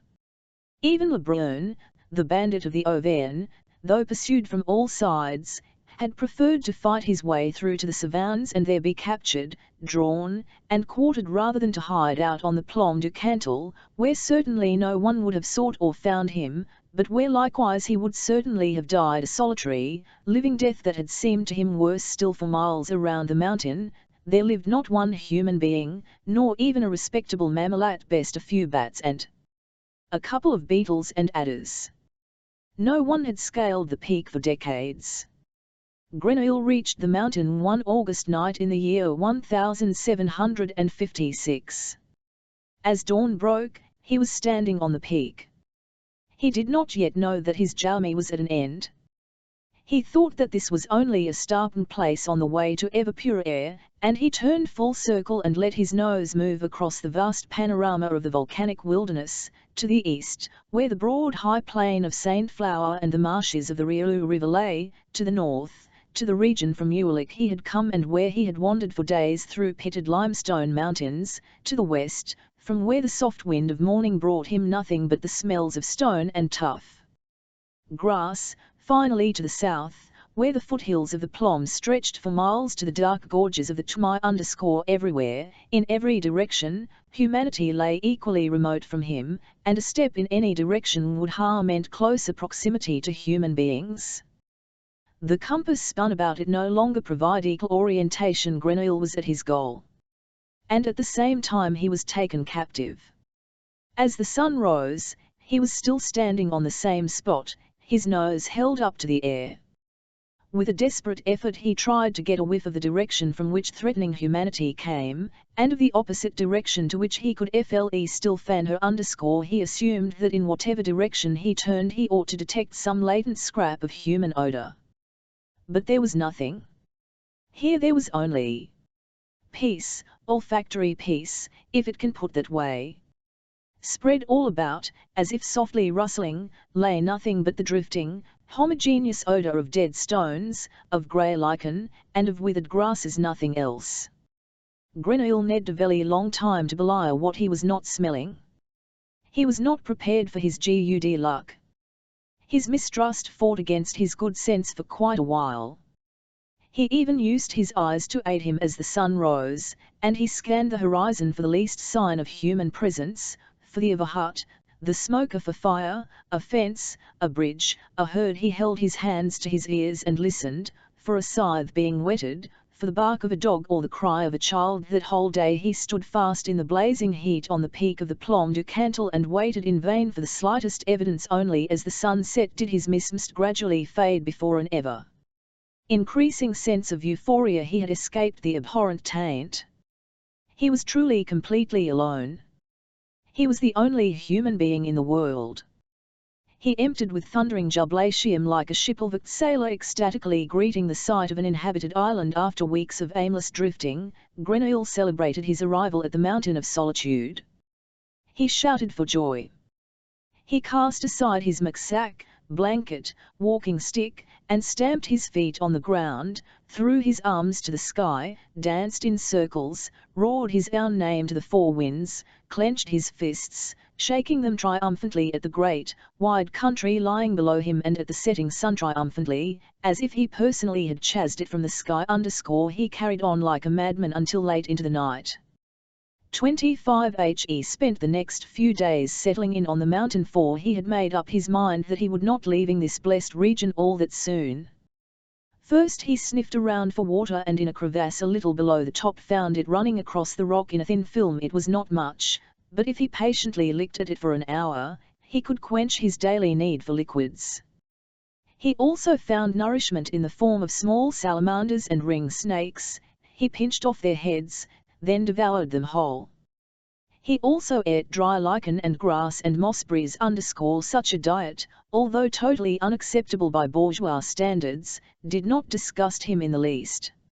In the past weeks and months he had no longer fed himself with food processed by human hands, bread, sausage, cheese, but instead, whene'er he felt hungry, had fell down anything vaguely edible that had crossed his path. He was anything but a gourmet. He had no use for sensual gratification, unless that gratification consisted of pure, incorporeal odors. He had no use for creature comforts either, and would have been quite content to set up camp on bare stone. But he found something better. Near his watering spot he discovered a natural tunnel leading back into the mountain by many twists and turns, until a feet or so it came to an end in a rock slide. The back of the tunnel was so narrow that Grenouille's shoulders touched the rock, and so low that he could walk only hunched down, but he could sit, and if he curled up, could even lie down. That completely satisfied his requirements for comfort. For the spot had incalculable advantages. At the end of the tunnel it was pitch black night. Even during the day, it was deathly quiet, and the air he breathed was moist, salty. Grenouille could smell at once that no living creature had entered the place. As he took possession of it, he was overcome by a sense of something like sacred awe. He carefully spread his horse blanket on the ground as if dressing an altar, and lay down on it. He felt blessedly wonderful. He was lying 150 feet below the Ilth, inside the loneliest mountain in France, as if in his own grave. Never in his life had he felt so secure, certainly not in his mother's belly. The world could go up in flames out there, but he would not even notice it here. He began to cry softly. He did not know whom to thank for such gocal fortune. In the days that followed he went into the open only to lick at his watering spot, quickly to relieve himself of his urine and excrement, and to hunt lizards and snakes. They were easy to bag at night when they retreated under flat stones or into little holes where he could trace them with his nose. He climbed back up to the peak a few more times during the first weeks to sniff out the horizon, but that had become more a wearisome habit than a necessity, for he had not once scented the least threat, and so he finally gave up these excursions and was concerned only with getting back into his crypt as quickly as possible once he had taken care of the most basic chores necessary for simple survival. For here, inside the crypt, was where he truly lived. Which is to say, for well over 20 hours a day in total darkness and in total silence and in total immobility, he sat on his horse blanket at the end of the stony corridor, his back resting on the rock slide, his shoulders wedged between the rakes, and enjoyed himself. We are familiar with people who seek out solitude, penitents, failures, saints, or prophets. They retreat to deserts, preferably, where they live on and honey. Others, however, live in cars or cells on remote islands, some more spectacularly squat in cages mounted high atop poles swaying in the breeze. They do this to nearer to God. Their solitude is a self-mortification by which they do penance. They act in the belief that they are living a life pleasing to God. Or they wait months, years, for their solitude to be broken by some divine message that they hope then speedily to broadcast among mankind. Grenouille's case was nothing of the sort. There was not the least notion of God in his head. He was not doing penance nor waiting for some supernatural inspiration. He had withdrawn solely for his own personal pleasure, only to be near to himself. No longer distracted by anything external, he basked in his own existence and found it splendid. He lay in his stony crypt like his own corpse, hardly breathing, his heart hardly beating, and yet lived as intensively and dissolutely as ever a rake had lived in the wide world outside. 26T His setting for these debaucheries was, how could it be othenwise, the innermost empire where he had buried the husks of every odour encountered since birth to enhance the he first conjured up those that were earliest and most remote, the hostile, steaming vapours of Madame Gaillard's, the bone-dry, leathery bouquet of her hands, the vinegary breath of Father Terrier, the hysterical, hot maternal sweat of Bussy the wet nurse, the carrion stench of the Sainte-Aide's innocence, the homicidal odour of his mother. And he wallowed in disgust and loathing, and his hair stood on end at the delicious horror. Sometimes, if this repulsive aperitif did not quite get him into stride, he would allow himself a brief détour to Grimace for a whiff of the stench of raw, meaty skins and tanning broths, or he imagined the collective effluvium of 600,000 Parisians in the sultry, oppressive heat of late summer, and then all at once, the pent-up hate would empty with orgasmic force that was, after all, the point of the exercise. Like a thunderstorm he rolled across these odours that had dared offend his patrician nose. He thrashed at them as hail thrashes a grain field, like a hurricane, he scattered the rabble and drowned them in a grand purifying deluge of distilled water. And how just was his anger! How great his revenge! Ah! What a sublime moment! Grenouille, the little man, quivered with excitement, his body writhed with voluptuous delight and arched so high that he slammed his head against the of the tunnel, only to sink back slowly and lie there lolling in satiation. It really was too pleasant, this volcanic act that extinguished all obnoxious odours, really too pleasant. This was almost his favourite routine in the whole repertoire of his innermost universal theatre, for it imparted to him the wonderful sense of righteous exhaustion that comes after only truly grand heroic deeds. Now he could rest a while in good conscience. He stretched out to the extent his body fit within the narrow stony quarters. Deep inside, however, on the cleanly swept mats of his soul, he stretched out comfortably to the fullest and dozed away, letting delicate scents play about his nose, a spicy gust, for instance, as if borne here from springtime meadows, a mild May wind waning through the first green leaves, a sea breeze, with the bitterness of salted almonds. It was late when he arose, something like late, for naturally there was no afternoon or forenoon or even morning, there was neither light nor darkness, nor were there spring meadows nor green beech leaves there were no real things at all in Grenouille's innermost universe, only the odours of things, which is why the Fafin de Parler speaks of that universe as a landscape, an adequate to be sure, but the only possible one, since our language is of no use when it comes to describing the smellable world. It was late afternoon, that is, a condition and a moment within Grenouille's soul such as reigns over the south when the siesta is done and the paralysis of midday slowly recedes and life's urge begins again after such constraint. The heat kindled by rage, the enemy of sublime sense, had fled, the pack of demons was annihilated. The fields within him lay soft and burnished beneath the lascivious peace of his awakening, and they waited for the will of their Lord to come upon, and Grenouille rose up as noted and shook the sleep from his limbs. He up, the great innermost Grenouille. Like a giant he planted himself, in all his glory and grandeur, splendid to look upon, damn shame that no one saw him. And looked about him, proud and majestic. Yes. This was his empire. The incomparable empire of Grenouille. Created and mled over by him, the incomparable Grenouille, laid waste by him if he so chose and then raised up again, made boundless by him and defended with a flaming sword against every intender. Here there was naught but his will, the will of the great, splendid, incomparable Grenouille. And now that the stench of the past had been swept away, he desired that his empire fragrant And with mighty strides he passed across the fallow fields and sowed fragrance of all kinds, wastefully here, sparingly there, in plantations of endless dimension and in small, intimate parcels, strewing seeds by the fistful or tucking them in one by one in selected spots. To the farthest regions of his empire, Grenouille the Great, the frantic gardener, hurried, and some there was not a cranny left into which he had not thrown a seed of fragrance. And when he saw that it was good and that the whole earth was saturated with his divine Grenouille, then Grenouille the Great let descend a shower of spirit, soft and steady, and everywhere and over all the seed began to germinate and sprout, bringing forth shoots to gladden his heart.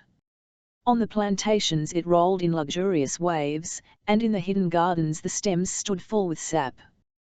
The blossoms all but expulsed from their buds. Then Grenouille the Great commanded the rain to stop. And it was so.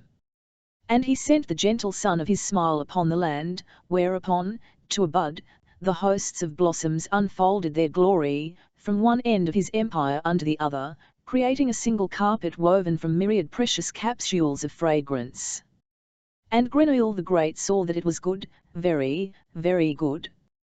And he caused the wind of his breath to blow across the land, and the blossoms, thus caressed, spilled over with scent and intermingled their teeming scents into one constantly charming scent that in all its variety was nevertheless merged into the odour of universal homage to him, Grenouille the Great, the incomparable, the magnificent, who, enthroned upon his gold-scented cloud, sniffed his breath back in again, and the sweet savour of the sacrifice was pleasing unto him, and he deigned to bless his creation times over, from whom came thanksgiving with songs of praise and rejoicing and yet further outpourings of glorious fragrance.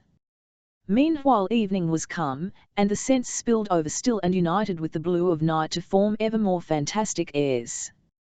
A gala of scent awaited, with one gigantic burst of fragrant diamond-studded fireworks. Grenouille the Great, however, had tired a little and yawned and spoke, "Behold, I hail done a great thing, and I am nell pleased, but as with all the narks once finished, it begins to bore me.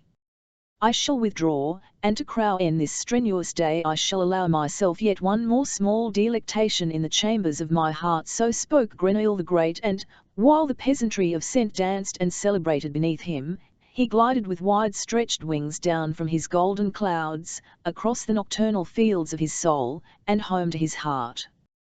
27. A returning home was pleasant. The double role of avenger and creator of worlds was not a little taxing, and then to be celebrated aftenwards for hours on end by one's own offspring was not the perfect way to relax either. Weary of the duties of divine creator and official host, Grenouille the Great longed for some small domestic bliss. His heart was a purple castle. It lay in a rake-strewn desert, concealed by dunes, surrounded by a marshy oasis, and set behind stone walls. It could be reached only from the air. It had 1,000 private rooms and 1,000 underground chambers and 1,000 elegant salons, among them one with a purple sofa. When Grenouille, no longer Grenouille the Great, but only the quite private Grenouille, or simply dear little Jean-Baptiste, would recover from the labours of the day. The castle's private rooms, however, were shelved from to ceiling, and on those shelves were all the odours that Grenouille had collected in the course of his life, several million of them. And in the castle's cellars the scents of his life were stored in casks. Then properly aged, they were drawn off into bottles that lay in miles of damp, cool corridors and were arranged by vintage and estate. There were so many that they could not all be DMNK in a single lifetime. Once dear little Jean-Baptiste had finally returned chez soi, lying on his simple, cosy sofa in his purple salon. He's finally pulled off, so to speak. He clapped his hands and called his servants, who were invisible, intangible, inaudible, and all inurus, and thus totally imaginary servants, and ordered them to go to the private rooms and get this or that volume from the great library of Otis and to the cellars to fetch something for him to drink. The imaginary servants hurried off, and Grenouille's stomach cramped in tormented expectation. He suddenly felt like a drunkard who is afraid that the shot of brandy he has ordered at the bar will, for some reason or other, be denied him. What if the cellar or the library were suddenly empty, if the wine in the casks had gone sour? Why were they keeping him waiting? Why did they not come? He needed the stuff now, he needed desperately, he was addicted, he would die on the spot if he did not get it. Calm yourself, Jean-Baptiste. Calm yourself, my friend. They are coming, they are coming, they are bringing what you crave. The servants are winging their way here with it. They are carrying the book of odors on an invisible tray, and in their white-gloved, invisible hands they are carrying those precious bottles. They set them down, ever so carefully, they bow, and they disappear. And then, left alone, at last once again, left alone, Jean-Baptiste reaches for the earth he craves, opens the first bottle, pours a glass full to the rim, puts it to his lips, and drinks. Drinks the glass of scent down in one draught, and it is luscious. It is so refreshingly vocal that dear Jean-Baptiste's eyes fill with tears of bliss, and he immediately pours himself a second glass, a scent from the year 1752, sniffed up in spring, before sunrise on the Pont Royal, his nose directed to the nest, from where a light breeze bore the blended odors of sea and forest and a touch of the tanny smell of the barges tied up at the bank. It was the scent from the end of his first night spent roaming about Paris without Grenouille's permission. It was the fresh odor of the approaching day, of the first daybreak that he had ever known in freedom. That odor had been the pledge of freedom. It had been the pledge of a different life. The odor of that morning was for Grenouille the odor of hope. He guarded it carefully and he drank of it. Once he had emptied the second glass, all his nervousness, all his doubt and insecurity, fell away from him, and he was filled with glorious contentment. He pressed his back against the soft cushions of his sofa, 01 and a book, and began to read from his memoirs. He read about the odors of his school days, about the odors of the broad streets and hidden nooks of the city, human odors _ and a pleasant shudder washed over him, for the odors he now called up were indeed those that he despised, that he had exterminated with sickened interest. Grenouille read from the book of revolting odors, and when his disgust outweighed his interest, he simply slammed the book shut, laid it aside, and picked up another. All the while he drank without pause from his noble sense. After the bottle of hope, he uncorked one from the year 1744 filled with the warm scent of the outside Madame Gaillard's house. And after that he drank a bottle of the scent of a summer evening, imbued with perfume and heavy with blossoms, gleaned from the edge of a park in Saint-Germain-des-Prés, dated 1753 _ he was now scent-logged. His arms and legs grew heavier and heavier as they pressed into the cushions. His mind was wonderfully fogged. But it was not yet the end of his debauch. His eyes could read no more. True, they had long since fallen from his hand, but he did not want to call an end to the evening without having emptied one last bottle, the most splendid of all, the scent of the girl from the Rue des Marais. He drank it reverently and he sat upright on the sofa to do so, although that was difficult, and the purple salon whirled and swayed with every move. Like a schoolboy, his knees pressed together, his feet side by side, his left hand resting on his left thigh. That was how little Grenouille drank the most precious scent from the cellars of his heart, glass after glass, and grew sadder and sadder as he drank. He knew that he was drinking much. He knew that he could not handle so much good scent, and yet he drank till the bottle was empty. He walked along the dark passage from the street into the rear courtyard. He made for the glow of light. The girl was sitting there pitting yellow plums _ far in the distance. The rockets and orchids of the fireworks were booming. He put the glass down and sat there for a while yet, several minutes, stiff with sentimentality and guzzling, until the last aftertaste had vanished from his palate. He stared vacantly ahead. His head was suddenly as empty as the bottle. Then he toppled sideways onto the purple sofa, and from one moment to the next sank into a numb sleep _ at the same time. The other Grenouille fell asleep on his horse blanket. And his sleep was just as fathomless as that of the innermost Grenouille, for the Herculeanities and excesses of the one had more than exhausted the other. They were, all, one and the same person. Then he awoke. However, he did not awaken in the purple salon of his purple castle behind the seven walls, nor upon the vernal fields of scent within his soul, but most decidedly in his stony dungeon at the end of a tunnel, on hard ground, in the dark. And he was nauseated with hunger and thirst, and as chilled and miserable as a drunkard after a night of carousing. He crept on all fours out of his tunnel outside. It would be some time of day or another, usually toward the beginning or end of night, but even at midnight, the brightness of the starlight pricked his eyes like needles. The air seemed dusty to him, acrid, searing his lungs, the landscape was brittle, he bumped against the stones.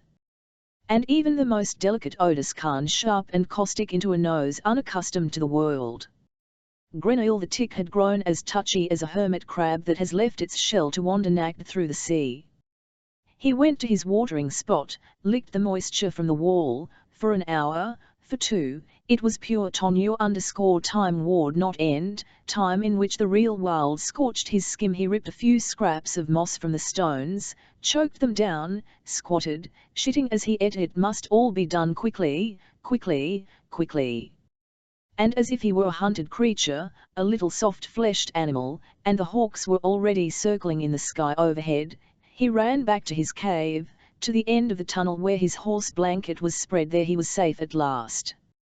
He leaned back against the stony debris, stretched out his legs, and waited.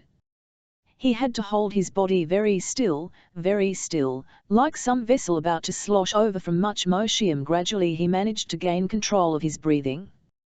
His excited heart beat more steadily, the pounding of the waves inside him subsided slowly.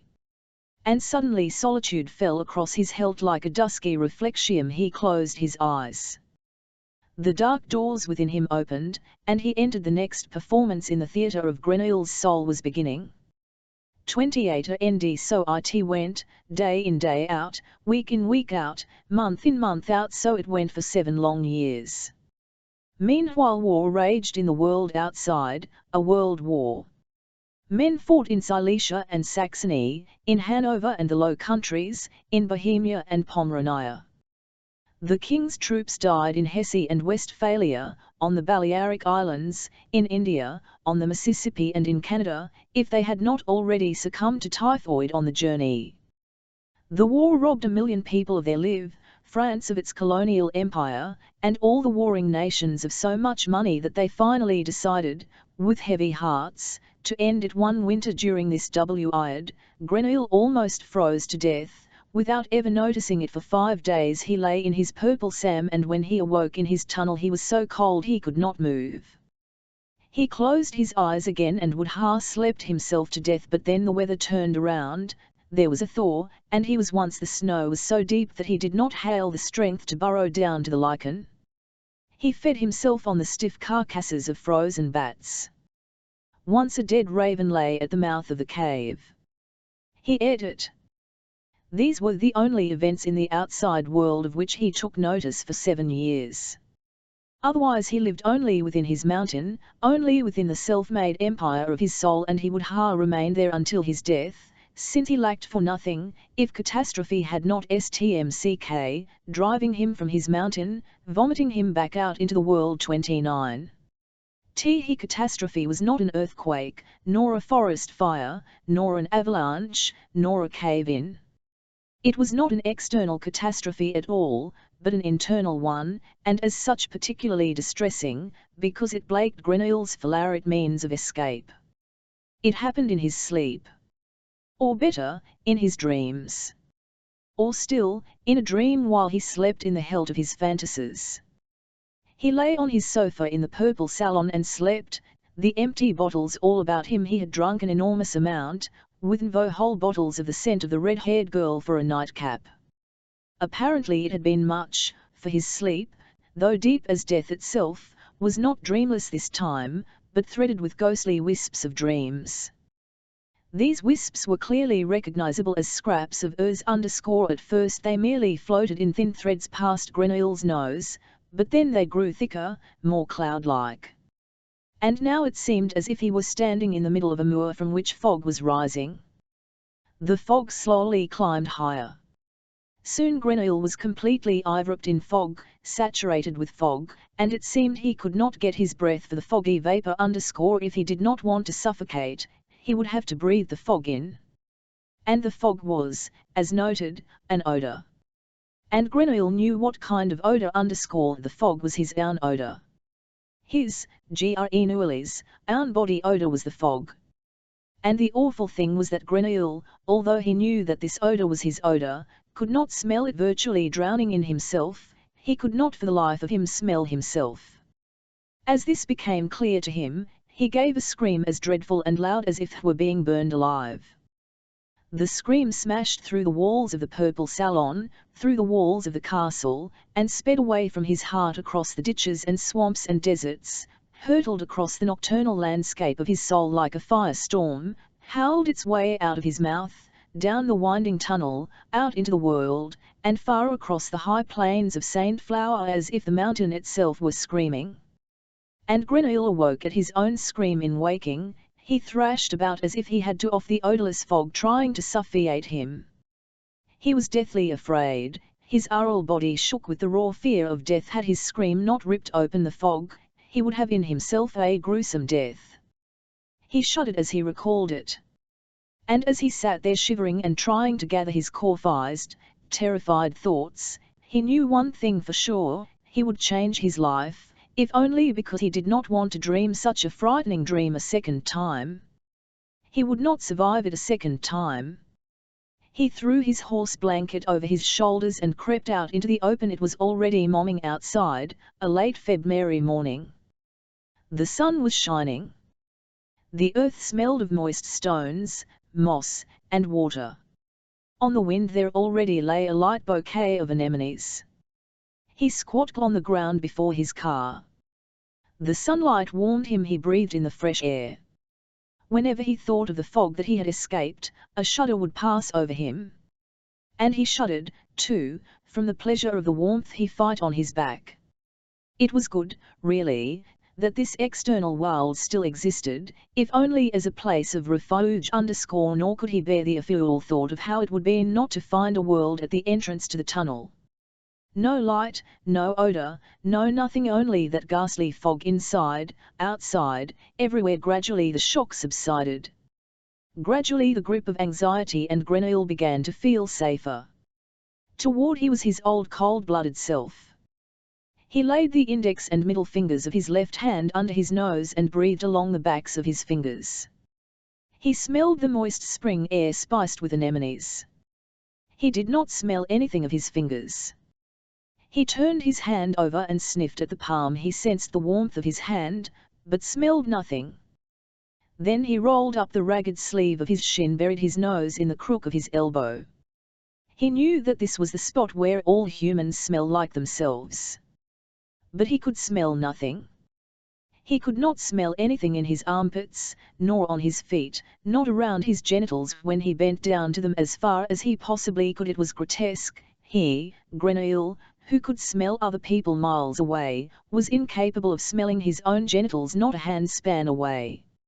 Nevertheless, he did not panic, but considered it all coolly and spoke to himself as follows: "It is not that I do not smell, for everything smells. It is, rather, that one cannot smell that I smell, because I have smelled myself day in day out since my birth, and my nose is therefore dulled against my own smell. If I could separate my own smell, or at least a part of it, from me and then return to it after being weaned from it for a while, then I would most certainly be able to smell it and therefore me." He laid the horse blanket aside and took off his clothes, or at least what of them, rags and tatters, were what he took off. For 7 years he had not removed them from his body. They had to be fully saturated with his own new _ He tossed them into a pile at the cave entrance and walked away. Then, for the first time in 7 years, he once again climbed to the top of the mountain. There he stmd on the same spot where he had stood on the day of his arrival, held his nose to the west, and let the wind whistle around his naked body. His intention was thoroughly to air himself, to be pumped so full of the west wind, and that meant with the odor of the sea and wet meadows, that this odor would counterbalance his own body, creating a gradient of odors between himself and his clothes, which he would then be in a position to smell, and to prevent his nose from taking in the least bit of his own odor, He bent his body forward, stretching his neck out as far as he could against the wind, with his arms stretched behind him. He looked like a swimmer just before he dove into the water. He held this totally ridiculous pose for hours, and even by such pale sunlight, his skin, maggot white from lack of sun, was turned a lobster red. Toward evening he climbed back down to the cave. From far off he could see his clothes lying in a pile. The last few yards, he held his nose closed and opened it again only when he had lowered it right down onto the pile. He made the sniffing test he had learned from Baldini, snatching up the air and then letting it out again in spurts. And to catch the odor, he used both hands to form a bell around his clothes, with his nose stuck into it as the clapper. He did everything possible to extract his own odor from his clothes. But there was no odor in them. It was most definitely not there. There were 1,000 other odors, the odor of stone, sand, moss, resin, ravens bltnd, even the yaw of the sausage that he had years before near Sully was clearly perceptible. Those clothes contained an olfactory diary of the last 7-8 years. Only one odor was not there, his own odor, the odor of the person who had worn them continuously all that time. And now he to be TMLY alarmed. The sun had set. He was standing naked at the entrance to the tunnel, where he had lived in darkness for 7 years. The wind blew cold, and he was freezing, but he did not notice that he was freezing, for within him was a counterfrost, fear. It was not the same fear that he had felt in his dream, the ghastly fear of suffocating on himself which he had to shake off and flee whatever the cost. What he now felt was the fear of not knowing much of anything about himself. It was the opposite pole of that other fear. He could not it, but had to move toward it. He had to know for certain, even if that knowledge proved terrible, whether he had a knew or not. And he had to know now. At once. He went back into the tunnel. Within a few yards he was fully engulfed in darkness, but he found his way as if by brightest daylight. He had gone down this path many thousands of times, knew every step and every turn, could smell every low-hanging jut of rock and every tiny protruding stone. It was not hard to find the way. It was hard was fighting back the memory of the claustrophobic dream rising higher and higher within him like a flood tide with every step he took, but he was brave. That is to say, he fought the fear of knowing with the fear of not knowing, and he won the battle, because he knew he had no choice. When he had reached the end of the tunnel, there where the rock slide slanted upwards, both fears fell away from him. He felt calm. His mind was quite clear and his nose sharp as a scalpel. He squatted down, laid his hands over his eyes, and smelled. Here on this spot, in this remote stony grave, he had lain for 7 years. There must be some smell of him here, if anywhere in this world. He breathed slowly. He analyzed exactly. He allowed himself time to come to a judgment. He squatted there for a quarter of an hour. His memory was infallible, and he knew precisely how this spot had smelled 7 years before, stony and moist, salty, cool, and so pure that no living creature, man or beast, could ever have entered the place, which was exactly how it smelled now. He continued to squat there for a while, quite calm, simply holding his head gently. Then he turned around and walked, at first hunched down, but when the height of the tunnel allowed it, erect, out into the open air. Outside he pulled on his rags. His S&S had rot off him years before, threw the horse blanket 01m his shoulders, and that same night left the Plom du Cantal, heading south 30he. Looked awful. His hair reached down to the hollows of his knees, his scraggly beard to his navel. His nails were like talons, and the skin on his arms and legs, where the rags no longer covered his body, was peeling off in shreds. The first people he met, farmers in a field near the town of Perfume, ran off screaming at the sight of him, but in the town itself, he caused a sensation. By the hundreds people came running to gape at him. Many of them he was an escaped galley slave. Others said he was not really a human being, but some mixture of man and bear, some kind of forest creature. One fellow, who had been to sea, claimed that he like of a wild Indian tribe in KN, which lay on the other side of the great ocean. They led him before the mayor. There, to the astonishment of the assembly, he produced his journeyman's papers, opened his mouth, and related in a few gabbled but sufficiently comprehensible words, for these were the first words that he had uttered in 7 years, how he had been attacked by robbers, dragged off and held captive in a cave for 7 years. He had seen neither daylight nor another human being during that time, had been fed by an invisible hand that let down a basket in the dark, and finally set free by a ladder without his ever knowing why and without ever having seen his captors or his rescuer. He had thought this story up, since it seemed to him more believable than the truth, and so it was, for similar attacks by robbers not infrequently in the mountains of the Auvergne and Languedoc, and in the savannes. At least the mayor recorded it all without protest and passed his report on to the Marquis de la Taille d'Espinus, liege lord of the town and member of Parliament in Toulouse at the age of folly. The Marquis had turned his back on life at the court of Versailles and retired to his estates, where he lived for science alone. From his pen had come an important work concerning dynamic political economy. In it he had proposed the abolition of all taxes on real estate and agricultural peculates, as well as the of an upside CLMVN progressive income tax, which would hit the poorest citizens the hardest and so force them to a more vigorous development of their economic activities. Encouraged by the success of his little he authored a tract on the raising of boys and girls between the ages of 5 and 10. Then he turned to experimental agriculture.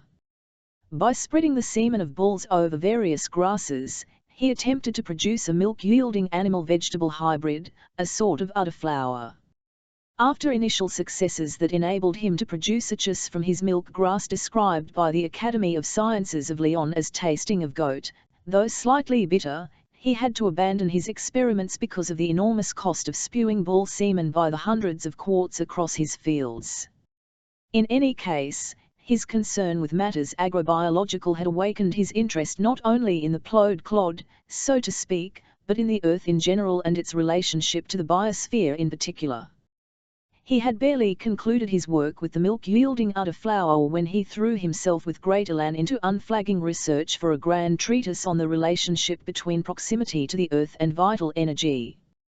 His thesis was that life could develop only at a certain distance from the earth, since the earth itself constantly emits a corrupting gas, a so-called fluidum letal, which lames vital energies and or later totally extinguishes them. All living creatures therefore endeavour to distance themselves from the earth by growing, that is, they grow away from it and not, for instance, into it, which is why their most valuable parts are lifted heavenwards, the ears of grain, the blossoms of flowers, the head of man, and therefore, as they begin to bend and buckle back toward the earth in old age, they will inevitably fall victim to the lethal gas, into which they are in turn finally changed once they have decomposed after death. Then the Marquis de la Taille d'Espinus received word that in Perfume an individual had been found who had dwelt in a cave for 7 years, that is, completely encapsulated by the corrupting element of the ether. He was beside himself with delight and immediately had Grenouille brought to his laboratory, where he subjected him to a thorough examination. He found his theories confirmed most graphically. The fluidum letal had already so assaulted Grenouille that his 25-year-old body clearly showed the marks of senile deterioration.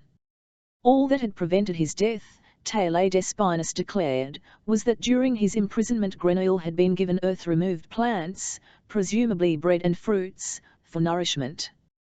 And now his former healthy condition could be restored only by the wholesale expulsion of the fluidum, using a vital ventilation machine, devised by Taille d'Espinus himself. He had such an apparatus standing in his manor in Montlalia, and if Grenouille was willing to make himself available as the object of a scientific demonstration, he was willing not only to free him from hopeless contamination by earth gas, but he would also provide him with a handsome sum of money. 2 hours later they were sitting in the carriage. Although the roads were in miserable condition, they travelled the 64 miles to Montlalia in just under 2 days, for despite his advanced age, The Marquis would not be denied his right personally to whip both driver and horses and to lend a hand whenever, as frequently happened, an axle or spring broke. So excited was he by his find, so eager to present it to an educated audience as soon as possible. Grenouille, however, was not allowed to leave the carriage even once. He was forced to sit there all wrapped up in his rags and a blanket drenched with earth and clay. During the trip he was given raw vegetable roots to eat. The Marquis hoped these procedures would preserve the contamination by earth's fluidum in its ideal state for a while yet. Upon their arrival in Montpellier, he had Grenouille taken at once to the cellar of his and sent out invitations to all the members of the medical faculty, the botanical, the agricultural school, the chemophysical club, the Freemason lodge, and the others, and gleamed of which the city had no fewer than a dozen. And several days later, exactly 1 week after he had left his mountain solitude, Grenouille found himself on a dais in the great hall of the University of Montpellier and was presented as the scientific sensation of the year to a crowd of several hundred people. In his lecture, Taillet d'Espinus described him as living proof for the validity of his theory of Earth's fluidum letal. While he stripped Grenouille of his rags piece by piece, he explained the devastating effect that the corruptive gas had perpetrated on Grenouille's body. One could see the pustules and scars caused by the corrosive gas, there on his breast a giant, shiny red gas cancer, a general disintegration of the skin, and even clear evidence of fluidal deformation of the bone structure, the visible indications being a hunchback, the internal organs as had been damaged by the gas, pancreas, liver, lungs, gallbladder, and intestinal tract, as the analysis of a sample, accessible to the public in a basin at the feet of the exhibit, had proved beyond doubt. In summary, it could be said that the paralysis of the vital energies caused by a 7-year contamination with fluidum letal Taillet had progressed so far that the exhibit, whose external appearance, by the way, already displayed significant mole-like traits, could be as a creature more disposed toward death than life. Nevertheless, the lecturer pledged that within 8 days, using ventilation therapy in combination with a vital diet, he would restore this creature to the point where the signs of a complete recovery would be self-evident to everyone, and he invited those present to return in 1 week to satisfy themselves of the success of this prognosis, which, of course, would then have to be seen as valid proof that his theory concerning Earth's fluidum was likewise correct. The lecture was an immense success. The limbed audience applauded the lecturer vigorously and lined up to pass the dais where Grenouille was standing. In his state of preserved deterioration and with all his old scars and deformities, he did indeed look so impressively dreadful that everyone considered him beyond recovery and already half decayed. Although he himself felt quite healthy and robust, many of the gentlemen tapped him up and down in a professional manner, measured him, looked into his mouth and eyes. Several of them addressed him directly and inquired about his life in the cave and his present state of health. But he kept strictly to the instructions the Marquis had given him beforehand and answered all such questions with nothing more than a strained death rattle, making helpless gestures with his hands to his larynx, as if to indicate that too was already rotted away by fluidum letal. Taillet, at the end of the demonstration, Taillet d'Espinus packed him back up and transported him home to the storage room of his manor. There, in the presence of several selected doctors from the medical faculty, he locked Grenouille in his vital ventilation machine, a box made of tightly jointed pine boards, which by means of a suction flue extending far above the house roof could be with air extracted from the higher regions, and thus free of lethal gas. The air could then escape through a leather flap valve placed in the floor.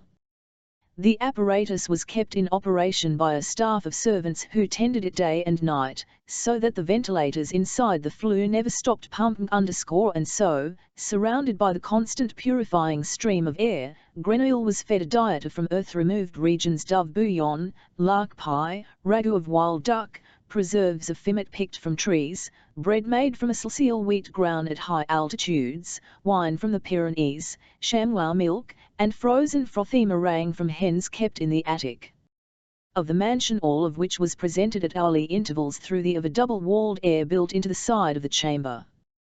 This combined treatment of decontamination and revitalization lasted for days. Then the Marquise had the ventilators stopped and Grenouille brought to a where he was softened for several hours in baths of lukewarm rain water and finally waxed from head to toe with nut oil soap from Potosi in the Andes. His finger and toenails were trimmed, his teeth cleaned with pulverized lime from the Dolomites, he was shaved, his hair cut and combed, coiffed and powdered. A tailor, a cobbler was sent for, and Grenouille was fitted out in a silk shim with white jabot and white lums at the cuffs, silk stockings, frock coat, trousers, and vest of blue velvet, and handsome buckled shoes of black leather, the right one cleverly elevated for his crippled foot. The Marquise essentially applied white talcum makeup to Grenouille's scarred face, dabbed his lips and cheeks with crimson, and gave a truly noble arch to his eyebrows with the aid of a soft stick of linden charcoal. Then he dusted him with his own personal perfume, a rather simple violet fragrance, took a few steps back, and took some time to find words for his delight. Monsieur, he began at last, I am thrilled with myself. I am overwhelmed at my own genius. I have, to be sure, never doubted the correctness of my fluidal theory, of course not, but to find it so gloriously confirmed by an applied therapy overwhelms me. You were a beast, and I made a man of you. A veritable divine act. Do forgive me, I am so touched.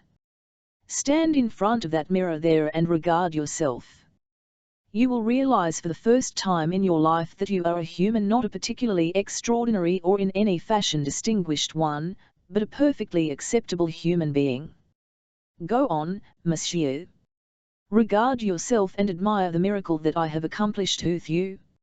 It was the first time that anyone had ever said Monsieur to Grenouille. He walked over to the mirror and looked into it. Before that day he had never seen himself in a mirror. He saw a gentleman in a handsome blue outfit, with a white shin and silk stockings, and instinctively he ducked, as he had always ducked before such fine gentlemen. The fine gentleman, however, ducked as well, and when Grenouille stood up straight again, the fine gentleman did the same, and then they both stared straight into each other's eyes. What dumbfounded Grenouille most was the fact that he looked so unbelievably normal. The Marquise was right, there was nothing special about his, nothing handsome, but then nothing especially ugly either. He was a little shorn of stature, his posture was a little awkward, his face a little expressionless. In short, he looked like 1,000 other people. If were now to go walking down the street, not one person would turn around to at him. A man such as he now was, should he chance to meet him, would not even strike him as in any way unusual unless, of course, he would smell that the man, except for a hint of violets, had as little odor as the gentleman in the mirror or himself, standing there in front of it. And yet only 10 days before, farmers had run away screaming at the sight of him. He had not felt any different from the way he did now. And now, if he closed his eyes, he felt not one bit different from then.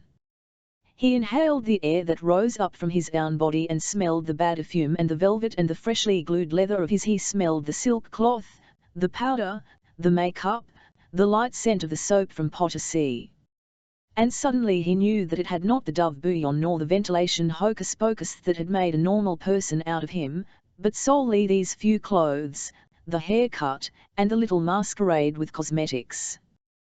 He blinked as he opened his eyes and saw how the gentleman in the mirror blinked back at him and how a little smile played his carmine lips, as if signaling to him that he did not find him totally unattractive.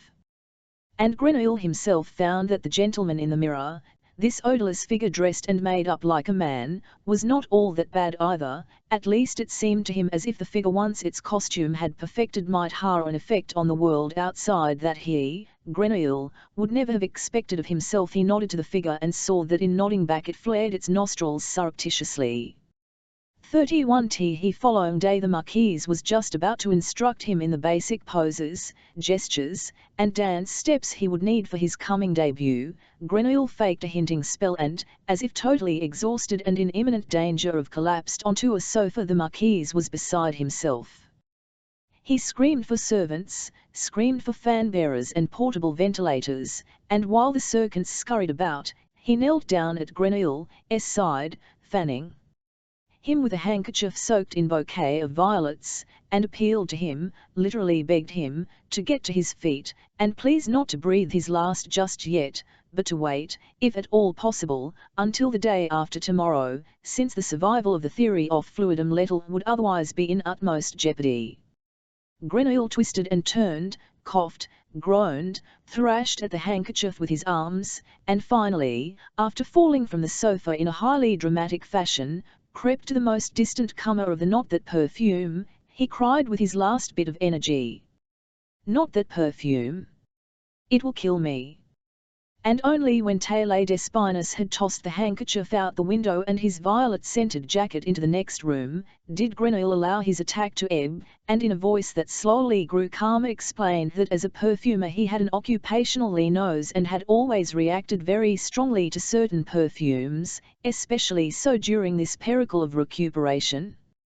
And his only explanation for the fact that the scent of violets, in particular a lovely flower in its own right, should so oppress him was that the Marquise's perfume contained a high percentage of violet extract, which, being of subterranean origin, must have a pernicious effect on a person like himself suffering from the influence omuidum letal _ yesterday, at the first application of the scent, he had felt quite queasy, and today, as he had once again perceived the odour of it, had been as if someone had pushed him back into that dreadful, suffocating hole where he had vegetated for several years. His very nature had risen up against it, that was all he could say, and now that His Grace the Marquise had used his all to restore him to a life free of fluidal air, he would rather die on the spot than once again be at the mercy of the dreaded fluidum _ at the mere thought of a W fume extracted from he could feel his whole body cramping up. He was firmly convinced, however, that he would recover in an instant if the Marquise would permit him to design a perfume of his own, one that would completely out the scent of violets. He had in mind an especially light, airy fragrance, consisting primarily of earth-removed ingredients, like oils of almond and orange blossom, eucalyptus, pine, and cypress oils.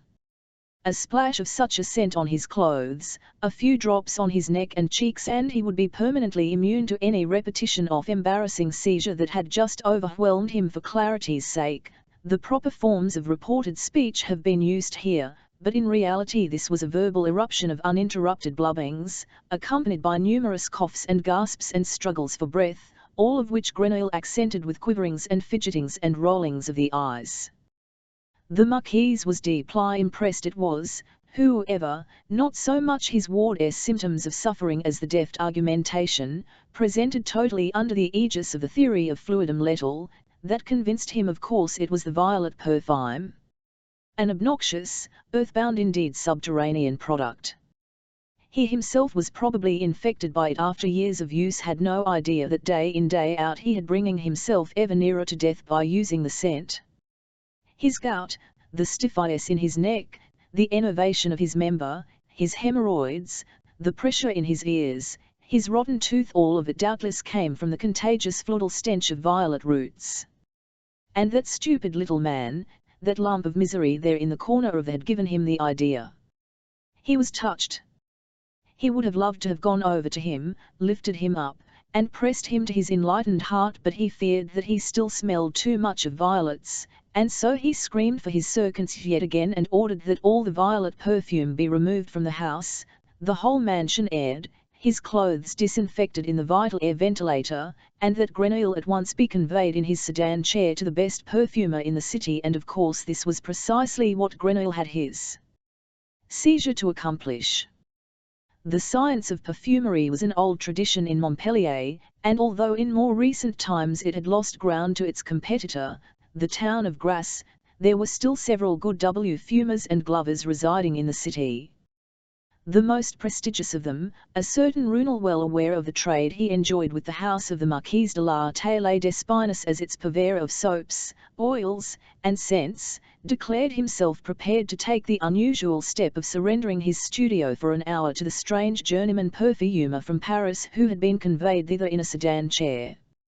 The latter refused all instructions, did not even want to know where things were, he knew his way around, he said, would manage well enough. And he locked himself in the laboratory and stayed there a good hour, While Runel joined the Marquise's majordomo for a couple of glasses of wine in a tavern, where he was to learn why his violet cologne was no longer a scent worth smelling. Runel's laboratory and shop fell far short of so grandly equipped as Baldini's perfume shop in Paris had been in its day. An average perfumer would not have made any great progress with its few floral oils, colognes, and spices. Grenouille, however, recognized with the first inhaled sniff that the ingredients on hand would be quite sufficient for his purposes. He did not want to create a great scent, he did not want to create a prestigious cologne such as he had once made for Baldini, one that stood out amid a sea of and tamed the masses. Nor was even the simple orange blossom scent that he had promised the Marquise his TME goal. The customary essences of neroli, eucalyptus, and cypress were meant only as a cover for the actual scent that he intended to produce, that was the scent of humanness. He wanted to acquire the human being odor if only in the form of an inferior temporary surrogate that he did not possess himself. True, the odor of human being did not exist, any more than the human countenance. Every human being smelled different, no one knew that better than Grenouille, who recognized thousands upon thousands of individual odors and could sniff out the difference of each human being from birth on. And yet there was a basic perfumetry theme to the odor of humanity, a rather simple one, by the way, a sweaty, oily, sour, cheesy, quite richly repulsive basic theme that clung to all humans equally and above which each individual's aura hovered only as a small cloud of more refined particularity. That aura, however, the highly complex, unmistakable of a personal odor, was not perceptible for most people in any case. Most people did not know that they even had such a thing, and did everything they could to disguise it under clothes or fashionable artificial odors. Only that basic odor, the primitive human effluvium, was tmly familiar to them. They lived exclusively within it and it made them feel, and only a person who gave off that standard vile vapor was ever considered one of their own. It was a strange parfum that Grenouille created that day. There had never before been a stranger one on earth. It did not smell like a scent, but like a human being who gives off a scent. If one had smelled this perfume in a dark room, one would have thought a second person was standing there. And if a human being, who smelled like a human being, had applied it, that person would seem to have the smell of two people, or, worse still, to be a monstrous double creature, like some figure that you can no longer clearly pinpoint because it looks blurred and out of focus, like something at the bottom of a lake beneath the shiver of waves. And to imitate this human odor quite unsatisfactorily, as he himself knew, but cleverly enough to deceive others, Grenouille gathered up the most striking ingredients in Runel's workshop. There was a little pile of cat shit behind the threshold of the leading out to the courtyard, still rather fresh. He took a half-teaspoon of it and placed it together with several drops of vinegar and finely ground salt in a mixing bottle. Under the work table he found a thumbnail-sized piece of cheese, apparently from one of Runel's lunches. It was already quite old, had to decompose, and gave off a biting, pungent odor. From the lid of a sardine tub that at the back of the shop, he scratched off a rancid, fishy something or other, mixed it with rotten egg and castoreum, ammonia, nutmeg, horn shavings, and singed pork rind, finely ground. To this he added a relatively large amount of civet, mixed these ghastly ingredients with alcohol, let it digest, and filtered it into a second bottle. The bilge smelled revolting. Its stink was putrid, like a sewer, and if you fanned its vapor just once to mix it with fresh air, it was as if you were standing in Paris on a hot summer day, at the Comer of the Mie Auxiliary Furs and the Mie de la Lingerie, where the odors from Les Halles, the Saint-Pierre des Innocents, and the mer-crowded tenements converged. On top of this disgusting base, which smelled more like a cadaver than a human being, Grenouille spread a layer of fresh, oily scents, peppermint, lavender, turpentine, lime, eucalyptus, which he then simultaneously disguised and tamed with the pleasant bouquet of fine floral oils: geranium, rose, orange blossom, and jasmine. After a second dilution with alcohol and a splash of vinegar, there was nothing left of the disgusting basic odor on which the mixture was built. The latent stench lay lost and unnoticeable under the fresh ingredients, the nauseous part, pampered by the scent of flowers, had become almost interesting, and, strangely enough, there was no putrefaction left to smell, not the least on the contrary, the perfume seemed to exhale the robust, vivacious scent of life. Grenouille filled 2 flacons with it, stopped them, and stuck them in his pocket. Then he washed the bottles, mortars, funnels, and spoons carefully with water, them down with bitter almond oil to remove all traces of odour, and picked up a second mixing bottle.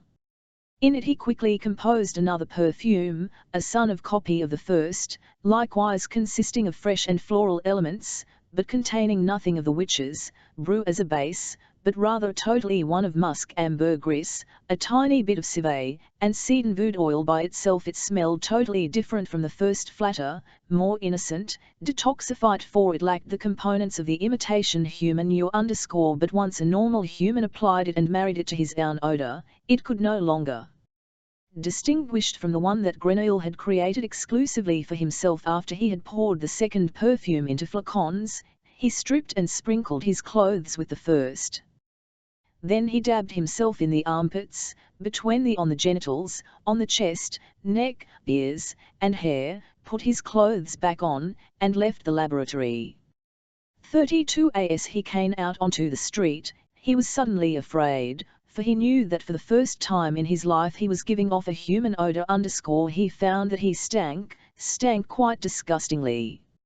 And because he could not imagine that other people would not also perceive his urine as a stench, he did not dare go directly into the tavern where Runel and the Marquise's majordomo were waiting for him. It seemed less risky to him first to try out his new aura in an anonymous environment. He slipped down toward the river through the darkest and narrowest alleyways, where tanners and dyers had their workshops and carried on their stinking business. When someone approached, or if he passed an entryway where children were playing or women were sitting, he himself to walk more slowly, bringing his odour with him in a large, compact cloud. From his youth on, he had been accustomed to people passing him and taking no notice of him whatever, not out of contempt as he had once believed, but because they were quite unaware of his existence. There was no space surrounding him, no waves broke from him into the atmosphere, as with other people, he had no shadow, so to speak, to cast across another's face. Only if he ran right into someone in a crowd or in a street come a collision would there a brief moment of discernment, and the person encountered would bounce off and stare at him for a few seconds as if gazing at a creature that ought not even to exist, a creature that, although undeniably there, in some way or other was not present, and would take to his heels and have forgotten him, Grenouille, a moment later. But now, in the streets of Montpellier, Grenouille sensed and saw with his own eyes, and each time he saw it anew, a powerful sense of pride washed over him that he exerted an effect on people. As he passed a woman bent down over the edge of a well, he noticed how she raised her head for a moment to see who was there, and then, apparently satisfied, turned back to her bucket. A man who was standing with his back to him turned around and gazed after him with curiosity for a while. The children he met to one side, not out of fear, but to make room for him, and even when they came hurtling out of a side doorway right toward him, they were not frightened but simply slipped naturally on past him as if they had anticipated an approaching person. Such meetings taught him to assess more precisely the power and effect of his new aura, and he grew more self-assured and cocky. He moved more rapidly toward people, passed by them more closely, even stretched out one arm a little, grazing the arm of a passerby as if by chance. Once he jostled a man as if by accident while moving to pass around him. He stopped, apologized, and the man, though only yesterday would have reacted to Grenouille's sudden appearance as if to a thunderbolt, behaved as though nothing had happened, accepted the apology, even smiled briefly, and clapped Grenouille on the shoulder. He left the back streets and entered the square, the Cathedral of Saint-Pierre. The bells were ringing. There was a crush of people at sides of the portal. A wedding had just ended. People wanted to see the bride. Grenouille hurried over and mingled with the crowd. He shoved, bored his way into where he wanted to be, where people were packed together most densely, where he could be cheek by jowl with them, rubbing his own scent directly under their noses. And in the thick of the CMSH, He spread his arms, spread his legs, and opened his collar so that the yaw could flow unimpeded from his body. And his joy was boundless when he noticed that the others noticed nothing whatever, that all these men, women, and children standing pressed about him could be so easily duped, that they could inhale his concoction of cat shit, cheese, and vinegar as an odor just like their own and accept him, Grenouille the cuckoo's egg, in their midst as a human being among human beings. He felt a child against his knee, a little girl standing wedged in among the adults. He lifted her up with hypocritical concern and held her with one arm so that she could see better. The mother not only tolerated this, she thanked him as well, and the kid yelled with delight. Grenouille there like that in the bosom of the crowd for a quarter of an hour, a strange child pressed sanctimoniously to his chest, and while the wedding party passed by to the accompaniment of the bunning and the cheers of the masses and a pelting shower of coins, Grenouille broke out in a different jubilation, a black jubilation, a wicked feeling of triumph that set him quivering and excited him like an attack of Lachelle, and he had trouble keeping from spurting it like venom and spleen over all these people and screaming exultantly in their faces, that he was not afraid of them, that he hardly hated them any more, but that his contempt for them was profound and total. They were so dumb they stank, because they could be deceived by him, let themselves deceived, because they were nothing, and he was everything. And as if to mock them, he pressed the child still closer to him, bursting out and shouting in chomps with the others, "Hurrah for the bride! Long live the bride! Long live the glorious couple!" Then the wedding party had departed and the crowd had to disperse. He gave the child back to its mother and went into the church to recover from his excitement and rest a little. Inside the cathedral the air was still filled with incense billowing up in cold clouds from two thuribles at each side of the altar, and lying in a suffocating layer above the lighter odors of the people had just been sitting there. Grenouille hunched down on a bench behind the choir. All at once great contentment came over him. Not a drunken one, as in the days when he had celebrated his lonely orgies in the bowels of the mountain, but a very cold and sober contentment, as befits awareness of one's own power. He now knew what he was capable of thanks to his own genius. With a minimum of contrivance he had imitated the yaw of human beings and at one stroke had matched it so well that even a child had been deceived. He now knew that he could do much more. He knew that he could improve on this scent. He would be able to create a scent that was not merely human, but superhuman, an angel's scent, so indescribably vocal and vital that smelled it would be enchanted and with his whole heart would have to love him, Grenouille, the bearer of that scent. Yes, that was what he wanted. They would love him as they stood under the spell of his scent, not just accept him as one of them, but love him to the point of insanity, of self-abandonment. They would quiver with delight, scream, weep for bliss. They would sink to their knees just as if under God's cold incense, merely to be able to smell him, Grenouille. He would be the omnipotent cull of scent, just as he had been in his fantasies, but this time in the real world and over real people, and he knew that all this was within his power. For people could close their eyes to greatness, to horrors, to beauty, and their ears to melodies or deceiving words. But they could not escape scent, for scent was a brother of breath. Together with breath it entered human beings, who could not defend themselves against it, not if they wanted to live. And scent entered into their very core, went directly to their hearts, and decided for good and all affection and contempt, disgust and lust, love and hate. He who ruled scent mled the hearts of men. Grenouille sat at his ease on his bench in the Cathedral of Saint-Pierre and smiled. His was not euphoric as he formed his plans to ennoble humankind. There were no mad flashings of the eye, no lunatic grimace passed over his face. He was not out of his mind, which was so clear and buoyant that he asked himself why he wanted to do it at all. And he said to himself that he wanted to do it because he was evil, thoroughly evil, and he smiled as he said it and was content. He quite innocent, like any happy person. He sat there for a while, with an air of devout tranquility, and took deep breaths, inhaling the incense-laden air. And yet another cheerful grin crossed his face. How miserable this smelled!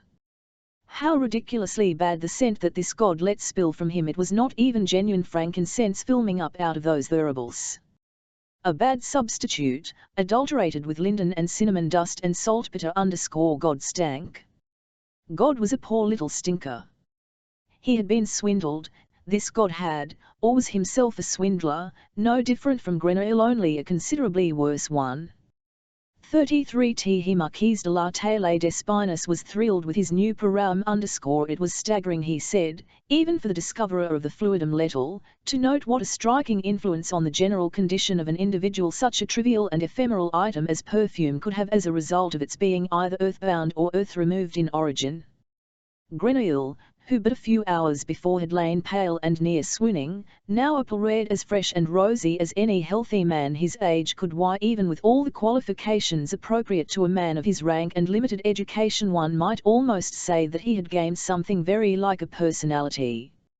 In any case, he, Taille d'Espinus, would discuss the case in the chapter on vital dietetics in his soon-to-be-published treatise on the theory of the fluidum lethal _ but first he wished to anoint his own body with this new perfume.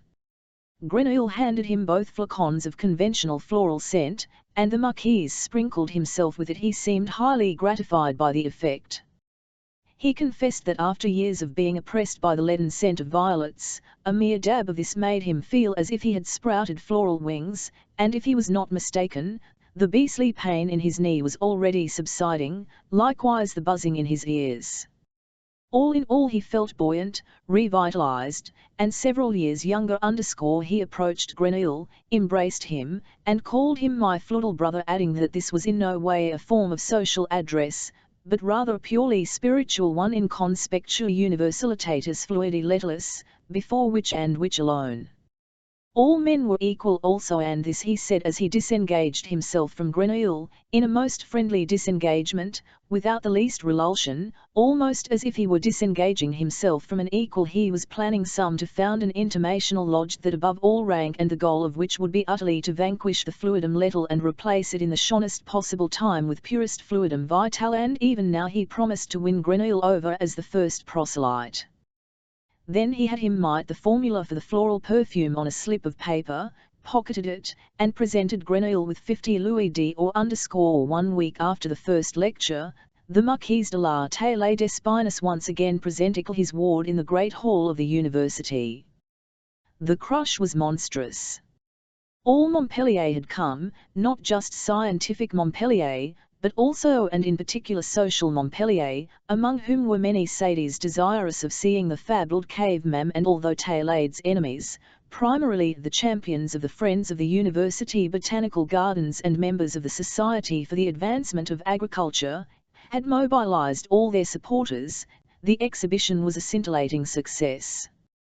In order to remind his audience of Grenouille's condition of only the week before, Taille d'Espinus first circulated drawings depicting the caveman in all his ugliness and depravity.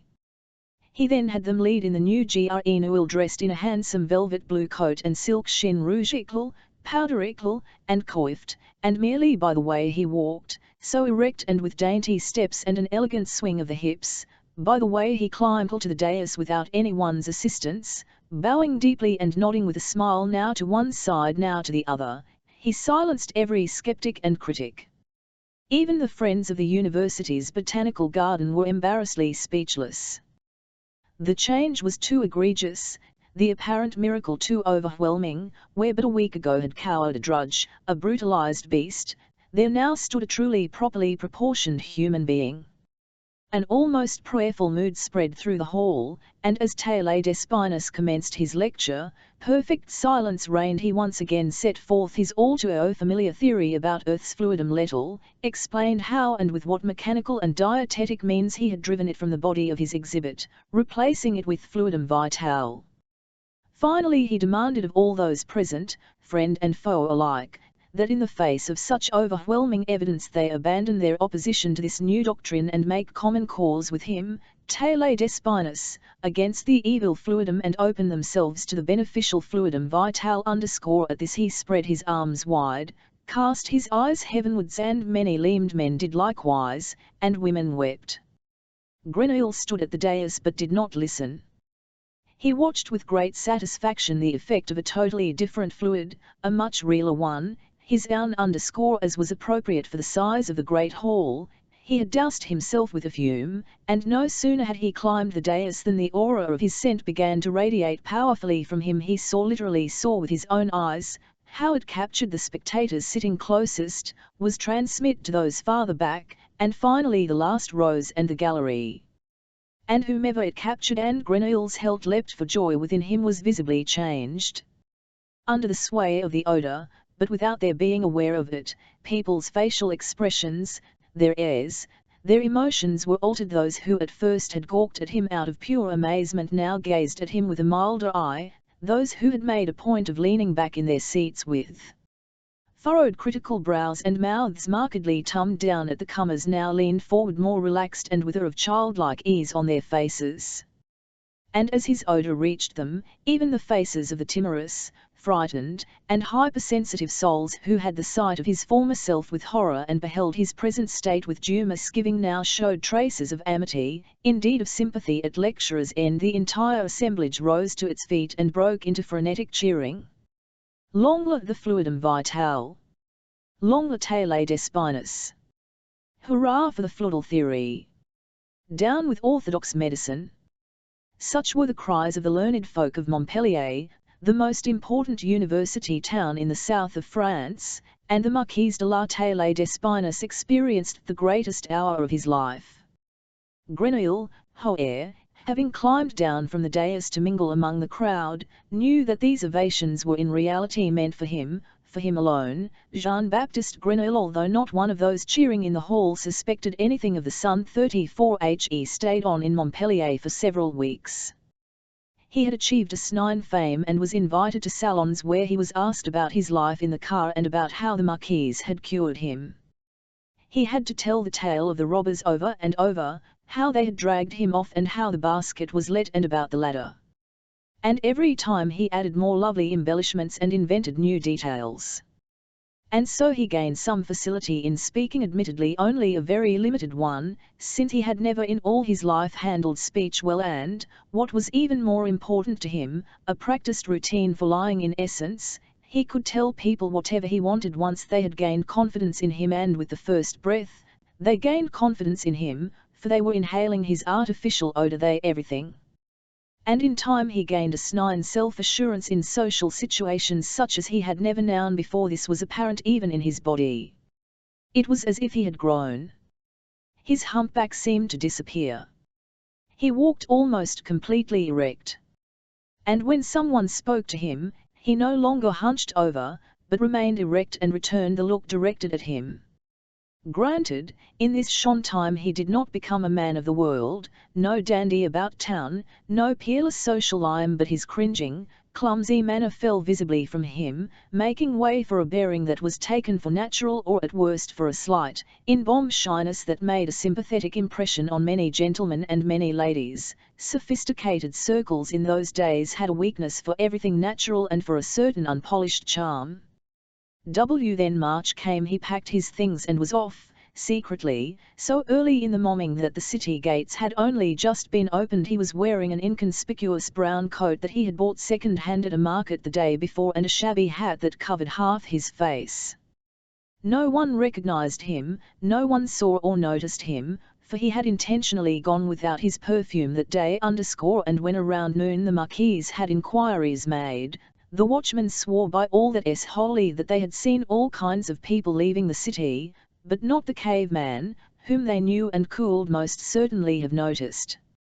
The Marquise then had word spread that with his mission Grenouille had left Montpellier to look after family matters in Paris. Privately he was dreadfully annoyed, for he had intended to take Grenouille on a tour through the whole kingdom, recruiting adherents for his fluidal theory. After a while he calmed down again, for his own fame had spread without any such tour, almost without any action on his part. A long article about the fluidum létal read in the Journal des Scavennes and even in the Courrier d'Europe, and fluidally contaminated patients came from far and wide for him to cure them. In the summer of 1764, he founded the first lodge of the vital fluidum, with 120 in Montpellier, and established branches in Marseille and Lyon. Then he decided to dare the move to Paris and from there to conquer the entire civilized world with his teachings. But first he wanted to provide a propaganda base for his crusade by accomplishing some heroic feudal feat, one that would overshadow the cure of the caveman, indeed all other excrements. And in early December he had a company of fearless disciples join him on an expedition to the Pic du Canigou, which was on the same longitude with Paris and was considered the highest mountain in the Pyrenees. Though on the threshold of senescence, the man wanted to be to the summit at 9,000 feet and left there in the sheerest, finest vital air for 3 whole weeks, whereupon, he announced, he would descend from the mountain precisely on Christmas Eve as a strapping lad of 20. The disciples gave up shortly beyond Vernet, the last human settlement at the foot of the fearsome mountain. But nothing daunted the Marquis. Casting his garments from him in the icy cold and whooping in exultation, he began the climb alone. The last that was seen of him was his silhouette, hands lifted ecstatically to heaven and voice raised in song. He disappeared into the blizzard. His followers waited in vain that Christmas Eve for the return of the Marquis de la Tallée d'Espinus. He returned neither as an old man nor a young one. Nor when early summer came the next year and the most audacious of them went in search of him, scaling the still snowbound summit of the Pic du Canigou, did they find any trace of him, no clothes, no body parts, no bones. His teachings, however, suffered no damage at all. On the contrary, soon the legend was abroad that there on the mountain peak he had wedded himself to the eternal fluidum vitale, merging with it and it with him, and now forever but eternally young above the peaks of the Pyrenees, and whoever climbed up to him would encounter him there and remain untouched by sickness or the process of aging for 1 full year. Well into the 19th century Taillad's feudal theory was advocated from many a chair at faculties of medicine and put into therapeutic practice by many an occult society. And even today, on both sides of the Pyrenees, particularly in Perpignan and Figueras, there are secret Tailladic lodges that meet once a year to climb the Pic du Canigou. There they light a grate ostensibly for the summer solstice and in honor of St. John, but in reality it is to pay homage to their master, Tallée d'Espinus, and his grand fluidum, and to seek eternal life. 35 Here's Grenouille had 7 years for the first stage of his journey through France. He put the second behind him in less than 7 days. He no longer avoided busy roads and cities, he made no détours. He had an odour, he had money, he had self-confidence, and he had no time to lose. By evening of the day he left Montpellier, he had arrived at Le Gras-Clouroy, a small harbour town southwest of Aigues-Mortes, where he boarded a merchant ship for Marseille. In Marseille he did not even leave the harbour, but immediately sought out a ship that brought him farther along the coast to the east. 2 days later he was in Toulon, in 3 more in Cannes. The rest of the way he travelled on foot, a back road that led up into the hills, northward into the interior. 2 hours later he was standing on a rise and before him was spread a valley several miles wide, a kind of basin in the landscape, its surrounding rim made up of gently rising hills and a ridge of steep mountains, its broad bowl covered with fields, gardens, and olive groves. The basin had its own special, intimate climate. Although the sea was so near that one could see it from the tops of the hills, there was nothing maritime, nothing salty and sandy, nothing expansive about this climate. Instead, it possessed a secluded tranquility as if you were many days, journey distant from the coast. And although to the north the high mountains were covered with snow that cooled remain for a good while yet, it was not in the least raw or barren and no cold wind blew. Spring was further advanced than in Montpellier. A mild haze lay like a glass bell over the fields. Apricot and almond trees were in bloom, and the warm air was infused with the scent of jonquils. At the other end of the wide basin, perhaps 2 miles off, a town lay among or clung to the rising mountains. From a distance it did not make a particularly grand impression. There was no mighty cathedral towering the houses, just a little stump of a church steeple, no commanding fortress, no magnificent edifice of note. The walls appeared anything but defiant. Here and there the houses spilled out from their limits, especially in the direction of the plain, lending the outskirts a somewhat dishevelled look. It was as if the place had been overrun and then retaken so often that it was weary of offering serious resistance to any future intruders, not out of weakness, but out of indolence, or maybe even out of a sense of its own strength. It as if it had no to flaunt itself. It reigned above the fragrant basin at its feet, and that seemed to underscore this equally homely and self-confident place was the town of Grasse, for decades now the uncontested centre for production of and commerce in scents, perfumes, soaps, and oils. Giuseppe Baldini had always uttered the name with enraptured delight. The town was the Rome of scents, the promised land of perfumes, and the man who had not aimed his spurs here did not rightfully bear the title of Perfume. Grenouille gazed vengefully at the town of Grasse. He was not seeking the promised land of Perfumes, and his heart did not leap at the sight of this small town clinging to the far sloles. He had come because he knew that he could learn about several techniques for production of scent there better than elsewhere, and he wanted to acquire them, for he needed them for his own purposes. He pulled the flacon with his perfume from his pocket, dabbed himself lightly, and continued on his way. An hour and a half later, around he was in Grasse. He entered an inn near the top of the town, on the Place Auxiliary Aries. The square was divided lengthwise by a where tanners washed their hides and an envase spread them out to dry. The odour was so pungent that many a guest lost his appetite for his meal. But not Grenouille. It was a familiar odor to him, it gave him a sense of security. In every city he always sought out the tanning district first, and then, emerging from that region of stench to explore the other parts of the place, he no longer felt a stranger. He spent all that wandering about the town. It was unbelievably filthy, despite or perhaps directly because of all the water that gushed from springs and ewells, gurgling down through the town in unchanneled rivulets and undermining the streets or flooding them with muck. In some neighbourhoods the houses stood so close together that only a yard-wide space was left for passageways and stairs, forcing pedestrians to jostle one another as they waded through the mire. And even in the squares and along the few broader streets, vehicles could hardly get out of each other's way. Nevertheless, however filthy, cramped, and slovenly, the town was bursting with the bustle of commerce. During his tour, Grenouille spotted no less than 7 soap works, a dozen master perfumes and glovers, countless small distilleries, pomade studios, and spice shops, and finally some 7 wholesalers in scents.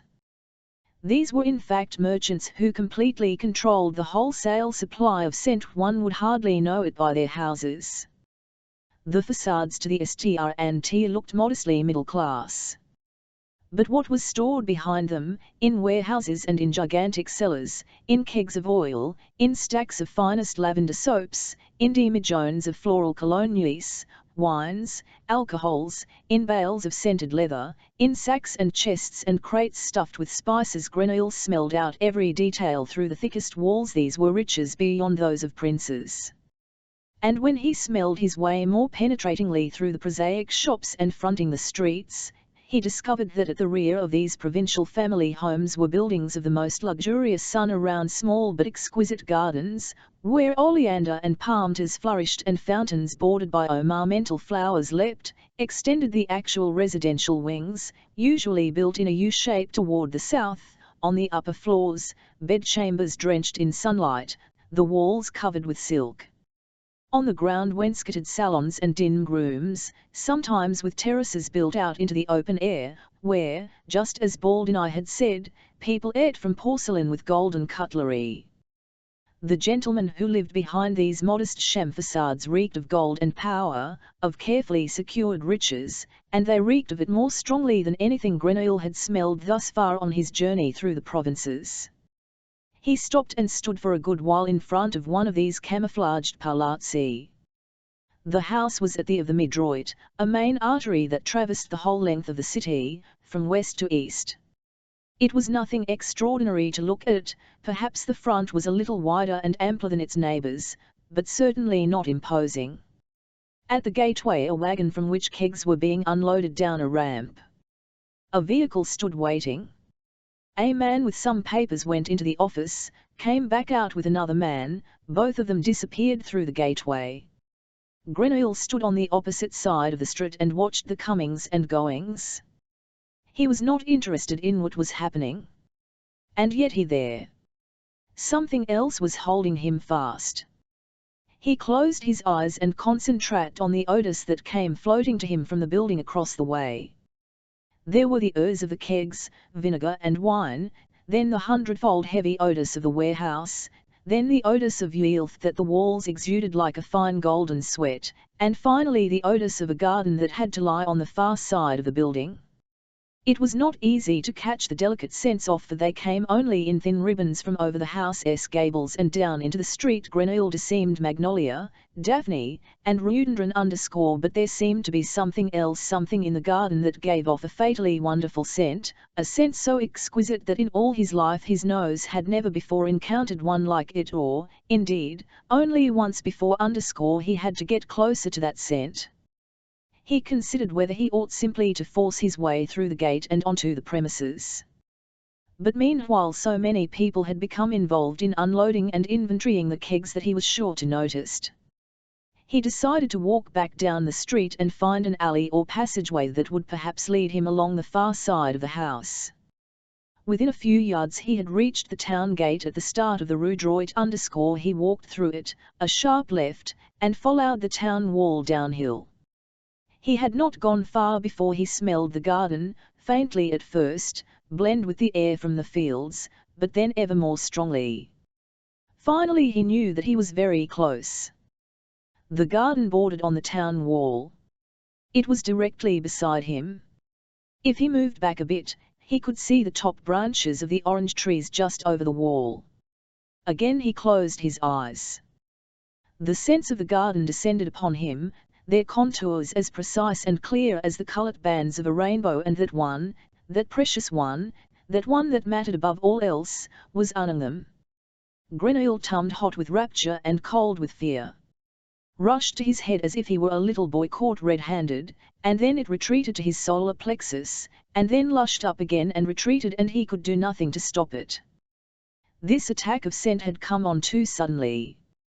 For a moment, for a breath, for an eternity it seemed to him, time was or had disappeared completely, for he no longer knew whether now was now and here was here, or whether now was not in fact then and here there. That is, the Rue des Marais in Paris, September, 1753. The scent floating out of the garden was the scent of the red-headed girl he had murdered that night. To have found that scent in this world once again brought tears of bliss to his eyes, and to know that it could not possibly be Tme. Frightened him to death. He was dizzy, he tottered a little and had to support himself against the wall, sinking slowly down against it in a crouch.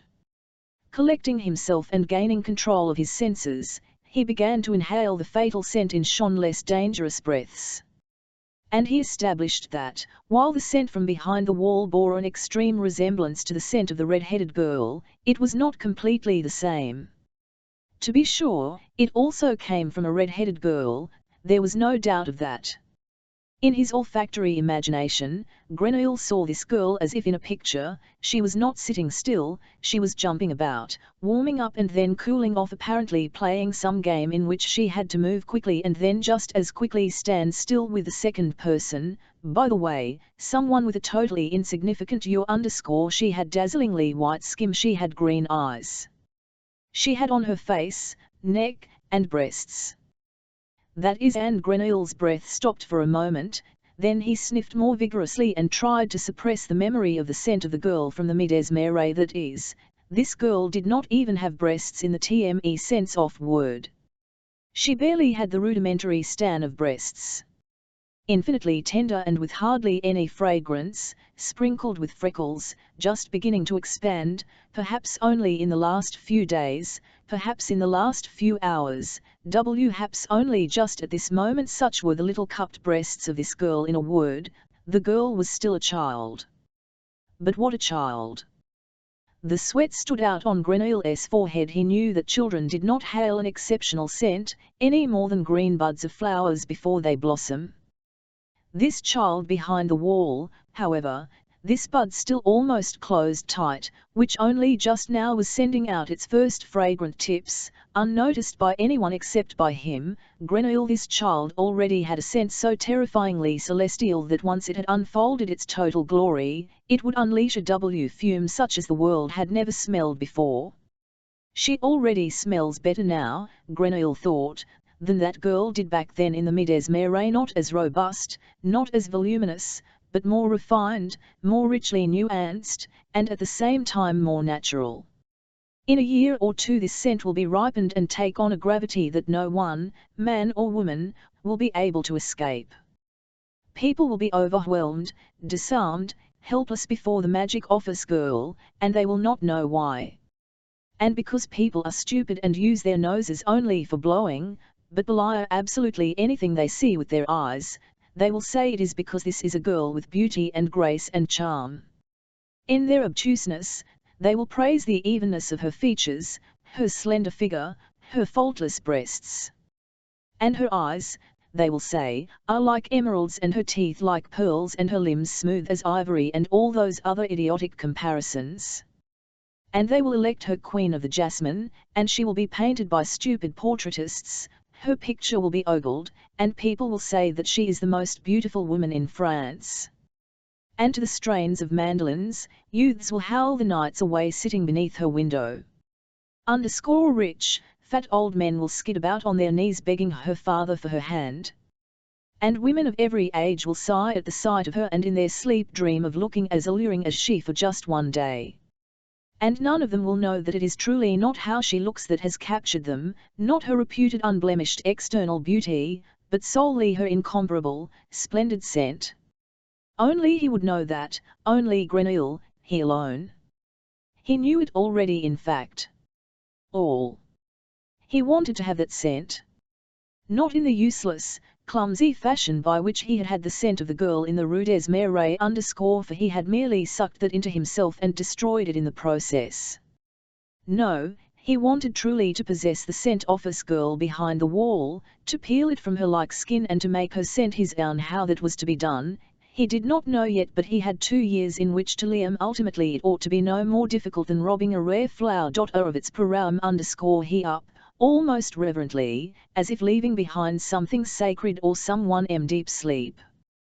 He on, softly, hunched over, so that no one might see him, no one might hear him, no one might be made aware of his precious discovery.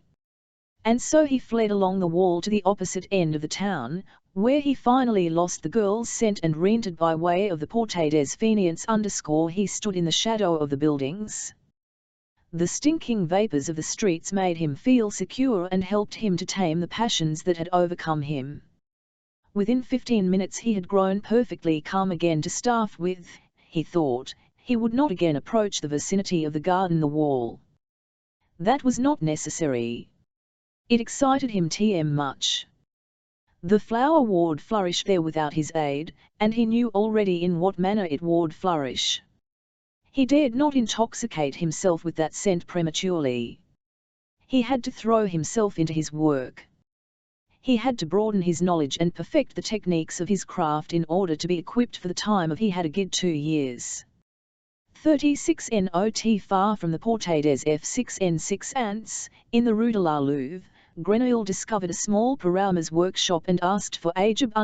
It turned out that the proprietor, Maître Parfumeur Arnulfi, had died the winter before, and that his widow, a lively, black-haired woman of perhaps 30, was managing the business alone, with the help of a journeyman. After complaining at length about the bad times and her own precarious financial situation, Madame Arnulfi declared that she really could not afford a second journeyman, but on the other hand she needed one for all the upcoming work, that she could not possibly put up a journeyman here in the house, but on the other hand she did have at her disposal a small cabin in an alcove behind the Franciscan cloister not 10 minutes away, in which a young man of modest needs could sleep in a PMCH. Further, that as an honest mistress she certainly knew that she was responsible for the physical well-being of her journeyman, but that On the other hand, she did not see herself in a position to provide 2 warm meals a day in shot, as Grenouille had of course smelled for some time already. Madame Amalfa was a woman of solid prosperity and sound business sense.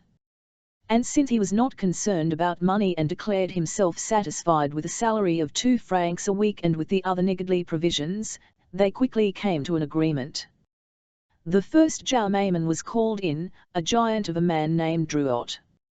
Grenouille at once guessed that he regularly shared Madame's bed and that she apparently did not make certain decisions without first consulting him. With legs spread wide and exuding a cloud of spermy odour, he planted himself before Grenouille, who, ridiculously frail in the presence of this Hun, and inspected him, looked him straight in the eye as if this technique would allow him to recognize any improper intentions or a possible rival. Finally grinned patronizingly, and signaled his agreement with a nod.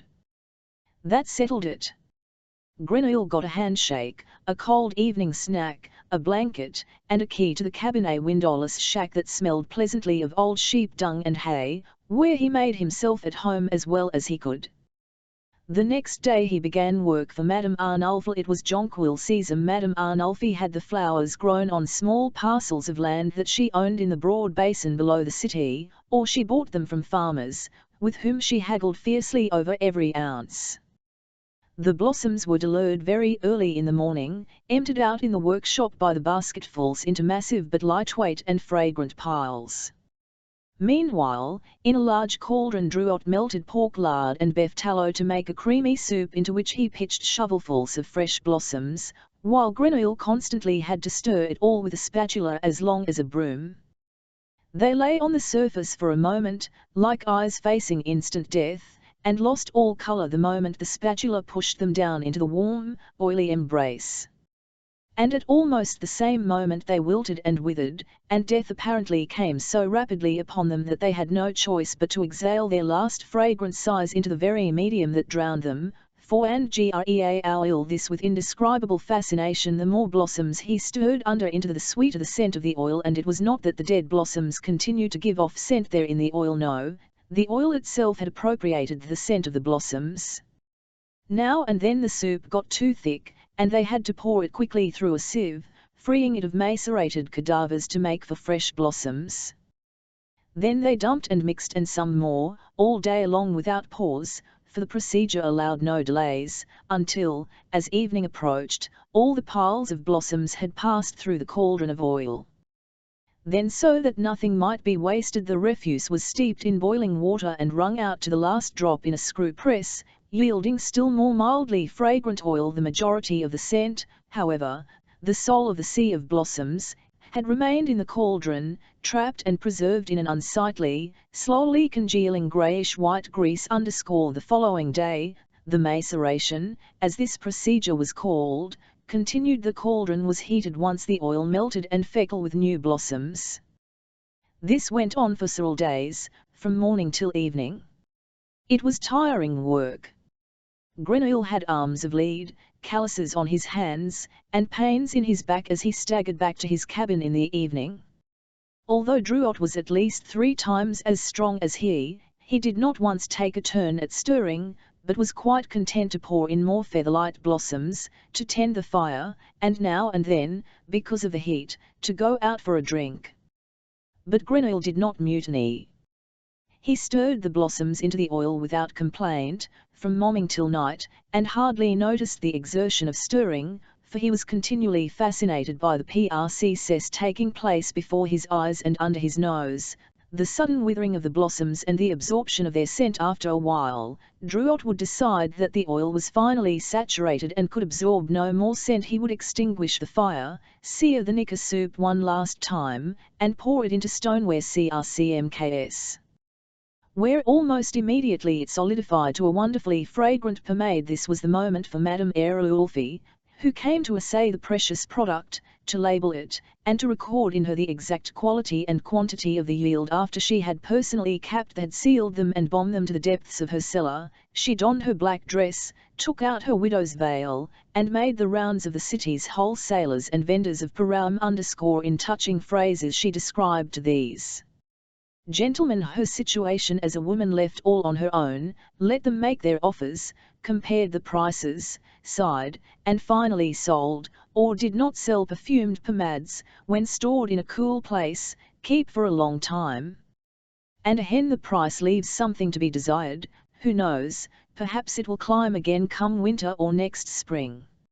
Also you had to consider whether instead of selling to these hucksters you ought not to join with other small producers and together ship a load of pomade to Genoa or share in a convoy to the autumn fair in Beaucaire. Risky enterprises, to be sure, but extremely profitable when successful.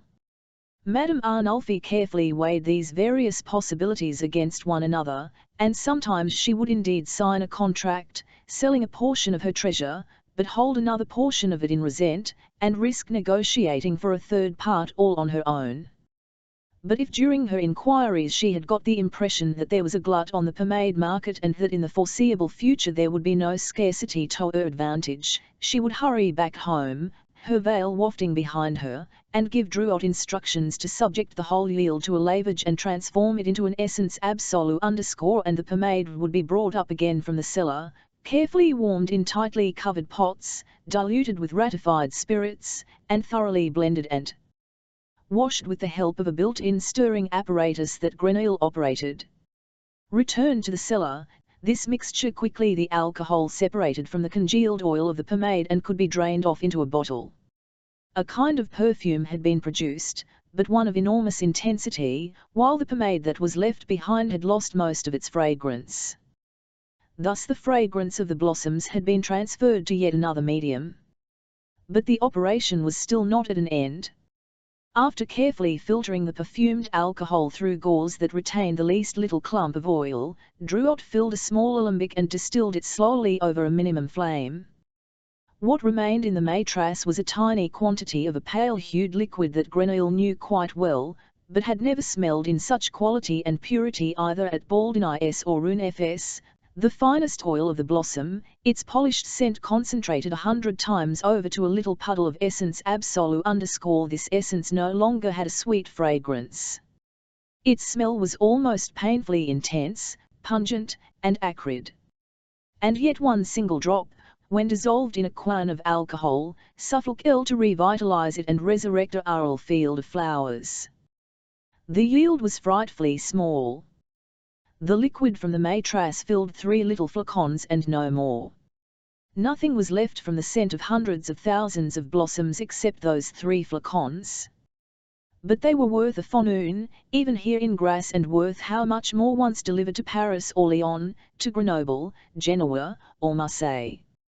Madame Arnulf's glance was suffused with beauty when she ate the little she caressed them with her eyes, and when she picked them up and stopped them with snugly fitting glass stoppers, she held her breath to prevent even the least bit of the precious contents from being blown away. And to make sure that einer stopping not the tiniest atom would evaporate and escape, she sealed them with wax and encapsulated them in a fish bladder tightly tied around the neck of the bottle. Then she placed them in a crate stuffed with wadded cotton and put them under leak and key in the cellar. 37 In April they bloom and orange blossoms, in May a sea of roses, the scent from which submerged the civilian in a creamy, sweet, invisible fog for a whole month. Grenouille worked like a horse. Self-effacing and as acquiescent as a slave, he did every menial chore Drouot assigned him. But all the while he stirred, spatulated, out tubs, cleaned the workshop, or lugged firewood with apparent mindlessness. Nothing of the essential business, nothing of the metamorphosis of scent, escaped his notice. Grenouille used his nose to observe and monitor more closely than Drouot ever could have the migration of scent of the flower petals through the oil and then via alcohol to the precious little flacons. Long before Drouot noticed it, he would smell when the oil was smell when the blossoms were exhausted, when the broth was impregnated with scent he could smell what was happening in the interior of the mixing pots and the precise moment when the distilling had to stopple road and occasionally he let this be known of course, quite unassumingly and without abandoning his submissive demeanor. It seemed to him, he said, that the oil might possibly be getting too hot, he almost thought that they could filter shortly. He somehow had the feeling that the alcohol in the alembic had evaporated now. And in time Drouot, who was not fabulously intelligent, but not a complete idiot either, came to realize that his decisions turned out for the best when he did or ordered to be done Grenouille almost thought or somehow had a feeling about. And since Grenouille was never cocky or know-it-all when he said what he thought or felt, and because he never in the presence of Madame Arnulfi, cast Moff's authority and superior position of first journeyman in doubt, not even ironically, Drouot saw no reason not to follow Grenouille's advice or, as time went on, not to leave more and more decisions entirely to his discretion. It was increasingly the case that Grenouille did not just do the stirring, but also the feeding, the heating, and the sieving, while Drouot stepped round to the Quatre Dauphins for a glass of wine or went upstairs to check out how things were doing with Madame. He knew that he could depend on Grenouille. And although it meant twice the work, Grenouille enjoyed being alone, perfecting himself in these new arts and trying an occasional experiment. And with malicious delight, he discovered that the pomades he made were incomparably finer, that his essence absolue was several % purer than those that he produced together with Drouot. Jasmine season at the end of July, August was for tuberoses. The perfume of these two flowers was so exquisite and so fragile that not only did the blossoms have to be picked before sunrise, but they also demanded the most gentle and special handling. Warmth diminished their scent, suddenly to plunge them into hot, macerating oil would have completely destroyed it. The souls of these noblest of blossoms could not be simply ripped from them, they had to be methodically coaxed away. In a special impregnating the flowers were strewn on glass plates smeared with cul oil or wrapped in oil-soaked cloths, there they would die slowly in their sleep. It took 3 or 4 days for them to wither and exhale their scent into the adhering oil. Then they were carefully plucked off and new blossoms spread out. This procedure was repeated a gocal 10-20 times, and it was September before the pomade had drunk its fill and the fragrant oil could be pressed from the cloths. The yield was considerably less than with maceration, but in purity and verisimilitude, the quality of the jasmine paste or the huile antique de tuberie use won by such a cold enfleurage exceeded that of any other product of the perfumer's art. Particularly with jasmine, it seemed as if the oiled surface were a mirror image that radiated the sticky sweet, erotic scent of the blossom with lifelike fidelity cum grano sales, of course. For Grenouille's nose obviously recognized the difference between the odor of the blossoms and their preserved scent, the sulcific odor of the oil no matter how pure lay like a gossamer reel over the fragrant tableau of the original, softening it, gently diluting its bravado and, perhaps, only then making its beauty bearable for normal people. But in any case, cold enfleurage was the most refined and effective to capture delicate scents. There was no better. And even if the method was not enough completely to satisfy Grenouille's nose, he knew quite well that it would suffice 1,000 times over for duping a world of numbed noses. Just as with maceration, after only a brief time he had likewise surpassed his tutor Drouot in the inn of cold perfumery and had made this clear to him in the approved, discreet, and grovelling fashion. Drouot gladly left it to him to go to the slaughterhouse and buy the most suitable fats, to purify and render them, to filter them and adjust their proportions, a terribly difficult task that Drouot himself was always skittish about performing, since an adulterate or rancid fat, or one that smelled much of pig, sheep, or cow, could ruin the most expensive pomade. He let Grenouille decide how to arrange the oiled plates in the impregnating room, when to rotate the blossoms, and whether the pomade was sufficiently impregnated. Drouot soon let Grenouille make all the delicate decisions that he, just as bald an eye before him, could only approximate with mlez of thumb, but which Grenouille made by employing the wisdom of his nose, something Drouot, of course, did not suspect. "He's got a fine touch," said Drouot. "He's got a good feel for things." And sometimes he also thought, really and tmly, he's more talented than me, 100 times a better perfumer.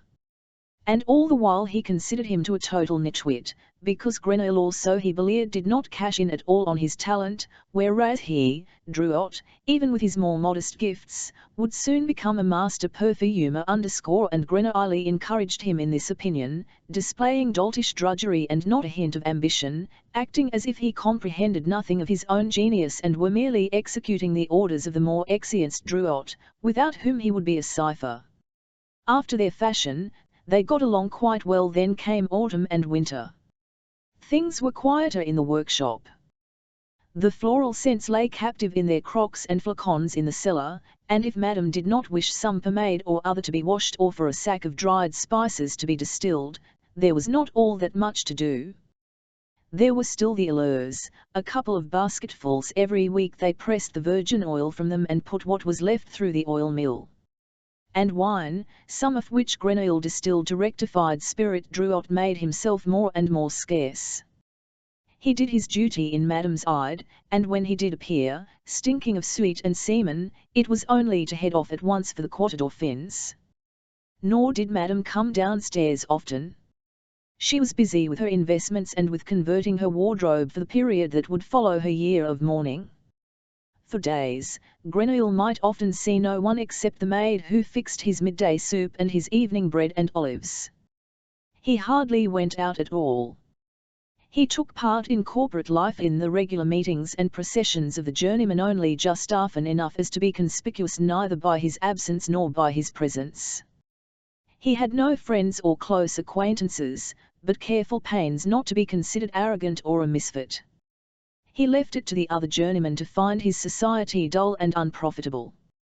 He was a master in the art of spreading boredom and playing the clumsy fool, though never so egregiously that people might enjoy making fun of him or use him as the butt of some crude practical joke inside the guild. He succeeded in being considered totally uninteresting. People left him alone. And that was all he wanted. 38 He spent his time in the workshop. He explained to Drouot that he was trying to invent a formula for a new cologne. In reality, he was experimenting with scents of a very different sort. Although he had used it very sparingly, the perfume that he had mixed in Montpellier was slowly running out. He created a new one. But this time he was not content simply to imitate basic human odor by hastily tossing together some ingredients. He made it a matter of pride to acquire a personal chula, or yet, a number of personal odors. First he made anew for inconspicuousness, a mousy, workaday outfit of with the sour, cheesy smell of humankind still present, but only as if exuded into the outside world through a layer of linen and wool garments covering an old man's dry skin. Bearing this smell, he could move easily among people. The perfume was robust enough to establish the olfactory existence of a human being, but at the same time so discreet that it bothered no one. Using it, Grenouille was not actually present, and yet his presence was justified in the most son of way bastard state that was then handy both in the Arnulfi household and on his occasional outings in the town. On certain occasions, to be sure, this modest scent proved inconvenient.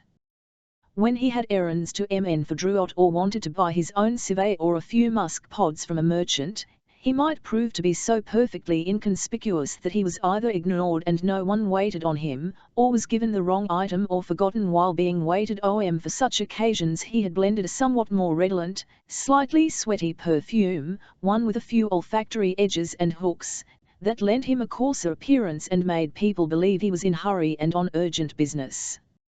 He also had Google success with a deceptive imitation of Drouot's aura seminalis. Ulick he learned to produce by impregnating a piece of oily linen with a paste of fresh duck eggs and fermented wheat flour, and used whenever he to arouse a certain amount of notice. Another perfume in his arsenal was a scent for arousing sympathy that proved effective with middle-aged and elderly women. It smelled of watery milk and fresh, soft wood. The effect Grenouille created with it even when he went out unshaved, scowling, and eye-wrapped in a heavy coat was of a poor, pale lad in a frayed jacket who simply had to help. Once they caught a whiff of him, the market women filled his pockets with nuts and dried pears because he seemed to them so hungry and helpless.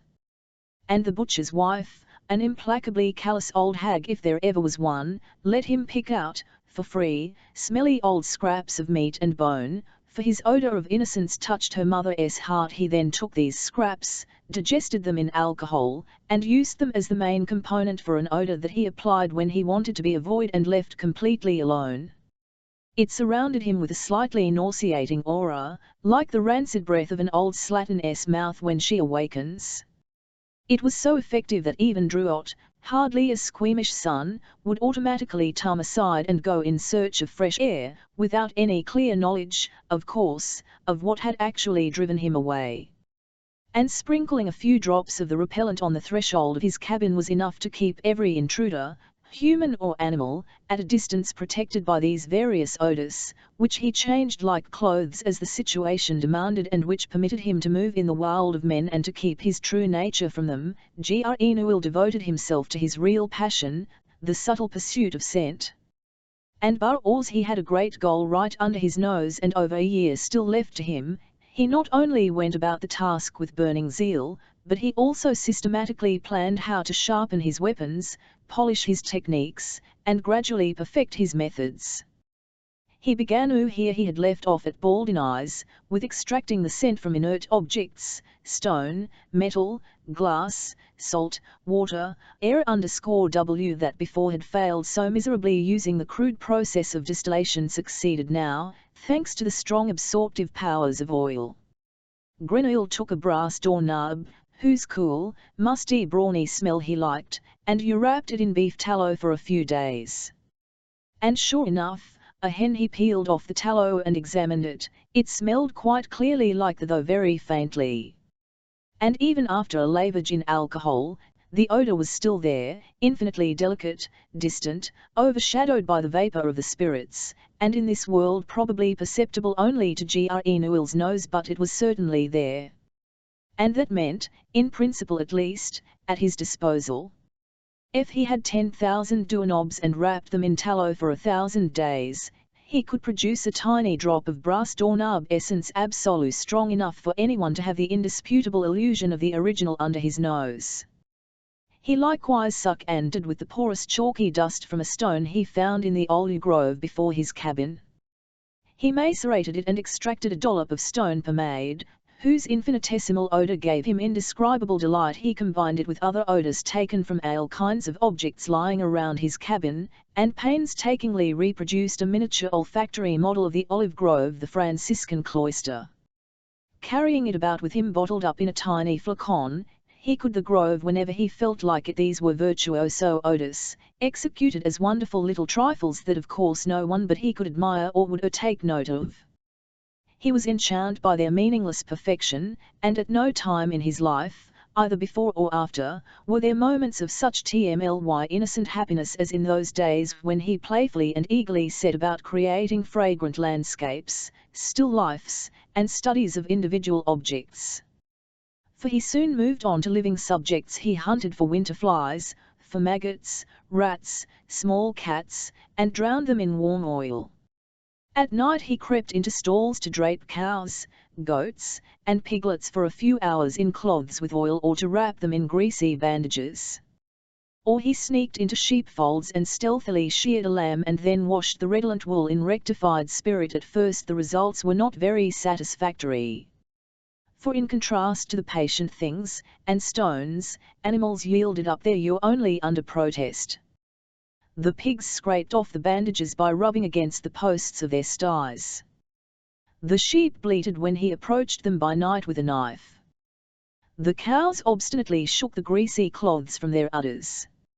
Some of the beetles that he caught gave off foully stinking secretions while he was trying to work with them, and the rats, probably out of fear, would shit in the olfactorily sensitive. Unlike flowers, the animals he tried to macerate would not yield up their scent without complaints or with only a mute sigh. They fought desperately against, absolutely did not want to be stirred under, but kicked and struggled, and in their fear of death created large quantities of sweet whose acidity mined the warm oil. You could not, of course, do sound work under such conditions. The objects would have to be quieted down, and so suddenly that they would have no time to become afraid or to resist. He would have to kill them. He first tried it with a puppy.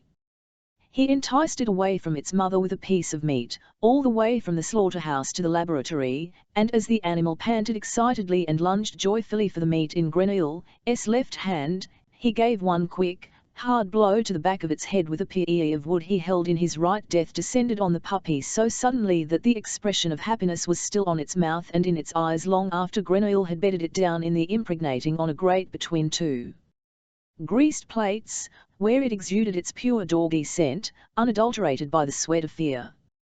To be sure, one had to be careful. Carcasses, just as plucked blossoms, spoiled quickly. And so Grenouille stood guard over his victim, for about hours, until he noticed that the first wisps of carrion scent, not really unpleasant, but adulterating nevertheless, rose up from the dogs. He stopped the enfleurage at once, got rid of the carcass, and put the impregnated oil in a pot, where he carefully rinsed it. He distilled the alcohol down to about a thimbleful and filled a tiny glass tube with these few remaining drops. The perfume smelled clearly of dog, moist, fresh, tallowy, and a bit pungent. It smelled amazingly like dog. And when Grenouille let the old bitch at the slaughterhouse sniff at it, she broke out in yelps of joy and whimpered and would not take her nose out of the glass tube. Grenouille closed it up tight and put it in his pocket and it with him for a long time as a souvenir of his day of triumph, when for the first time he had succeeded in robbing a living creature of its aromatic soul. Then, very gradually and with utmost caution, he went to work on human beings. At first he stalked them from a safe distance with a wide mesh net, for he was less concerned with bagging large game than with testing his hunting methods. Disguised by his faint perfume for inconspicuousness, he mingled with the evening's guests at the Quatre Dauphins Inn and stuck tiny scraps of cloth drenched in oil and grease under the end tables and in hidden nooks. A few days later he them and put them to the test. And indeed, along with all sons of kitchen odors, tobacco smoke, and wine smells, they exhaled a little human odor but it remained very vague and masked, was more the suggestion of general exhalations than a personal yaw. A similar mass aura, though purer and more sublimely sweaty, could be gleaned from the cathedral, who here on Ikemba 24 Grenouille hung his experimental flags under the pews and gathered them in again on the 26th, after no less than 7 masses had been sat through just above them. A ghastly conglomerate of odour was reproduced on the impregnated swatches: anal sweat, menstrual blood, moist hollows of knees, and clenched hands, mixed with the exhaled breath of thousands of hymn-singing and Ave Maria mumbling throats and the oppressive fumes of incense and myrrh. A horrible concentration of nebulous, amorphous, nauseating odours, and yet unmistakably humum. Grenouille garnered his first individual odour in the Hôpital de la Charité. He managed to pilfer sheets that were supposed to be burned because the Jaumaman sack maker who had lain wrapped in them for 2 months had just died of consumption. The cloth was so drenched in the exudations of the sack maker that it had absorbed them like an enfleurage paste and could directly subject it to lavage. The result was right under Grenouille's nose. The sack maker rose olfactorily from the dead, ascending from the alcohol solution, hovering there, the phantom slightly distorted by the peculiar methods of reproduction and the countless miasmas of his disease, but effectively recognizable in space as an olfactory personage. A small man of about 30, blonde, with a bulbous nose, shorn limbs, flat, cheesy feet, swollen genitalia, choleric temperament, and a stale mouth. Not a handsome man, aromatically speaking, this sack maker, not one being held on to for any length of time, like the puppy. And yet for one whole night Grenouille let the flutter about his cabin while he sniffed at him again and again, happy and deeply satisfied with the sense of power that he had won over the aura of another human being. He poured it out the next day. He one more experiment during these winter days. He discovered a deaf-mute woman wandering through the town and paid her 1 franc to wear several different sets of rags smeared with oils and fats against her naked skin. It turned out that lamb suet, pork lard, and beef tallow, rendered many times over, combined in a ratio of 2 to 5 to THRE with the addition of a small amount of virgin oil, was best for absorbing human odour.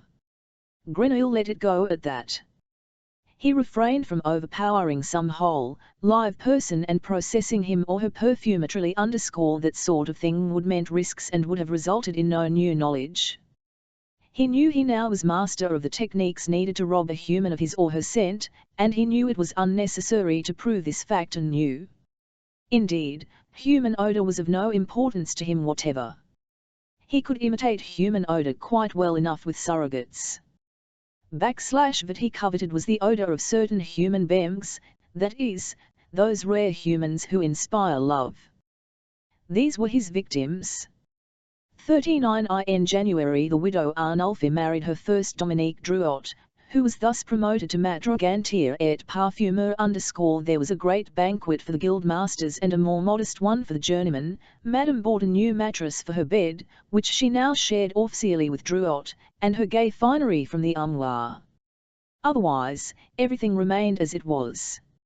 She retained the fine old name of Arnulfie and retained her fortune for herself, as well as the management of the finances and the keys to the cellar. Drouot fulfilled his sexual duties daily and refreshed himself afterwards with wine, and although he was now the one and only journeyman, Grenouille care of most of the work at hand in return for the same small salary, frugal board, and cramped quarters. The year began with a yellow tund of cassiers, then hyacinths, violet yrtles, and narcissus.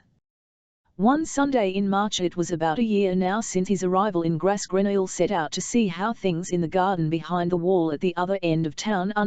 He was ready for the scent this time, knew more or less exactly what awaited him. And the less, as he caught a whiff of it, at the Pont Neuf, no more than half a way to the spot beside the wall, his heart beat more loudly and he felt the blood in his veins tingle with pleasure. She was still there, the incomparably beautiful flower. She had survived the winter unblemished, her sap was running, she was growing, expanding, driving forth the most exquisite ranks of buds.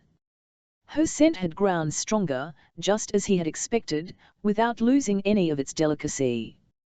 What a year before had been sprinkled and dappled about was now blended into a faint, smooth stream of scent that shimmered with 1,000 colors and yet bound each color to it and did not break. And this stream, Grenouille recognized blissfully, was fed by a spring that grew ever fuller. Another year, just one more year, just 12 more months, and that spring would gush over, and he could come to cap it and imprison the wild flow of its scent. He walked along the wall to the spot behind which he knew the garden was liated, although the girl was apparently not in the garden but in the house, in her room closed windows. Her scent floated down to him like a steady, gentle breeze. Grenouille quite still. He was not intoxicated or dizzy as he had been the first time he had smelled it. He was filled with the happiness of a lover who has heard or seen his darling from afar and knows that he will bring her home within the year. It was really Tme Grenouille 11e, the solitary tick, the abomination, Grenouille the monster, who had never felt love and would never be able to inspire it, there beside the city wall of Grasse on that day in March, and loved and was profoundly happy in his love. True, he did not love another human being, certainly not the girl who lived in the house beyond the wall. He lauded her scent, that alone, nothing else, and only inasmuch as it would one day be his alone. He would bring it home within the year, he swore it by his very life.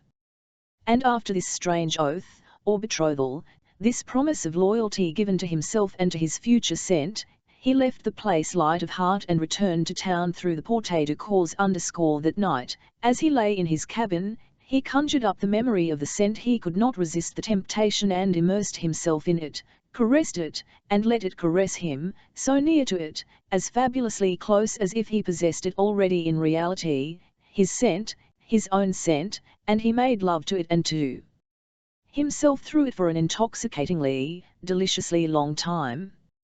He wanted this self-loved feeling to accompany him in his sleep. But at the very instant when he closed his eyes, in the moment of the single breath it takes to fall asleep, it deserted him, was suddenly gone, and in its place the room was filled with the cold, acrid smell of goat stall. Grenouille was terrified. What happens, he thought, if the scent, once one possesses it, what happens if it runs out? It's not the same as it is in your memory, where all scents are indestructible. The real thing gets used up in this world. It's transient. And by the time it has been used up, the source I took it from will no longer exist. And I will be as nacked as before and will have to get along with surrogates, just like before. No, it will be even worse than before. For in the meantime I will have known it and possessed it, my own splendid scent, and I will not be able to forget it, because I never forget a scent. And for the rest of my life I will feed on it in my memory, just as I was feeding right now from the premonition of what I will possess. But do I need it for at all? This was a most unpleasant thought for Grenouille. It frightened him beyond measure to think that once he did possess the scent that he did not yet possess, he must inevitably lose it. How long could he keep it? A few days? A few weeks? Perhaps a whole month, if he perfumed himself very sparingly with it. And then? He saw himself shaking the last drops from the bottle, rinsing the flacon with alcohol so that the last little bit would not lost, and then he smelled, how his beloved scent would vanish in the air, irrevocably, for it would be like a long slow death, a kind of suffocation in reverse, an agonizing gradual self-evaporation into the wretched world. He felt chilled. He was overcome with a desire to abandon his plans, to walk out into the night and disappear. He would wander across the snow-covered mountains, not pausing to rest, hundreds of miles into the Orne, and there creep into his old cave and fall asleep and die. But he did not do it. He sat there and did not yield to his desire, although it was strong. He did not yield, because that desire was an old one of his, to emane away and hide in a cave. He knew about that already. That he did not yet know was what it was like to possess a human scent as splendid as the scent of the girl behind the wall. And even knowing that to possess that scent he must pay the terrible price of losing it again, the very possession and the loss seemed to him more desirable than a prosaic renunciation, for he had renounced things all his life. But never once had he possessed and lost. Gradually the doubts receded, and with them the chill. He sensed how the warmth of his revitalized him, and how the will to do what he had intended to do again took possession of him. Even more powerfully than before, in fact, for that will no longer originated from simple lust, but equally from a well-considered decision. Grenouille the tick presented the choice between drying up inside himself or letting himself drop, had decided for the latter, knowing full well that this drop would be his last. He lay back on his makeshift bed, cozy in his straw, cozy under his blanket, and thought himself very heroic. Grenouille would not have Grenouille, however, if he had long been content with a fatalist's heroic feelings. His will to survive and conquer was too tough, his nature too cunning, his spirit too crafty for that. Fine, he had decided to possess the scent of the girl behind the wall. And if he lost it again after a few weeks and died of the loss, that was fine, but better yet would be not to die and still possess the scent, or at least to delay its loss as long as humanly possible. One simply had to preserve it better. One must subdue its evanescence without robbing it of its character. A problem of the Perfumer's art. There are scents that linger for decades. A cupboard with musk, a piece of leather drenched with cinnamon oil, a glob of ambergris, a cedar chest, they all possess virtually eternal olfactory life. While other things, lime oil, bergamot, jonquil and extracts, and many floral scents, evaporate within a few hours if they are exposed to the air in a pure form. The Perfume counteracts this fatal circumstance by binding scents that are too volatile, by putting them in chains, so to speak, taming their urge for freedom, though his consists of leaving enough slack in the chains for the odor seemingly to preserve its freedom, even when it is tied so deftly that it cannot flee. Grenouille had once succeeded in performing this feat perfectly with some oil, whose ephemeral scent he had chained with tiny quantities of cert, vanilla, lamanum, and cypress. Only then did it truly come into its own. Why should not something similar be possible with the scent office girl? Why should he to waste, this most precious and fragile of all scents in pure form? How clumsy! How extraordinarily unsophisticated! Did one leave diamonds uncut? Did one wear gold in nuggets around one's neck? Was he, Grenouille, a primitive pillager of scents like Drouot or these other macerators, distillers, and blossom crushers? Or was he not, rather, the greatest perfumer in the world? He banged his fist against his brow to think he had not realized this before. But of course this unique scent could not be used in a raw state. He must set it like the most precious gemstone. He must design a diadem of scent, and at its sublime acme, intertwined with the other scents and yet ruling over them, his scent would gleam. He would make a perfume using all the precepts of the inn, and the scent of the girl behind the wall would be the very soul of it. As the adjuvants, as bass, tenor, and soprano, as zenith and as fixative, musk and civet, attar of roses or neroli were inappropriate, that was certain. For such a perfume, for a human perfume, he had of other ingredients. 40 in May of that same year, the naked body of a 15-year-old girl was found in a rose field, half a way between Grass and the hamlet of Opio east of town. She had killed by a heavy blow to the back of the head.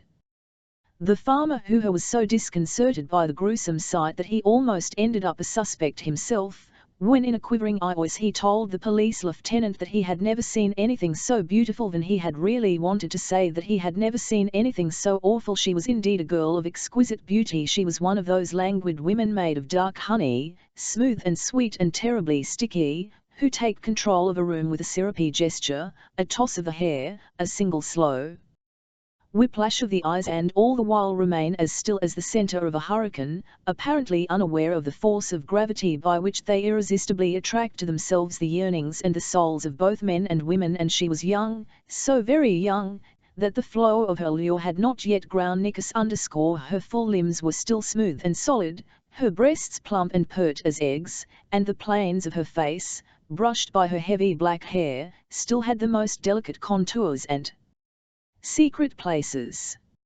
Her hair, however, was gone. The murderer had cut it off and taken it with him, along with her clothes. People suspected the gypsies. Gypsies were capable of anything. Gypsies were known to weave carpets out of old clothes, and to stuff their pillows with human hair, and to make dolls out of the skin and teeth of the hanged. Only gypsies could be involved in such a perverse crime. There were no gypsies around at the time, not a one near or far. Gypsies had last come through the area in for lack of gypsies. People decided to suspect the Italian migrant workers. But there weren't any Italians around either. It was early in the year for them. They would first arrive in the region in June, at the time of the jasmine harvest, so it could not have been the Italians either.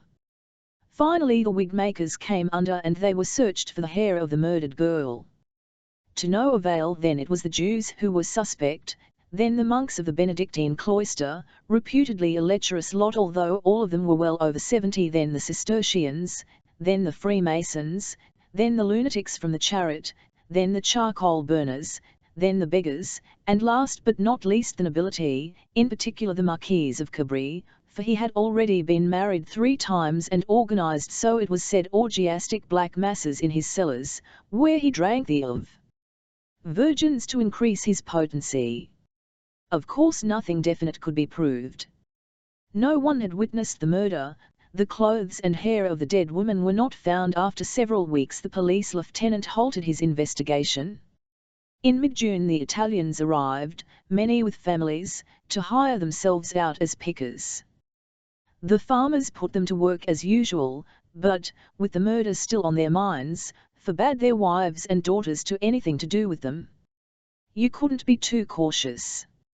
For although the migrant workers were in fact not responsible for the actual murder, they could have been responsible for it on principle, and so it was better to be on one's guard. Not long after the beginning of the jasmine harvest, 2 more murders occurred. Again the victims were very lovely young girls, again of the languid, round-haired sort. Again they were found naked and lying in a flower field with the backs of their heads bludgeoned. Again there was no trace of the perpetrator.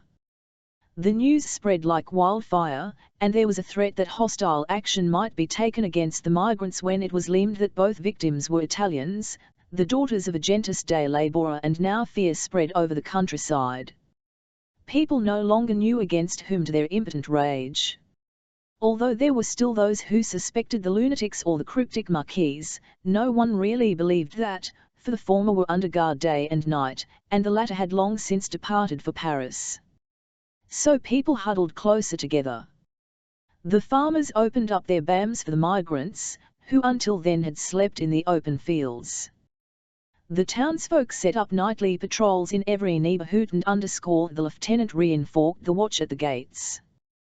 But all these measures proved useless. A few days after the double murder, they found the body of yet another girl, abused in the same manner as the others. This time it was a Sardinian washerwoman from the bishop's palace. She had been struck down near the great basin of the Fontaine de la Fous directly the gates of the town and although at the insistence of the citizenry the consuls initiated still further measures, the tightest possible control at the gates, reinforced a curfew for all female persons after nightfall. All that summer not a single week went by when the body of a young girl was not, and they were always girls just approaching and always very beautiful and usually dark, sugary types. Soon, however, the murderer was no longer rejecting the type of girl more common among the Lille population, soft, pale-skinned, and somewhat more full-bodied, even brown-haired girls and some dark blondes as long as they weren't too skinny were among the later victims. He tracked them down everywhere, not just in the open country around Grasse, but in the town itself, right in their homes. The daughter of a carpenter was found slain in her own on the 5th, and no one in the house had heard the least noise, and although the dogs normally yelped the moment they picked up the scent of any stranger, not one of them had barked. The murderer seemed impalpable, incorporeal, like a ghost. People were outraged and reviled the authorities. The least rumor caused mob scenes. A traveling salesman of love potions and other nostrums was almost massacred, for word spread that one of the ingredients in his remedies was female hair. Fires were set at both the Cabri mansion and the Hôpital de la Charite. A servant returning home one night was shot down by his own master, the draper Alexandre Misnard, who mistook him for the infamous murderer of young girls. Could afford it, sent his adolescent daughters to distant relatives or to boarding schools in Nice, or Marseille. The police lieutenant was removed from office at the insistence of the town council. His successor had the College of Medicine examine the bodies of the sham to determine the state of virginity. It was found that they had all remained untouched. Strangely enough, this knowledge only increased the sense of horror, for everyone had secretly assumed that the girls had been ravished. People had at least known the murderer's motive. Now they knew nothing at all.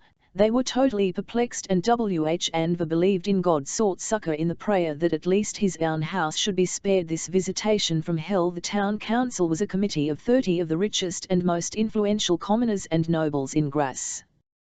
The majority of them were enlightened and anti-clerical, paid not the least attention to the bishop, and would have preferred to turn the cloisters and abbeys into warehouses or factories. In their distress, the proud, powerful men of the town council condescended to write an abject petition begging the bishop to curse and excommunicate this monster who murdered young girls and yet whom turnixeral powers could not capture, just as his illustrious predecessor had done in the year 1708, when terrible locusts had threatened the land. And indeed, at the end of September, the slayer of the young women of Grasse, having cut down no fewer than 24 of its most beautiful virgins out of every class, was made anathema and excommunicated both in writing and from all the pulpits of the city, including a ban spoken by the bishop himself from the pulpit of Notre Dame du Puy. The result was conclusive. From one day to the next, the murders ceased. October and passed with no corpses.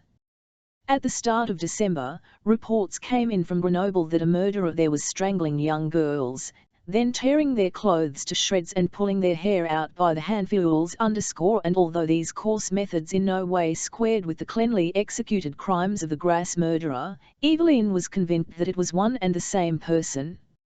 In their relief that the beast was no longer among them but instead ravaging Grenoble a 7 days, Jaume distant, the citizens of Grasse crossed themselves 3 times over. They organized a torchlight procession in honor of the bishop and celebrated a Mass of Thanksgiving on the 24th of December. On the 1st of January, 1766, the tighter security measures were relaxed and the night-time curfew for women was lifted. Normality returned to public and private life with incredible speed. Fear had melted into thin air. No one spoke of the terror that had ruled both town and countryside only a few months before. Not even the families involved still spoke of it. It was as if the bishop's curse had not only banned the murderer, but every memory of him and the people who were pleased that it was so. But any man who still had a daughter just approaching that special age did not, even now, allow her to without supervision. Twilight brought misgivings, and each morning, when he found her healthy and cheerful, he rejoiced, though of course without actually admitting the reason why. 41T Here was one man in Grasse, however, who did not trust this peace. His name was Antoine Riches. He held the title of second consul, and he lived in a grand residence at the entrance to the Rue Droit. Riches was a widower and had a daughter named Laura. Although not yet 40 years old and of undiminished vigor, he intended to put off a marriage for some time yet. First he wanted to find a husband for his daughter. And not the first comer, either, but a man of rank. There was a Baron de Bouillon who had a son and an estate near Vence, a man of good reputation and miserable financial, with whom Riches had already concluded a contract concerning the future marriage of their children. Once he had married Laura, he planned to put out his own courting feelers in the direction of the highly esteemed houses of Drie, Morbet, or Fontmichel. Not he was vain and would be damned if he didn't get a noble bedmate, but because he wanted to found a dynasty and to put his own posterity on a track leading directly to the highest social and political influence. For that he needed at least 2 sons, one to take over his business, the other to pursue a law career leading to the Parliament in AIX and advancement to the nobility. During his present rank, however, he could hold out hopes for such success only if he managed intimately to unite his own person and family with provincial nobility. Only one thing justified such high-soaring plans: his fabulous wealth. Antoine Riches was far and away the wealthiest citizen anywhere around. He possessed latifundia not only in the area of Grasse, where he planted oranges, oil, wheat, and hemp, but also near Vence and over toward where he leased out his farms. He owned houses in AIX and houses in the country, owned shares in ships that traded with India, had a permanent office in Genoa, and was the largest wholesaler for scents, spices, oils, and leathers in France. The most precious thing that Riches possessed, however, was his daughter. She was his only child, just 16 with auburn hair and green eyes. She had a face so charming that niceties of all ages and both sexes would stand stock still at the sight of her, unable to pull their eyes away, practically licking that face with their eyes, the way tongues work at ice cream, with that typically stupid, single-minded expression on their faces that goes with concentrate licking. Even Riches would catch himself looking at his daughter for indefinite periods of time, a quarter of an hour, a half hour perhaps, forgetting the rest of the world, even his business which otherwise did not happen, even in his sleep, melting away in contemplation of this magnificent girl, and afterwards unable to say what it was he had been doing. And of late he noticed this with uneasiness of an evening, when he brought her to her bed, or sometimes of a morning when he went in to waken her and she still lay sleeping as if put to rest by God's own hand, and the forms of her hips and breasts were moulded in the veil of her nightgown, and her breath rose calm and hot from the frame of bosom, contoured shoulder, elbow, and smooth forearm in which she had laid her face. Then he would feel an awful cramp in his stomach and his throat would seem too tight, and he might swallow and, help him, would curse himself for being this woman's father and not some stranger, not some other man, before whom she lay as she lay now before him, and who then without scruple and full of desire could lie down next to her, on her, in her. And he broke out in a sweat, and his arms and legs trembled while he choked down this dreadful lust and bent down to wake her with a chaste fatherly kiss. During the year just past, at the time of the murders, these fatal temptations had not yet come over him. The magic that his daughter worked on him then, also at least it seemed to him, had still been a childish magic. And thus he had not been seriously afraid that Laura would be one of the murderer's victims, since everyone knew that he attacked neither children nor grown women, but exclusively ripening but virginal girls. He had indeed augmented the watch of his home, had had new grills placed at the windows of the top floor, and had directed Laura's maid to share her bedchamber with her. But he was loath to send her away as his peers had done with their daughters, some even with their entire families. He found such behaviour despicable and unworthy of a member of the town council and second consul, who, he suggested, should be a model of composure, courage, and resolution to his fellow citizens. Besides which, he was a man who did not let his decisions be made for him by other people, nor by a crowd thrown into panic, and certainly not by some anonymous piece of criminal trash. And so all during those terrible days, he had been one of the few people in the town who were immune to the fever of fear and kept ahead. But, strange to say, this had now changed while others publicly celebrated the end of the rampage as if the murderer were already hanged and had soon fully forgotten about those dreadful days. Fear crept into Antoine Rich's health like a foul poison. For a long time he would not admit that it was fear that caused him to delay trips that ought to have been made some time ago, or to be reluctant merely to leave the house, or to break off visits and meetings just so that he could quickly return home.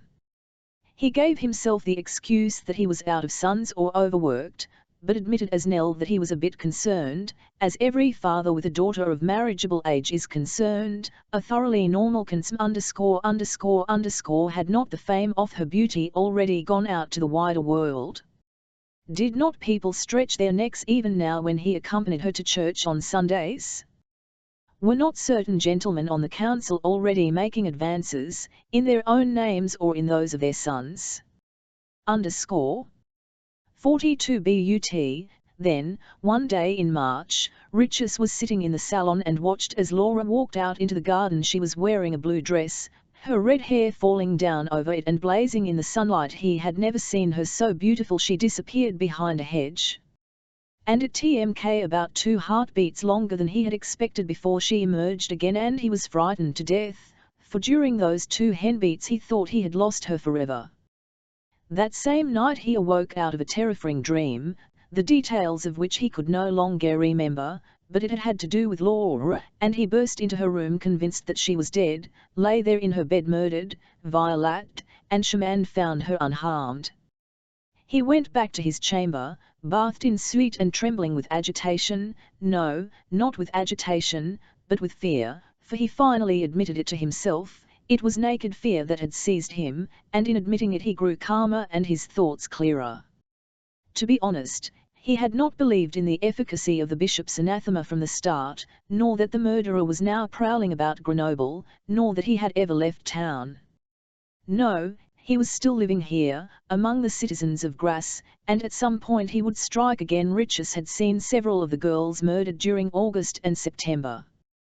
The sight had horrified him, and at the same time, he had to admit, fascinated him, for they all, each in her own special way, had been of dazzling beauty. He never would thought that there was so much unrecognized beauty in Grasse. The murderer had opened his eyes. The murderer possessed exquisite taste. And he had a system. It was not just that all the murders had been carried out in the same efficient manner, but the very choice of victims betrayed intentions almost economical in their planning. To be sure, Richis did not know what the murderer actually craved from his victims, since he could not have robbed them of the best that they offered, their beauty and the charm of youth. Or could he? In any case, it sned to him, as absurd as it sounded, that the murderer was not a despotic personality, but rather a careful collector. For if one imagined, and so Richis imagined, all the victims not as single individuals, but as parts of some higher principle, and thought of each one's characteristics as merged in some idealistic fashion into a unifying whole, then the picture assembled out of such mosaic pieces would be the picture of absolute beauty, and the magic that radiated from it would no longer be of human, but of divine origin. As we can see, Richis was an enlightened thinker who did not shrink from blasphemous conclusions, and though he was not thinking in olfactory categories, but rather in visual ones, he was nevertheless very near the TMTH. Assuming then, Richis continued in his thoughts that the murderer was just such a of beauty and was working on the picture of perfection, even if only in the fantasy of his sick brain, assuming, moreover, that he was the man of sublime taste and perfect methods that he indeed appeared to be, then one could not assume that he would waive claim to the most precious component on ether needed for his picture, the beauty of Laura. His entire previous homicidal work would be worth nothing without her. She was the keystone to his building. As he drew this horrifying conclusion, Richards was sitting in his nightshirt on the edge of his bed, and he was amazed at how calm he had become. He no longer felt chilled, was no longer trembling. The vague fear that had plagued him for weeks had vanished and was replaced by the awareness of a specific danger. Laura had quite obviously been the goal of all the murderers' endeavours from the beginning. And all the other murders were adjuncts to the last, crowning murder. It remained quite unclear what material purpose these murders were intended to serve, or if they even had one at all. But Richards had perceived the essence of the matter, the murderer's systematic method and his idealistic motive. The longer he thought about it, the better both of these pleased him and the greater his admiration for the murderer, an admiration, admittedly, that reflected back upon him as would a polished mirror, for after all, it was he, Richards, who had picked up his opponent's trail with his own refined and analytical powers of reasoning. If he, Richards, had been the murderer and were himself by the murderer's passions and ideas, he would not have been able to proceed in any other fashion than had been employed thus far, and like him, he would do his utmost to crown his mad QRK with the murder of the unique and splendid Laura. This last thought appealed to him especially. He was in the position to put himself inside the mind of the would-be murderer of his daughter. He had made himself vastly superior to the murderer. For all his intelligence, that much was certain, the murderer was not in the position to put himself inside Richards's mind, if only because he could not even to suspect that Richards had long since imagined himself in the murderer's own situation. This was fundamentally no different from how things worked in business mutatis mutandis, to be sure. You were master of a competitor whose intentions you had seen through. There was no way he could get the better of you, not if your name was Antoine Richards, and you were a natural fighter, a seasoned fighter. After all, the largest wholesale perfume business in France, his office as second consul, these had not fallen into his lap as gracious gifts, but he had fought for them, with doggedness and recognizing dangers ahead of time, shrewdly guessing his competitors' plans, and outdistancing his opponents. And in just the same way he would achieve his future goals, power and noble rank for his heirs. And in no other way would he counter the plans of the murderer, his competitor for the possession of Laura, if only Laura was also the keystone in the edifice of Richards's own plans. He loved her, certainly, but he and he would let no one mess from him whatever it was he needed to realize his own highest ambitions. He would hold on tooth and claw to that. He felt better now. Having succeeded by these nocturnal deliberations in bringing his struggle with the demon down to the level of a business rivalry, he felt fresh courage, indeed arrogance, take hold of him. The last remnants of fear were gone. The despondency and anxious care that had tormented him into doddering senility had vanished. The fog of gloomy forebodings in which he had tapped about for weeks had lifted. He found himself on familiar terrain and felt himself equal to every challenge. 43 relieved, almost elated, he sprang from his pulled the bell rope, and ordered the drowsy valet who staggered into his to pack clothes and provisions, because at daybreak he intended to set out for Grenoble in the company of his daughter. Then he dressed and chased the rest of the servants from there. In the middle of the night, the house on the Midroit awoke and bustled with life. The fire blazed up in the kitchen, exit maids scurried along the corridors, servants dashed up and down the stairs, in the vaulted cellars the keys of the steward rattled, in the courtyard torches shone, grooms ran among the horses, others tugged mules from their stalls. There was bridling and saddling and running and loading. One would have almost believed that the Austro-Sardinian hordes were on the march, pillaging and torching, just as in 1746, and that the lord of the manor was mobilizing to flee in panic. Not at all. The lord of the manor was sitting at his office desk, as sovereign as a marshal of France, drinking café au lait, and providing intimations for the constant stream of domestics barging in on him. All the while, He wrote letters to the mayor, to the first consul, to his secretary, to his solicitor, to his banker in Marseille, to the Baron de Bouillon, and to diverse business partners. By around 6 that morning, he had completed his correspondence and given all the orders necessary to carry out his plans.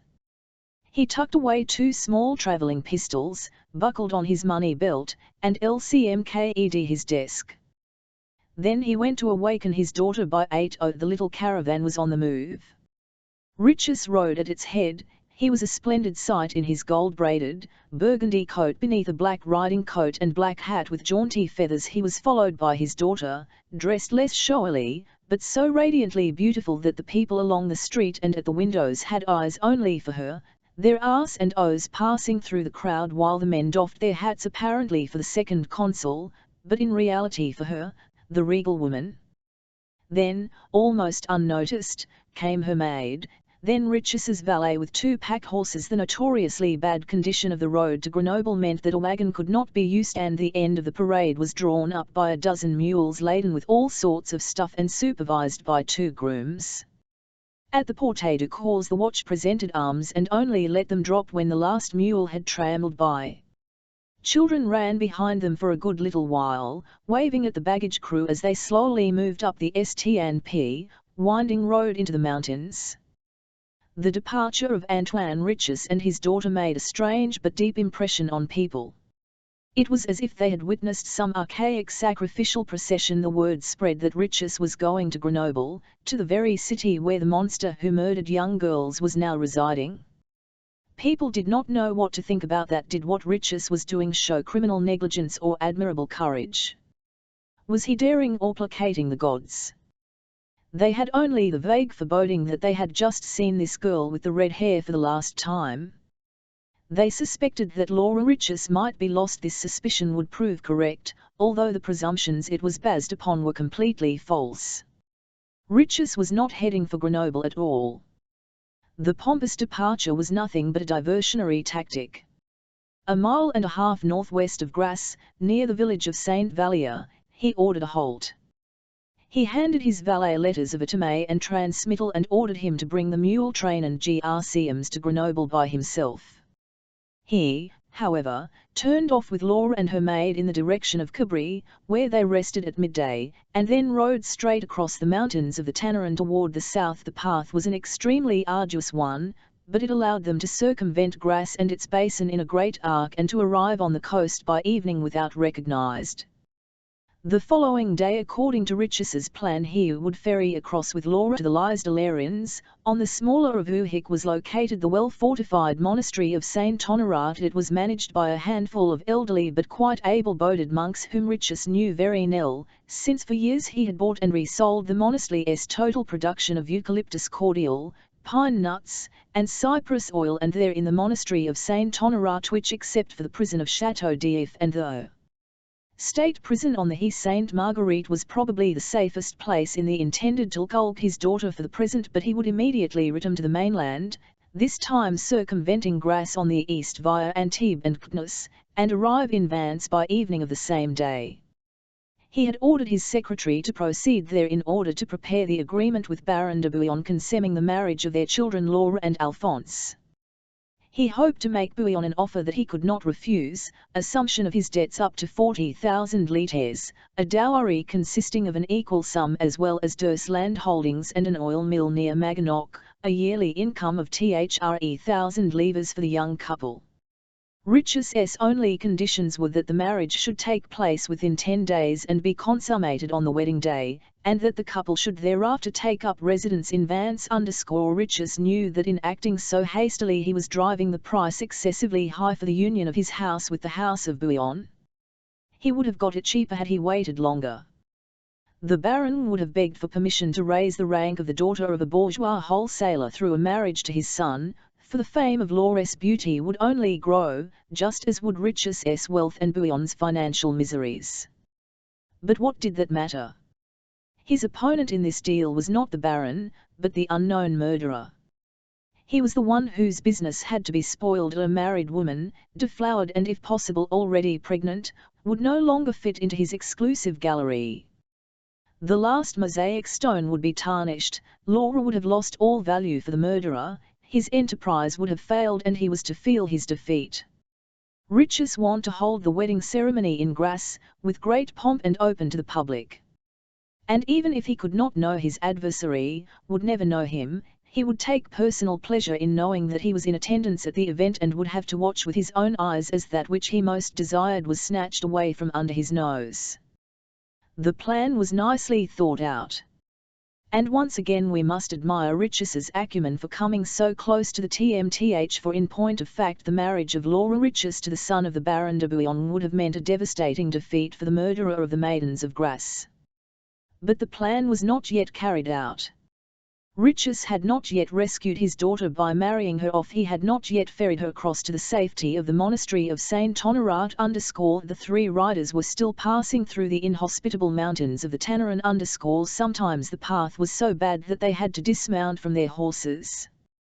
It was all going too slowly. By evening, they hoped to reach the sea near La Naple, a small town west of Caen. 44 at the same time that Laura Riches and her father were leaving Grasse, Grenouille was at the other end of town in the Arnulfi workshop macerating jonquils. He was alone and he was in good spirits.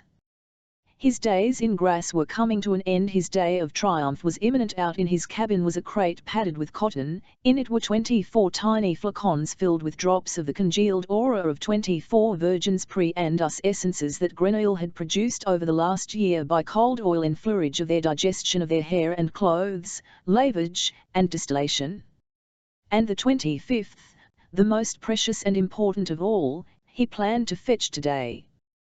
For his final fishing expedition, he had at the ready a small pot of oils purified several times over, a cloth of finest linen, and a demijohn of high-proof alcohol. The terrain had been studied down to the last detail. The moon, he knew that any attempt to break into the well-protected mansion on the Midroit was pointless. Which was why he planned, just as dusk fell and before the were closed, to sneak in under his cover of odorlessness, which like a magic cape deprived man and beast of their perceptive faculties, and there to hide in some of the house. Then later, when everyone was asleep, he would follow the compass of his nose through the darkness and climb up to the chamber that held his treasure. He would set to work on it with his oil-drenched clothes right then and there.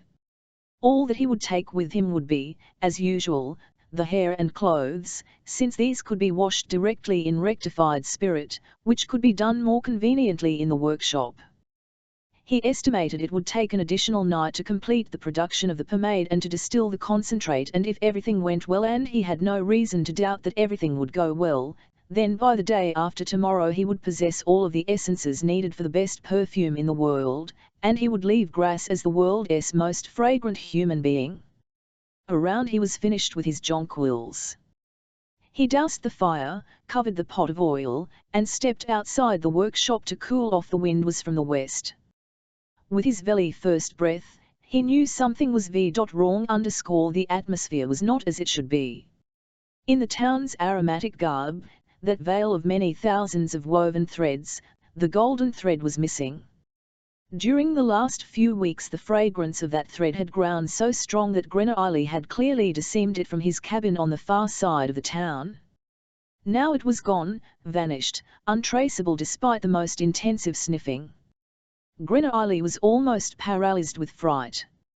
"She is dead," he thought. Then, more terrifying still, someone else has got to her for me. Someone else has plucked my flower and taken its odor for himself. He could not so much as scream, the SHTNK was too great for that, but he could produce tears that welled up in the corners of his eyes and suddenly streamed down both sides of his nose. Then Drouot, returning home from the Quartier Dauphins for lunch, remarked in passing that early this morning the second consul had left for Grenoble together with 12 mules and his daughter. Grenouille forced back the tears and ran off, straight through town to the Porte du Cours. He stopped to sniff in the square before the gate. And in the pure nest wind, unsullied by the odors of the town, he did indeed find his golden thread, thin and fragile, but absolutely unmistakable. The precious scent, however, was not blowing from the northwest, where the road leads toward Grenoble, but more from the direction of Cabri, if not directly out of the southwest. Grenouille asked the watch which road the second consul had taken. The guard pointed north. Not the road to Cabri? Or the other one, that went south toward Oribio and La Naple? Definitely not, said the guard. He had watched with his own eyes. Grenouille ran back through town to his cabin, packed linen, pomade pot, spatula, scissors, and a small, smooth club of olive wood into his knapsack, and promptly took to the road, not the road to Grenoble, but the one to which his nose directed him, to the south. This road, the direct road to La Naple, along the foothills of the Tannerin, through the river valleys of the Freyre and Schiegne. It was an easy walk. Grenouille made rapid progress. As Oribio emerged on his right, clinging to the mountains above him, he could smell that he had almost caught up with the runaways. A little later and he had drawn even with them. He could now smell each one, could smell the aroma of their horses. At most they were no more than a half-mile nest of him. Somewhere in the forests of the Tanneron they were holding course southwards, toward the sea. Just as he was. Around 5 o'clock that evening, Grenouille reached La Naple. He went to the inn, ate, and asked for cheap lodging. He was a journeyman tanner from Nice, he said, on his way to Marseille. He could spend the night in a stall, they told him. There he lay down in a cummer and rested. He could smell the 3 riders approaching. He need only wait. 2 hours later it was deep dusk by then. They arrived. To preserve their disguise, they had changed costumes. The 2 women now wore dark cloaks and veils, Richus a black frock coat. He identified himself as a nobleman on his way from Castellan. In the morning he wanted to be ferried over to the Lisle el Srins. The innkeeper should make arrangements for a boat to be ready by sunrise. Were there any other guests in the house besides himself and his people? No, said the innkeeper, only a journeyman tanner from Nice who was spending the night in a stall. Richard sent the women to there. He was going out to the stalls, he said, to get something from the saddlebags. At first he could not find the journeyman tanner. He had to ask a groom to give him a lantern. Then he saw him, lying on some straw and an old blanket in one cummer, his head resting on his knapsack, sound asleep. He looked so totally insignificant that for a moment Richus had the impression that he was not even there, but was merely a chimera cast by the swaying shadow of the lantern candle.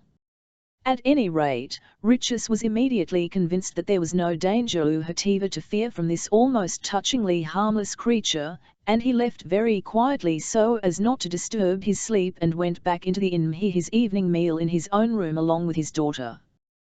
He had not explained the purpose and goal of their journey to her and did not do it even now, although she asked him.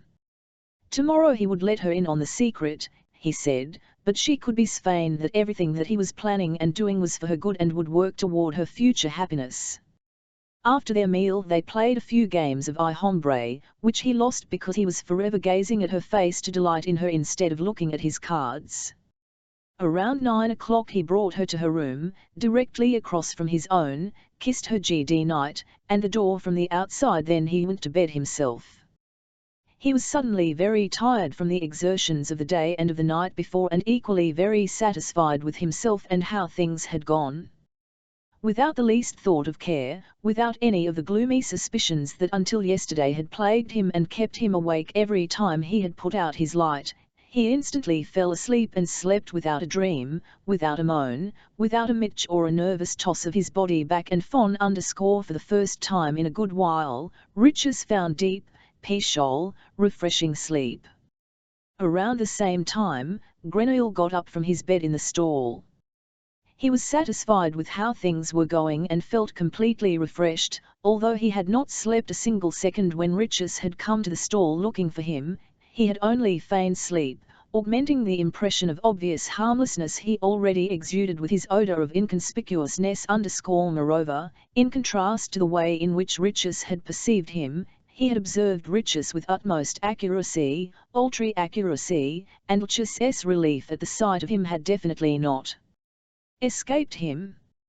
And so at their meeting each had himself of the other's harmlessness, correctly and falsely, and that was how it should be, Grenouille thought, for his apparent and riches stme harmlessness made it much easier for him, Grenouille, to go about his work, an opinion that, to be sure, riches would definitely have shard had the situation been reversed. 45G Grenouille set to work with professional circumspection. He opened his knapsack, took out the linen, pomade, and spatula, spread the cloth over the blanket on which he had lain, and began to brush on the fatty paste. This job took time, for it was important that the oil be applied in thinner or thicker layers depending on what part of the wood end up lying on a particular patch of the cloth. The mouth and armpits, breasts, genitals, and feet gave off greater amounts of scent than, for instance, shins, back, and the palms more than the backs of the hands, eyebrows more than eyelids, etc., and therefore to be provided with a heavier dose of oil. Grenouille was creating, as it were, transferring onto the linen a scent diagram of the treaty, and this part of the job was actually the one that satisfied him most, for it was a matter of an anistic technique that incorporated equally one's knowledge, imagination, and manual dexterity, while at the same time it anticipated on an ideal plane the enjoyment awaiting one from the final results. Once he had applied the whole potful of pomade, he dabbed about here and there, removing a bit of oil from the cloth here, adding another there, retouching, checking the greasy landscape he had modelled one last time with his nose, by the way, not with his eyes, for the whole business was carried on in total darkness, which was perhaps yet another reason for Grenouille's equably cheerful. There was nothing to distract him on this night of new moon. The world was nothing but you and the soft sound of surf from the sea. He was in his element then. He folded the cloth together like a tapestry, so that the oiled surfaces lay against one another. This was a painful procedure for him, because he knew well that despite the utmost caution certain pans of the sculpted contours would be flattened or shifted, but there was no other way to transport the cloth after he had folded it up small enough to be carried under his arm without all too much difficulty. He tucked spatula, scissors, and the little olive-oaked club in his pockets and crept out into the night. The sky was clouded over. There were no lights burning in the inn. The only glimmer on this pitch-dark night was the winking of the lighthouse at the Fon on the He Sainte Marguerite, over a mile away to the east, a tiny bright needlepoint in a raven-black cloth. The light, fishy wind was blowing from the bay.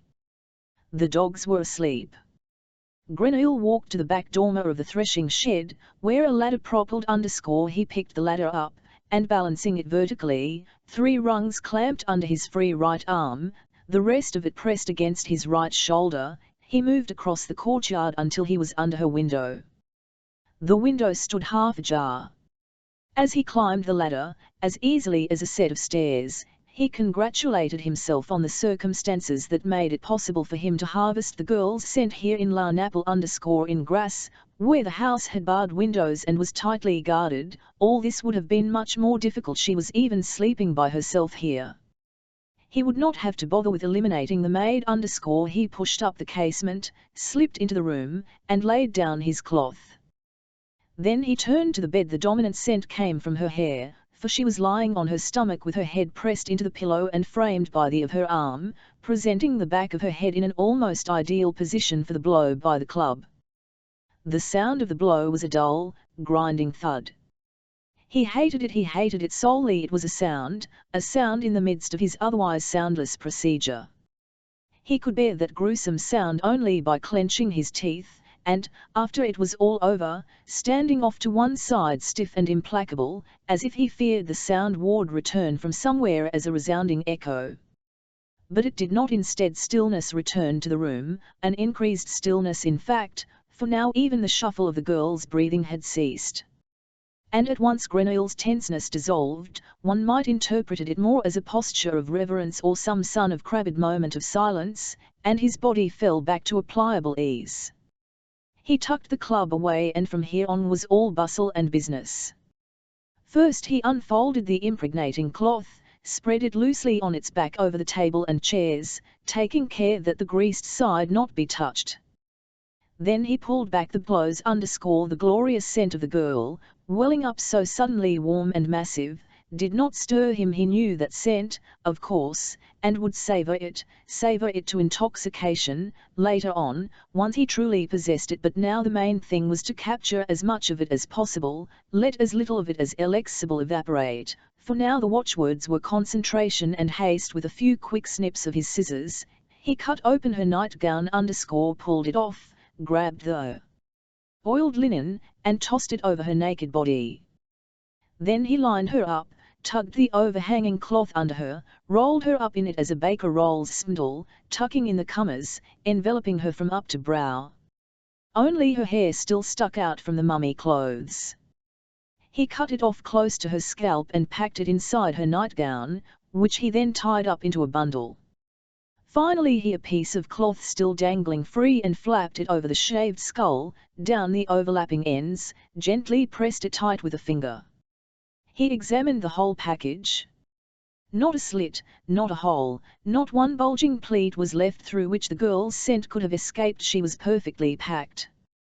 There was nothing to do but wait, for 6 hours, until the grey of dawn. He took the little armchair on which her clothes lay, dragged it to the bed, and sat down. The gentle breath of her scent still clung to the ample black cloak, blending with the odour of aniseed cakes she had put in her as a snack for the journey. He put his feet up on the end of the BD, near her feet, himself with her dress, and ate aniseed cakes. He was tired. But he did not want to fall asleep, because it was improper to sleep on the job, even if your job was merely to wait. He recalled the nights he had spent distilling in Baldini's workshop, the alembic, the flickering fire, the soft spitting sound the distillate made as it dripped from the sea-uling tube into the Florentine flask. From time to time you had to tend the fire, pour in more distilling water, change Florentine flasks, replace the exhausted stuff you were distilling. And yet it had always seemed to him that you stayed awake not so that you could take care of these tasks, but because being awake had its own unique purpose. Even here in this chamber, where the process of enfleurage was proceeding all on its own, where in fact premature checking, tumming, or poking the fragrant package could only cause trouble, even here, it seemed to Grenouille, his waking presence was sleep would have endangered the spirit of success. It was not especially difficult for him to stay awake and wait, despite his weariness. He loved this waiting. He had also loved it with the 24 other girls, for it was a dull waiting till it's over, not even a year expectant waiting, but an attendant, purposeful, in a certain sense acteur, waiting. Something was happening while you waited. The most essential thing was happening. And even if he himself was doing nothing, it was happening through him nevertheless. He had done his best. He had employed all his artistic skill. He had made not one single mistake. His performance had been unique. It would be crowned with success. He need only wait a few more hours. It filled him with profound satisfaction, this waiting. He had never felt so fine in all his life, so peaceful, so steady, so whole and at one with himself, not even back inside his mountain, as during these hours when a craftsman took his rest sitting in the dark of night beside his victim, waiting and watching. They were the only moments when something like cheerful thoughts formed inside his gloomy brain. Strangely enough, these thoughts did not look toward the future. He did not think of the scent that he would glean in a few hours, nor of the perfume made of the auras of 25 maidens, nor of future plans, happiness, and success. No, he thought of his past. He remembered the stations of his life, from Madame Gaillard's house and the moist, warm woodpile in front of it to his journey to the little village of La Naple, which smelled like fish. He thought of Grimmel the tanner, of Giuseppe Baldini, of the Marquise de la Tallée d'Espinus _ he thought of the city of Paris, of its great effluvium, that smell of 1,000 iridescences. He thought of the red-headed girl in the Rue des Marais, of open country, of the spare wind, of forests. He thought of the mountain in the Auvergne. He did not avoid such memories in the least, of his cave, of the air void of human beings. He thought of his dreams. And he thought of all these things with great satisfaction.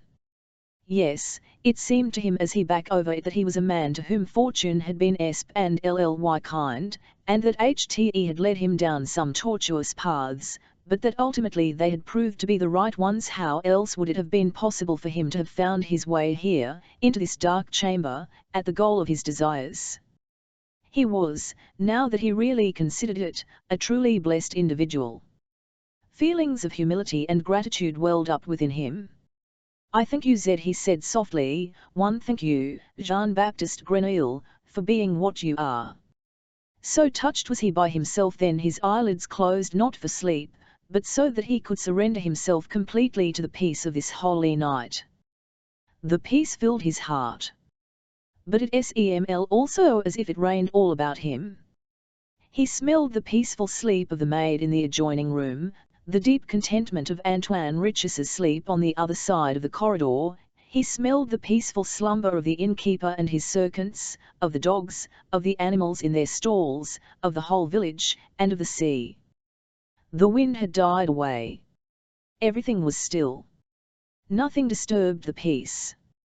Once he turned his to one side and ever so softly touched Laura's foot, not actually her but simply the cloth that enveloped it, and beneath that the thin layer of oil drinking up her scent, her glorious scent, his scent. 46 as the birds began to squawk, that is, a while before the break of dawn, he got up and finished his task. He threw open the cloth and pulled it from the dead woman like a bandage. The fat peeled off nicely from her skin. Little scraps of it were left hanging only in the smallest crannies, and these he had to scrape off with his spatula. The remaining streaks of pomade he wiped off with her undershirt, using it to rub down her body from head to foot one last time, so thoroughly that even the oil in her own pores pearled from her skin, and with it the last flake and filament of her scent. Only now was she really dead for him, withered away, pale and limp as a fallen petal. He tossed the undershirt into the large scent-impregnated cloth, the only place where she had life now, placed her nightgown and her hair in it as well, and rolled it all up into a small, firm package that he clamped under his arm. He did not even take the trouble to cover the bouquet on the bed. And although the black of night had already become the blue-grey of dawn and objects in the room had begun to regain their contours, he did not cast a single glance at the bed to rest his eyes on her at least once in his life. Her form did not interest him. She no longer existed for him as a body, but only as a disembodied scent, and he was carrying that under his arm, taking it with him. Softly he swung out over the window-sill and down the ladder. The wind had come up again outside, and the sky was clearing, pouring a cold, dark blue light over the land. A half-hour later, the scullery maid started the fire in the kitchen. As she came out of the house to fetch wood, she saw the ladder leaning there, but was still too sleepy to make any rhyme or reason of it. Shortly after 6 the sun rose. Gigantic and golden red, it lifted up out of the sea the Liesdelarians _ not a cloud was in the sky. A radiant spring day had begun with his room facing west. Riches did not awaken until 7. He had slept tmly splendidly for the first time in months, and contrary to his custom lay there yet another quarter of an hour, stretching and sighing with enjoyment as he listened to the pleasant hubbub rising up from the kitchen below. When he finally did get up and open the window wide, taking in the beautiful weather outside and breathing in the fresh morning air and listening to the sound of the surf, his GD knew no bounds, and he puckered his lips and whistled a bright melody while he dressed. He went on whistling, and was whistling still as he left his room and on winged feet approached the door to his daughter's room across the hall. He rapped. And rapped again, very softly, so as not to frighten her. There was no answer. He smiled. He could well understand that she was still sleeping. Carefully he inserted the key in the lock and turned the bolt, softly, very softly, considerately, not wanting to wake her, eager almost to find her still sleeping, wanting to kiss her awake once again one last time, before he must give her to another man. The sprang open, he entered, and the sunlight fell full into his eyes. Everything in the room sparkled, as if it were filled with glittering silver, and for a moment he had to shut his eyes against the pain of it. Then he 01 and them he saw Laura lying on her bed, naked and dead and shorn clean and sparkling white. It was like his nightmare, the one he had dreamt in Grasse the night last and had forgotten again.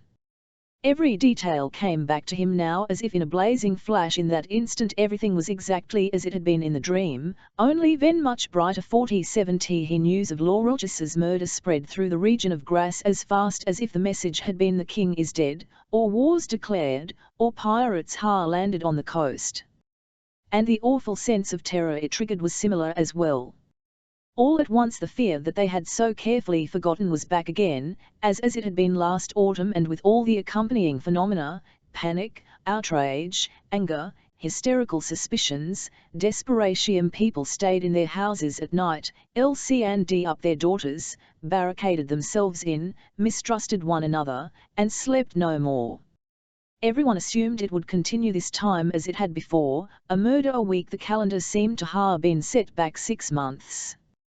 The dread was more paralyzing, however, than 6 months earlier, for people felt helpless at the sudden rhythm of a danger that they had thought well behind them. If even the bishop's anathema had proved useless, if even Antoine Riches, the great Riches, the richest man in town, the second consul, a powerful, prudent man who had every kind of assistance available, if even he could not protect his child, if the murderer's hand was not be deterred even by the hallowed beauty of Laura, for indeed she seemed a saint to everyone who had known her, especially now, an envasse, now that she was dead. What hope was there of escaping this murderer?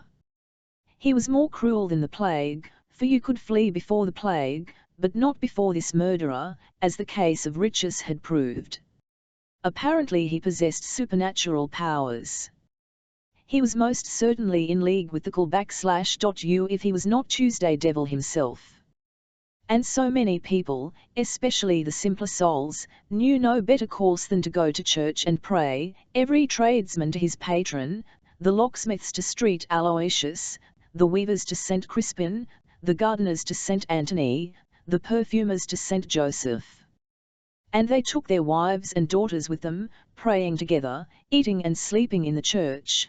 They did not leave during the day themselves now, convinced that the only possible refuge from this monster, if any refuge was to be had, was under the protection of the despairing parish and the gaze of the Madonna. Seeing that the church had failed once already, other, quicker wits banded together in occult groups. Hiring at great expense a certified witch from Gourdon, they crept into one of the many limestone grottos of subterranean Grasse and celebrated black masses to curry the old gentleman's favour. Still others, in particular members of the upper middle class and the educated nobility, put their money on the most modern scientific methods, magnetizing their houses, hypnotizing their daughters, gathering in their salons for secret feudal meetings, and employing telepathy to drive off the murderer's spirit with communal thought emissions. The guilds organized la penitential procession from Grasse to La Naple and back. The monks from the town's 5 monasteries established sultices of perpetual prayer and ceaseless chants, so that soon unbroken lamentation was heard day and night, now on one street corner, now on another. Hardly anyone worked. Thus, with fairish passivity and something very like impatience, the people of Grasse awaited the murderer's next blow. No one doubted that it would fall, and secretly everyone yearned to hear the horrible news, if only in the hope that it would not about him, but someone else. This time, however, the civil, regional, and provincial authorities did not allow themselves to be infected by the hysterical mood of the citizenry. For the first time since the murderer of maidens had appeared on the scene, well-planned and cooperative efforts were instituted among the prefectures of Grasse, Draguignan, and Toulon, among magistrates, police, commissaries, parliament, and this cooperation among the powerful arose panly from fear of a general civil uprising, panly from the fact that only since Laura Rich's murder did they have clues that made systematic pursuit of the murderer possible for the first time. The murderer had been seen. Obviously they were dealing with the ominous Jaume Montana, who had spent the night of the murder in the inn stables and disappeared the next morning without a trace. According to the joint testimony of the innkeeper, the groom, and Riches, he was a nondescript, shortish fellow with a brownish coat and a coarse linen knapsack. Although in other respects the recollections of the 3 witnesses remained unusually vague, they had been unable to describe the man's face, hair color, or manner of speech. The innkeeper did add that, if he was not mistaken, he had noticed something awkward or limping about the stranger's posture and gait, as if he had a wounded leg or a crippled arm. With these clues, 2 mounted troops had taken up pursuit of murderer by noon of the same day, following the March 6 chaussee in the direction of Marseille, one along the coast, the other taking the inland road. The of La Naple were by volunteers. 2 commissioners from the provincial count at Grasse to Nice to make inquiries about journeyman tanners. All ships departing from the ports of Fréjus, Caen, and Antibes were checked. The roads leading across the border into Sailly were blocked and travellers required to identify themselves. For those who could read, an arrest warrant and description of the culprit appeared on all the town gates of Grasse, Vence, and Verdun, and on village church town criers made 3 announcements daily. The report of course, merely confirmed the view that the culprit was none other than the devil himself, and tended more to arouse panic among the populace than to bring in useful information, but only after the presiding judge of the court in Grasse had, on Rich's behalf, offered a reward of no less than 200 for information leading to the apprehension of the murderer did denunciations bring about the arrest of several journeyman tanners in Grasse, Opio, and Verdun, one of whom, indeed, had the rotten luck of limping. They were already considering subjecting the man to torture despite a solid alibi supported by several witnesses, when, 10 days after the murder, a man from the city watch appeared at the magistrate's office and gave the following deposition: on the day in question, he, Gabriel Tagliasco, captain of the guard, while engaged in his customary duties at the Porte du Corps, had been approached by an Q1UA1, who, as he now realized, fit the description in the warrant almost exactly, and had been questioned repeatedly and insistently concerning the road by which the second consul and his caravan had departed the city that same morning. He had no importance to the incident, neither then nor later, and would most certainly have been unable to recall the individual purely on the basis of his own memory, so thoroughly unremarkable was the man had he not seen him by chance only yesterday, right here in Grasse, in the Rue de la Louve, in front of the studio of Maitre Drouot and Madame Arnulfo, on which occasion he had noticed that as the man walked back into the workshop he had a definite limp. Grenouille was arrested an hour later. The innkeeper and his groom from La Naple, who were in Grasse to identify the other suspects, immediately recognized him as the journeyman tanner who had spent the night with them. It was he, and no other. This must be the wanted murderer. They searched the workshop. They searched the cabin in the olive grove behind the Franciscan cloister. In one corner, hardly hidden, lay the shredded nightgown, the undershirt, and the red hair of Laura Rich's _ and when they dug up the floor, piece by piece the clothes and hair of the other 24 girls came to light. The wooden club used to kill the victims was found, and the linen knapsack. The evidence was overwhelming. The order was given to toll the church bells. The presiding judge announced by and public notice that the infamous murderer of young girls, sought now for almost 1 year, had finally been captured and was in custody. 48 at first people did not believe the report. They assumed it was a ruse by which the officials were covering up their own incompetence and attempting to calm the dangerously explosive mood of the populace. People remembered only too well when the word had been that the murderer had departed for Grenoble. This time fear had set its jaws firmly into their souls. Not until the next day, when the evidence was displayed on the church square in front of the provost court, and it was a ghastly sight to behold, 25 garments with 25 crops of hair, all mounted like scarecrows on poles set up across the top of the square opposite the cathedral, did public opinion change. Hundreds of people filed by the macabre gallery. The victims' relatives would recognize the clothes and collapse screaming. The rest of the crowd, partly because they were sensation seekers, partly because they wanted to be totally convinced, demanded to see the murderer. The call soon became so loud, the unrest of the tuming crowd in the small square so menacing, that the presiding judge decided to have Grenouille brought up out of his cell and to exhibit him at the window on the 2nd of the provost car. As Grenouille appeared at the window, the roar turned to silence all at once. It was as totally quiet as if this were on a hot summer day, When everyone is out in the fields or has crept into the shade of his own home, not a cough, not a breath was to be heard. The crowd was all eyes and one mouth agape, for minutes on end. Not a soul could comprehend how this shone paltry, stoop-shouldered man there at the window, this mediocrity, this miserable nonentity, this cipher could have committed more than 24 murders. He simply did not like a murder for no one could have said just how he had imagined the murderer, the devil himself, ought to look, but they were all agreed, not like this. And nevertheless, although the murderer did not in the least match their conception, and the exhibition, one would presume, could not have been less convincing simply because of the physical reality of this man at the window, because he and no other was presented to them as the murderer, the effect was paradoxically persuasive.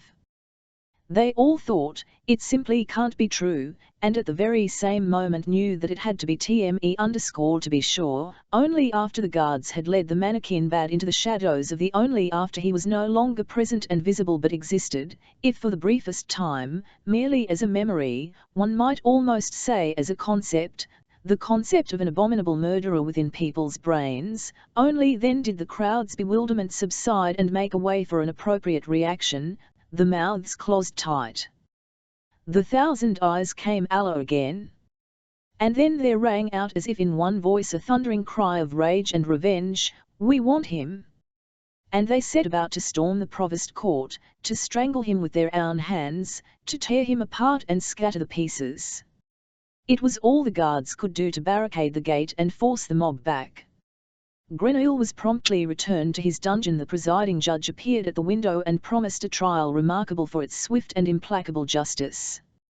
It took several hours, however, for the crowd to disperse, and several days for the town to quiet down to any extent. The against Grenouille did indeed move at an extraordinarily rapid pace, not only because the evidence was overwhelming, but also because the accused himself freely confessed to all the murders charged against him. But when asked about his motives, he had no convincing answer to give them. His repeated reply was that he had needed the girls and that was why he had slain them.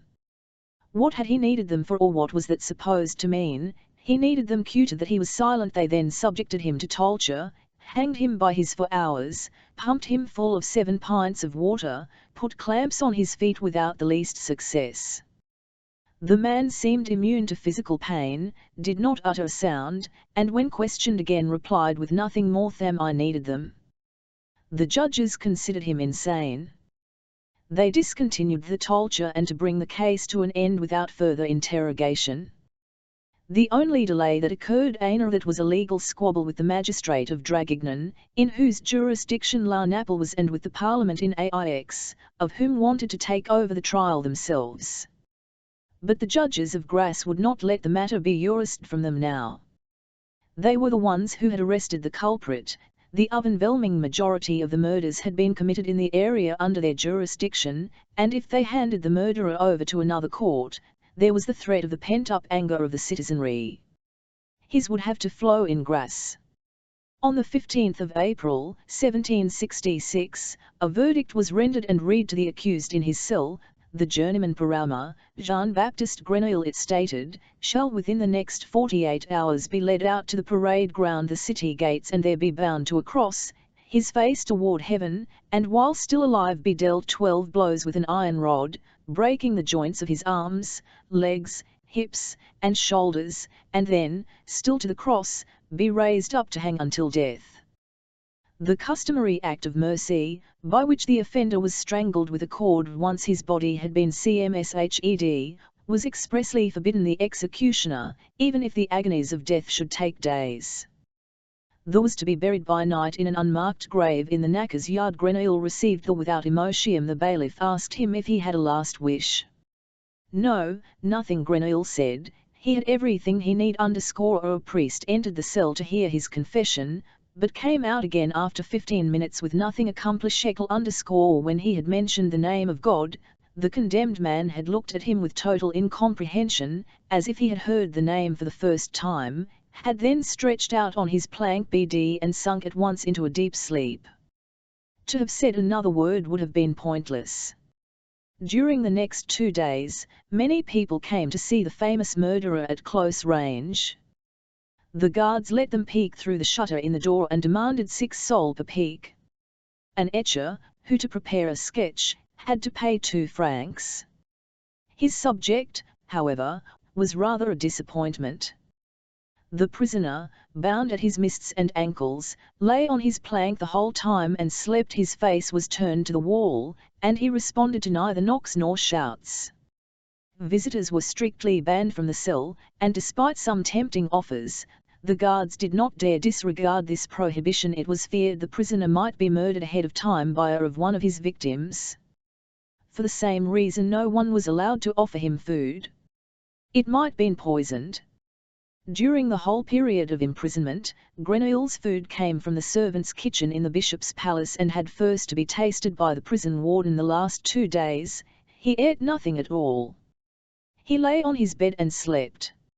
Occasionally his chains rattled, and if the guard hurried over to the shutter, he could watch Grenouille take a drink from his, then throw himself back on his plank bed, and go back to sleep. It seemed as if the man was so tired of life that he did not want to experience his last hours. Meanwhile the parade grounds were for the execution. Carpenters built a scaffold, mne feet by 9 feet square and 6 feet high, with a railing and a sturdy set of stairs. Grass had never had one as fine as this. Plus a grandstand for local notables and a fence to separate them from the common people, who were to be kept at some distance. In the buildings to the left and right of the Porte du Cours and in the guardhouse itself, places at the windows had long since been rented out at exorbitant rates. The executioner's assistants had even leased the runs of the patients in the chariot 6, which was liated off to one side, and resold them to curious spectators at a handsome profit. The lemonade vendors stocked up with pitcherfuls of liquorice water. The etcher printed up several hundred copies of the sketch he had made of the murderer in prison, touched up a bit from his own imagination. Itinerant peddlers streamed into town by the dozens. The bakers baked souvenir cookies. The executioner, Monsieur Papin, who had not had an offender to smash for years now, had a heavy, squarical iron forged for him and went off to the slaughterhouse to practice blows on carcasses. He was permitted only 12 hits, and he had to strike true, crushing all 12 joints without damaging the vital body parts, like the chest or head, a difficult business that demanded a fine touch and Google timing. The citizens readied themselves for the event as if for a high holiday. That there would be no work that day went without saying. The women ironed their holiday dresses, the men dusted off their frock coats and had their boots polished to a high gloss. Held military rank or occupied public office, whoever was a guild master, an attorney at law, a notary, a head of a fraternal order, or held any other position of importance, donned his uniform or official garb, along with his medals, sashes, chains, and periwig powdered to a chalky white. Pious folk intended to assemble immediately afterwards for religious services. The disciples of Satan planned a hearty Luciferian mass of thanksgiving. The educated aristocracy were going to gather for magnetic seances at the manors of the Cabris, Villeneuves, and Font-Michels. The roasting and baking had in the kitchens, the wine had been fetched from the cellars, the floral displays from the market, and the organist and choir were practicing in the cathedral. In the Riches household on the Midroit everything remained quiet. Riches had forbidden any preparations for the day of liberation, as people were calling the murderer's execution day. It all disgusted him. The sudden eruption of renewed fear among the populace had disgusted him, their feverish joy of anticipation disgusted him. The people themselves, every one of them, disgusted him. He had not participated in the presentation of the culprit and his victims in the cathedral square, nor in the trial, nor in the obscene procession of sensation seekers filing past the cell of the condemned man. He had requested that the Count come to his home for him to identify his daughter's hair and clothing, had given his testimony briefly and calmly, and had that they leave him those items as keepsakes, which they did. He carried them to Laura's room, laid the nightgown and undershirt on her bed, spread the red hair over the pillow, sat down them, and did not leave the again day or night, as if by standing guard now, he could make good what he had neglected to do that night in L'Anxen_L_. He was so full of disgust at the world and at himself, that he could not weep. He was also disgustful by the murderer. He did not want to regard him as a human being, but only as a victim to be slaughtered. He did not want to see him until the exaltation, when he would be laid on the cross and the 12 blows crashed down upon him. Then he would want to see him from up close, and he had had a place reserved for himself in the front row. And when the crowd had wandered off after a few hours, he wanted to climb up onto the bloody scaffold and crouch next to him, keeping watch, by night, by day, for however long he had to, and look into the eyes of this man, the murderer of his daughter, and drop by drop to trickle the disgust within him into those eyes, to pour out his disgust like burning acid over the man in his death agonies until the beast perished. And after that? What would he do after that? He did not know. Perhaps resume his normal life, perhaps get married, perhaps father a son, perhaps do nothing at all, perhaps die. It made no difference whatever to him. To think about it seemed to him as pointless as to think about what he would do after his own death. Nothing, of course. Nothing that he could know at this point. 49th execution was scheduled for 5 in the first spectators had by morning and secured themselves places. They brought chairs and with them, pillows, wine, and their children.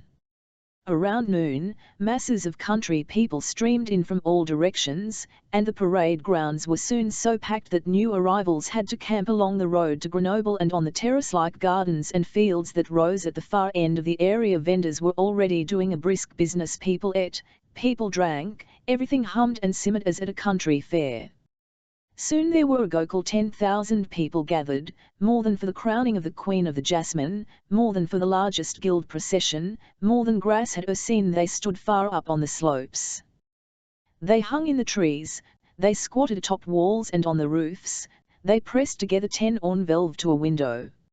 Only in the centre of the grounds, protected by the fence barricade, as if stamped and cut from the dough of the crowd, was there still an open space for the grandstand and the scaffold, which suddenly appeared very small, like a toy or the stage of a puppet heater and one pathway was left open, leading from the place of execution to the Porte de Cause and into the Rue Droit shortly after Monsieur Papin and his henchmen appeared.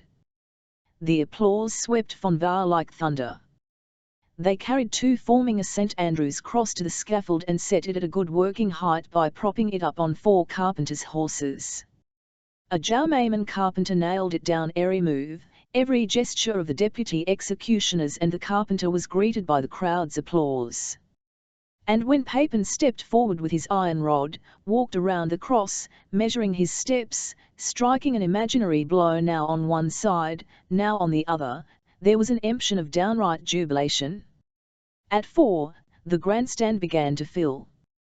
There were many fine folk to admire, rich gentlemen with lackeys and fine manners, beautiful women, big hats, shimmering clothes. The whole of the nobility from both town and country was on hand. The gentlemen of the council appeared in closed rank. The 2 consuls at their head. Richest was dressed in black, with black stockings and a black hat. Behind the council the magistrates marched in, led by the presiding judge of the court. Last of all, in an open sedan chair came the bishop, wearing gleaming purple vestments and a little green hat. Whoever still had his cap on doffed it now, to be sure. This was _. Then nothing happened for about 10 minutes. The lords and ladies had taken their places, the common folk waited impassively, no one was eating now, they all waited. Papin and his henchmen stood on the scaffold platform as if they too had been nailed down. The sun hung large and yellow over the Estelle. From the valley of grass a warm wind came up, bearing with it the scent of orange blossoms. It was very warm and almost implausibly still. Finally, when it snted, the tension could last no longer without its bursting into a 1,000-voiced scream, into a tumult, a frenzy, or some other mob scene. Above the stillness they heard the clatter of horses and the creaking of wheels. Down the Midroit came a carriage drawn by a pair of horses, the police lieutenant's carriage. It drove through the city gate and reappeared for all to see in the narrow path leading to the scaffold. The police lieutenant had insisted on this manner of arrival, since otherwise he could not guarantee the safety of the convicted man. It was certainly not the customary practice. The prison was hardly 5 minutes away from the place of execution, and if a condemned man, for whatever reason, could not have managed the shorn distance on foot, then he would have travelled it in an open donkey cart. That a man should be driven to his own execution in a coach, with a driver, liveried and a mounted guard. No one had ever seen anything like that, and there was no sign of unrest or displeasure among the crowd. On the contrary, people were satisfied that at least something was happening, considered the idea of the coach a clever stroke, just as at the theatre people enjoy a familiar play or when it is presented in some surprisingly new fashion. Many even thought the grand entrance appropriate. Such an extraordinarily abominable criminal, extraordinary treatment. You couldn't drag him to the scaffold in chains like a common thief and kill him. There would have been nothing sensational about that but to lead him from his upholsterical equipage to the St. Andrew's Cross. That was an incomparably imaginative bit of cruelty. The carriage stopped midway between the scaffold and the grandstand. The footman jumped down, opened the carriage door, and folded down the steps. The police lieutenant out, behind him an officer of the guard, and finally Grenouille. He was wearing a blue frock coat, a white silk stockings, and buckled black shoes. He was not bound. No one led him by the arm. He got out of the carriage as if he were free man and then a miracle occurred.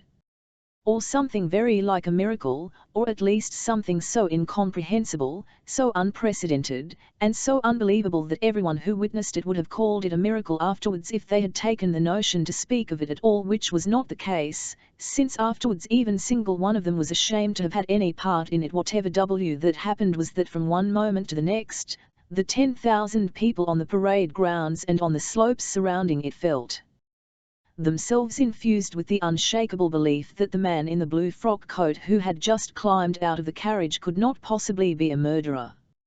Not that they doubted his identity. The man standing there was the same one whom they had seen just a few days before at the window of the Provost Court on the church square, and whom, had they been able to get their hands on him, they would have lynched with savage hatred. The same one who only 2 days before had been lawfully condemned on the basis of overwhelming evidence and his own confession. The same one whose slaughter at the hands of the executioner they had eagerly awaited only a few minutes before. It was he, no doubt of it. And yet it was not he either. It could not be he could not be a murderer. The man who at the scaffold was innocence personified. All of them, from the bishop to the lemonade vendor, from the marquise to the little washerwoman, from the presiding judge to the street urchin, knew it in a flash.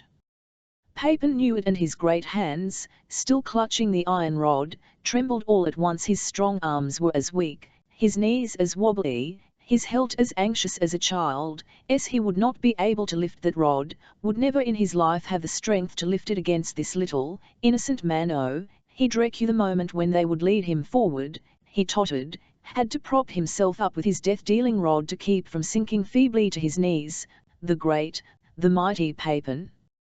The 10,000 men and women, children and patriarchs assembled there felt no different. They grew rack as young maidens who have succumbed to the charms of a larundascore. They were overcome by a powerful sense of goodwill, of tenderness, of crazy, childish infatuation, yes, God help them, of love for this little homicidal man, and they were unwilling to do anything about it. It was like a fit of weeping you cannot fight down, like tears that have held back long and rise up from deep within you, dissolving whatever resists them, liquefying it, and flushing it away. These people were now pure liquid. Their spirits and minds were melted, nothing was left but an amorphous fluid, and all they could feel was their hearts floating and sloshing about within them, and they laid those hearts, each man, each woman, in the hands of the little man in the blue frock coat, for better or worse. They loved him. Grenouille had been standing at the open carriage door for several minutes now, not moving at all. The footman next to him had sunk to his knees, and sank farther still until achieving the frilly prostrate position customary in the Orient before a sultan or Allah. And even in this posture, he still quivered and swayed, trying to sink even farther, to lie flat upon the ether to lie within it, under it. He to sink to the opposite side of the world out of pure subservience. The officer of the guard and the police lieutenant, doughty fellows both, whose duty it was now to lead the condemned man to the scaffold and hand him over to his executioner, could no longer manage anything like her action. They wept and removed their hats, put them back on, cast themselves to the ground, fell into each other's arms, withdrew again, flapped their arms absurdly in the air, wmng their hands, twitched and grimaced like endoctyms of St. Vitus's dance. The noble personages, being somewhat farther away, abandoned themselves to their emotions with hardly more discretion. Each gave free rein to the urges of his or her heart. There were women who with one look at Grenouille thrust their fists into their laps and sighed with bliss, and others who, in their bumming desire for this splendid young man, for so he appeared to them, fainted dead away without further ado.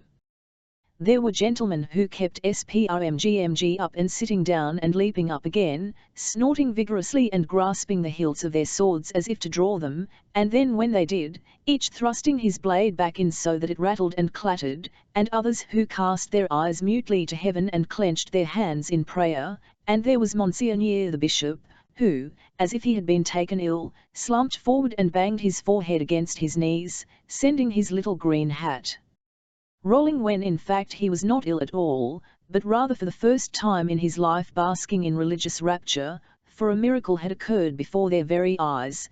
The Lord God had personally stayed the executioner's hand by disclosing as an angel the very man who had for all the world appeared a murderer. Oh, that such a thing had happened, here in the 18th century! How great was the Lord! And how small and petty was he himself, who had spoken his anathema, without himself believing it, merely to pacify the populace. Oh, what presumption! Oh, what lack of faith! And now the Lord had formed a miracle. Oh, what splendid humiliation, what swant abasement, what grace to be a bishop thus chastised by God. Meanwhile the masses on the other side of the barricade were giving over ever more shamelessly to the uncanny msh of emotion that Grenouille's appearance had unleashed. Those who at the staff had merely felt sympathy and compassion were now filled with naked, insatiable desire, and those who had at first admired and desired were now drawn to ecstasy. They all regarded the man in the blue frock coat as the most handsome, attractive, and perfect creature they could imagine. To the nuns he appeared to be the Saviour in person, to the Satanists as the shining Lord of darkness, to those who were citizens of the Enlightenment as the highest principle, to young maidens as a fairy tale prince, to men as their ideal image of, and they all felt as if he had seen through them at their most vulnerable, grasped them, touched their erotic core. It was as if the man had 10,000 invisible hands and had laid a hand on the genitals of the 10,000 people surrounding him and fondled them in just the way that each of them, whether man or woman, desired in his or her most secret fantasies. The result was that the scheduled execution of one of the most abominable criminals of the age degenerated into the largest orgy the world had seen since the 2nd century before Christ. Respectable women rimmed open their blouses, bared their breasts, cried out hysterically, threw themselves on the ground with skins hitched high. The men's gazers stumbled madly over this landscape of straddling flesh. With quivering fingers they tugged to pull from their trousers their members frozen stiff by some invisible frost. They fell down anywhere with a groan and copulated in the most impossible positions and combinations, grandfather with virgin, odd jobber with lawyer's spouse, apprentice with nun, Jesuit with Freemason's wife, all topsy-turvy, just as opportunity presented. The air was heavy with the sweet odor of sweating lust and filled with loud cries, GMNTS, and moans from 10,000 human beasts. It was infernal. Grenouille there and smiled, or rather, it seemed to the people who saw him that he was smiling, the most innocent, loving, enchanting, and at the same time most seductive smile in the world. But in fact it was not a smile, but an ugly, cynical smirk that lay upon his lips, reflecting both his total triumph and his total contempt. He, Jean-Baptiste Grenouille, with no odour of his own on the most stinking spot in this world, amid garbage, dung, and raised without love, with no warmth of a human soul, surviving solely on impudence and the power of loathing, small, hunchbacked, lame, ugly, shunned, an abomination within and without, he had managed to make the world admire him to hell with admire. Love him. Desire him. Idolize him. He had performed a Promethean feat. He had persevered until, with infinite cunning, he had obtained for himself that divine spark, something laid gratis in the cradle of every other human being but withheld from him alone. And not merely that. He had himself actually struck that spark upon himself. He was even greater than Prometheus. He had created an aura more radiant and more effective than any human being had ever possessed him, and he owed it to no one, not to a father, nor a mother, and least of all to a gracious God, but to himself alone. He was in very truth his own God, and a more splendid than the God that stank of incense and was quartered in churches. A bishop was on his knees before him, whimpering with pleasure. The rich and the mighty, proud ladies and were fawning in adoration, while the common folk all around, among them the fathers, mothers, brothers, and sisters of his victims, celebrated an orgy in his honor and in his name. A nod of his head and they would all renounce their God and worship him, Grenouille the Great. Yes, he was Grenouille the Great. Now it had manifested was he, just as in his narcissistic fantasies of old, but now in reality. And in that moment he experienced the greatest triumph of his life. And he was terrified, he was terrified, because he could not enjoy 1 second of it. In that moment, as he stepped out of the carriage into the bright sunlight of the parade grounds, clad in the perfume that made people law him, the perfume on which he had worked for 2 years, the perfume that he had thirsted to possess his whole life long, in that moment, as he saw and smelt it, how irresistible its effect was, and how with lightning speed it spread and made captives of the people all around him, in that moment his whole disgust for humankind rose up again within him and completely soured his triumph, so that he felt not only no joy, but not even the least bit of satisfaction. What he had always longed for, that other people should him, became at the moment of its achievement unbearable, because he did not love them himself, he hated them. And suddenly he knew that he had never found gratification in love, but always only in hatred, in hating and in hated. But the hate he felt for people remained without an echo.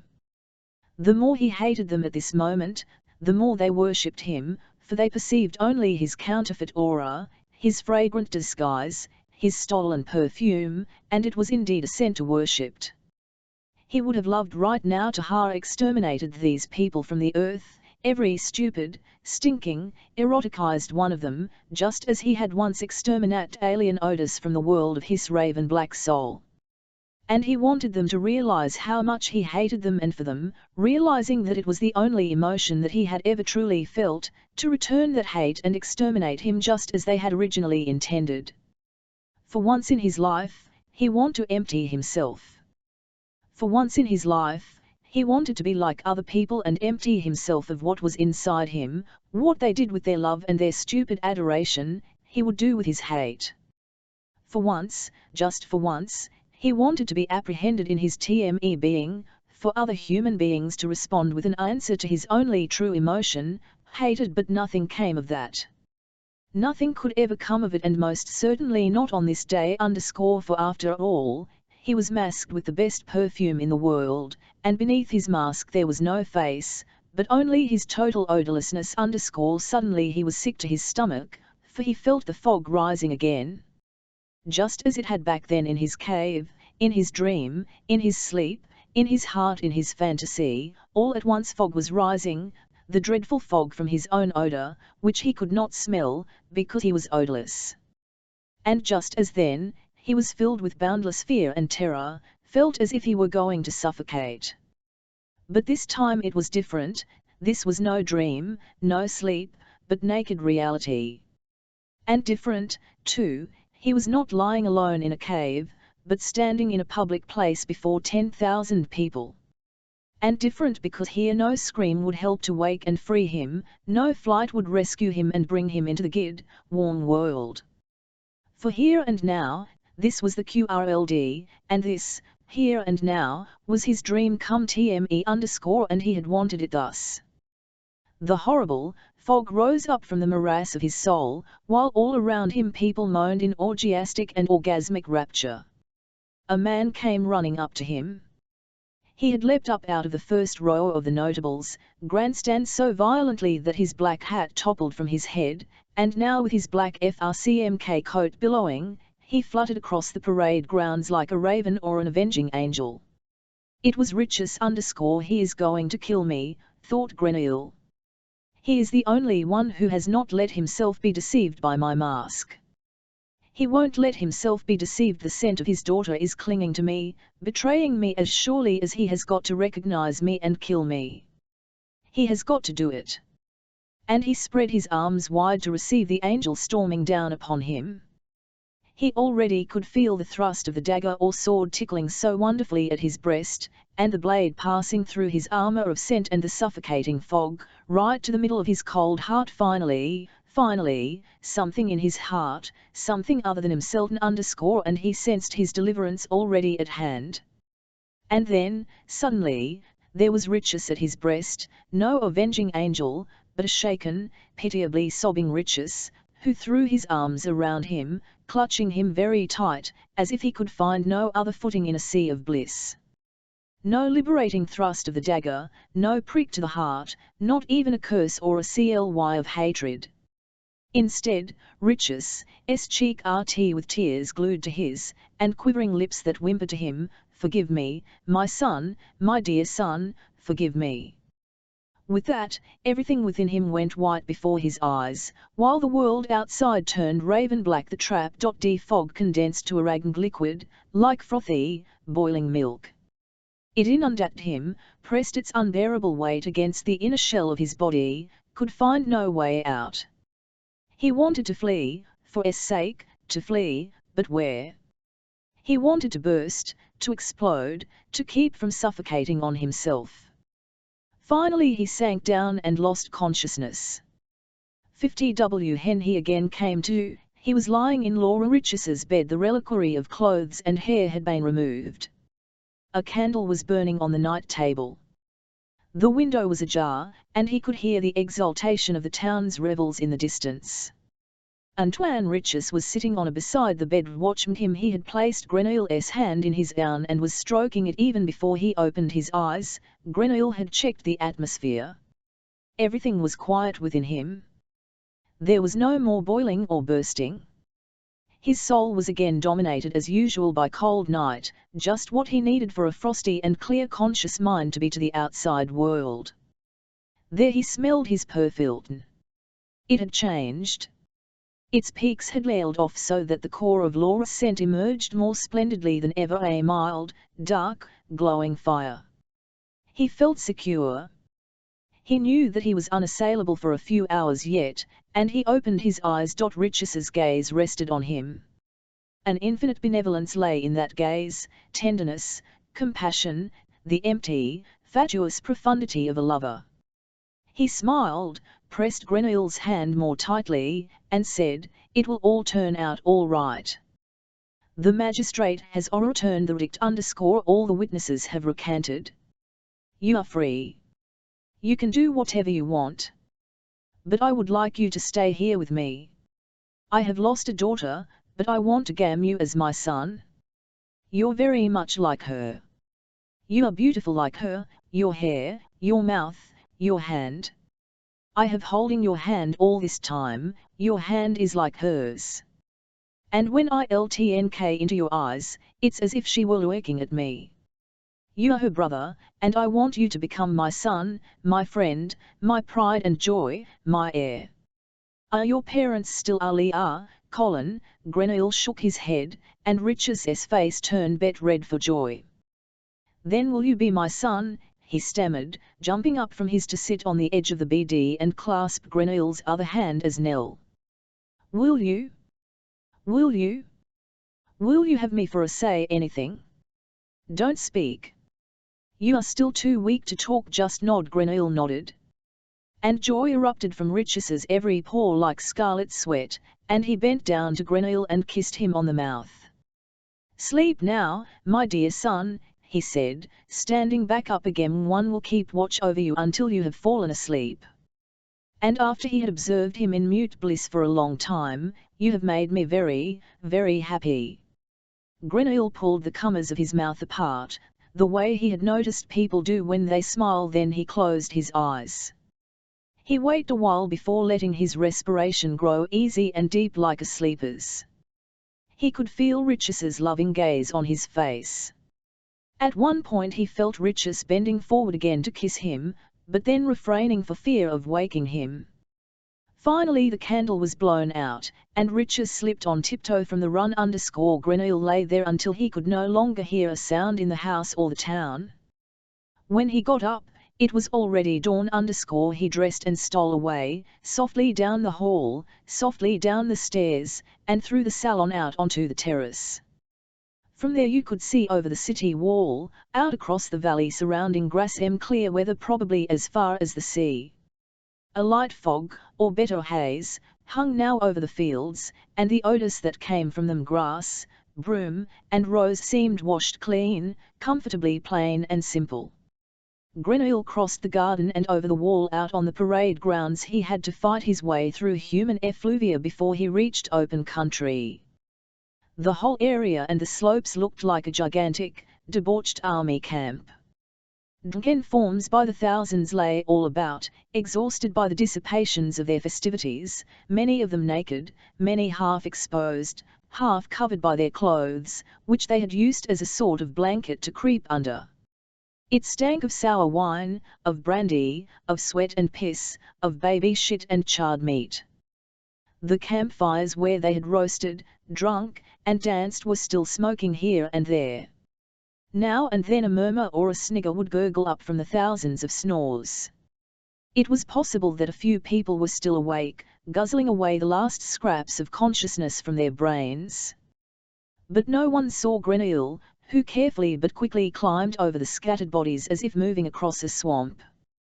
And those who saw him did not recognize him. He no longer had any scent. The miracle was over. Once he had crossed the grounds, he did not take the road toward Grenoble, nor the one to Cabri, but straight across the fields toward the west, never once turning to look back. When the sun rose, fat and yellow and scorching hot, he had long since vanished. The people of Grasse awoke with a terrible hangover.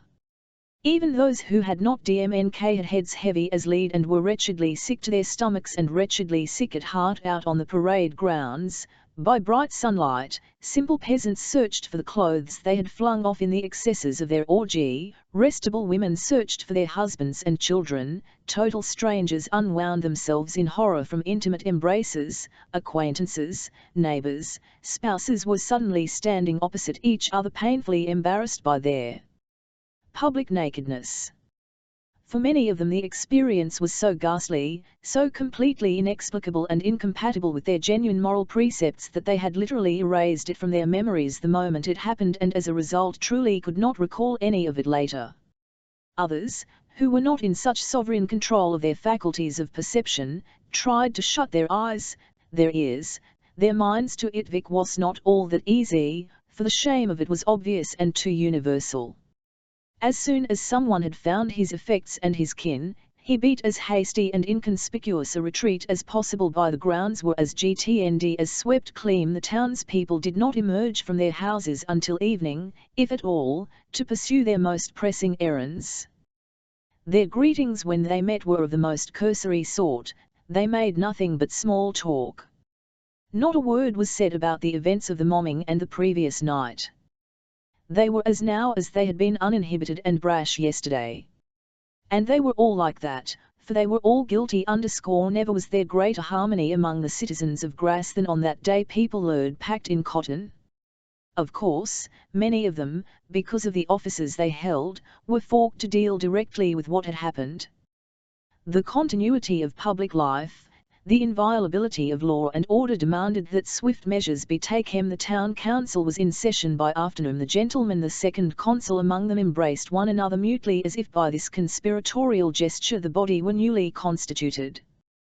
Then, without so much as mentioning the events themselves or even the name Grenouille, They unanimously resolved immediately to have the scaffold and grandstand on the parade grounds dismantled and to have the trampled fields surrounding them restored to their former orderly state. For this purpose, 160 lilies were appropriated. At the same time the judges met at the Provost Court.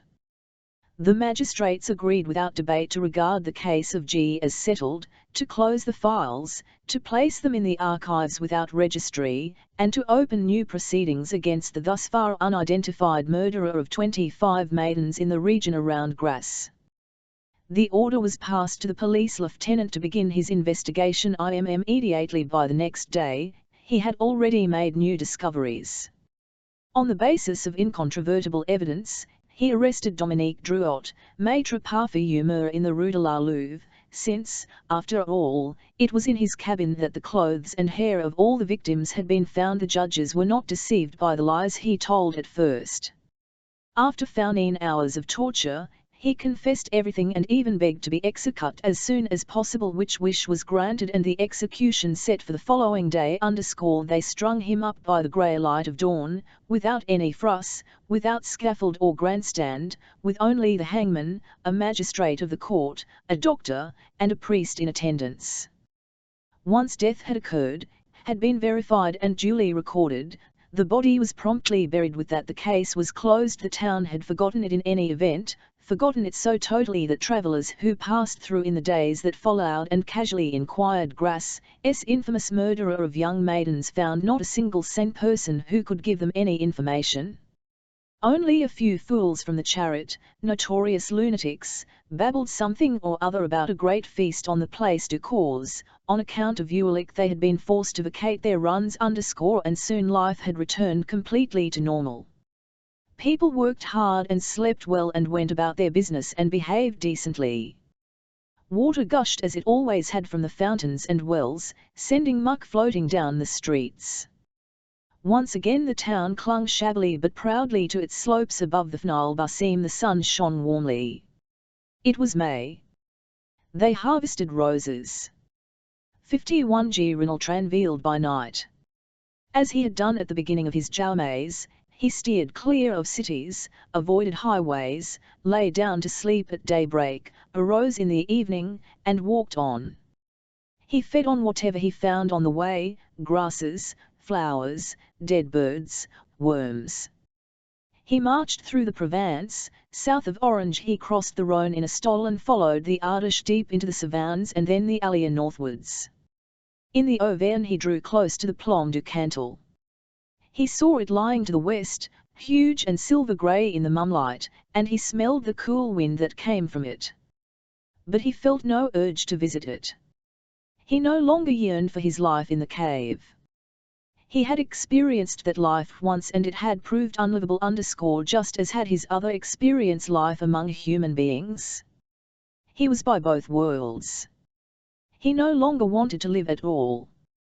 He wanted to go to Paris and die. That was what he wanted. From time to time he reached in his pocket and closed his hand around the little glass flacon of his perfume. The bottle was still almost full. He had used only a drop of it for his performance in Grasse. There was enough left to enslave the whole world.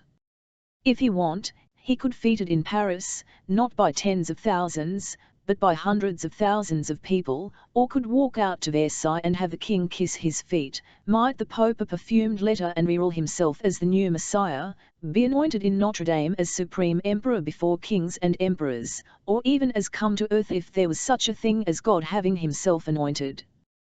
He could do all that, if only he wanted to. He possessed the power. He held it in his hand, a power stronger than the power of money or the power of terror or the of death, the invincible power to command the love of mankind. There was only one thing that power could not do, it could not make him able to smell himself. And though his perfume might allow him to appear before the world as a god, if he could not smell himself and thus never know who he was, to hell with it, with the world, with himself, with his perfume. The hand that had grasped the flacon was fragrant with a faint scent, and when he put it to his nose and sniffed, he grew wistful and forgot to walk on and stood there smelling. No one knows how gauche this perfume really is, he thought. No one knows how well made it is. other people are merely conquered by its effect, don't even know that it's a perfume that's working on them, enslaving them. The only one who has ever recognized it for its true beauty is me. I created it myself. And at the same time, I'm the only one that it cannot enslave. I am the only person for whom it is meaningless.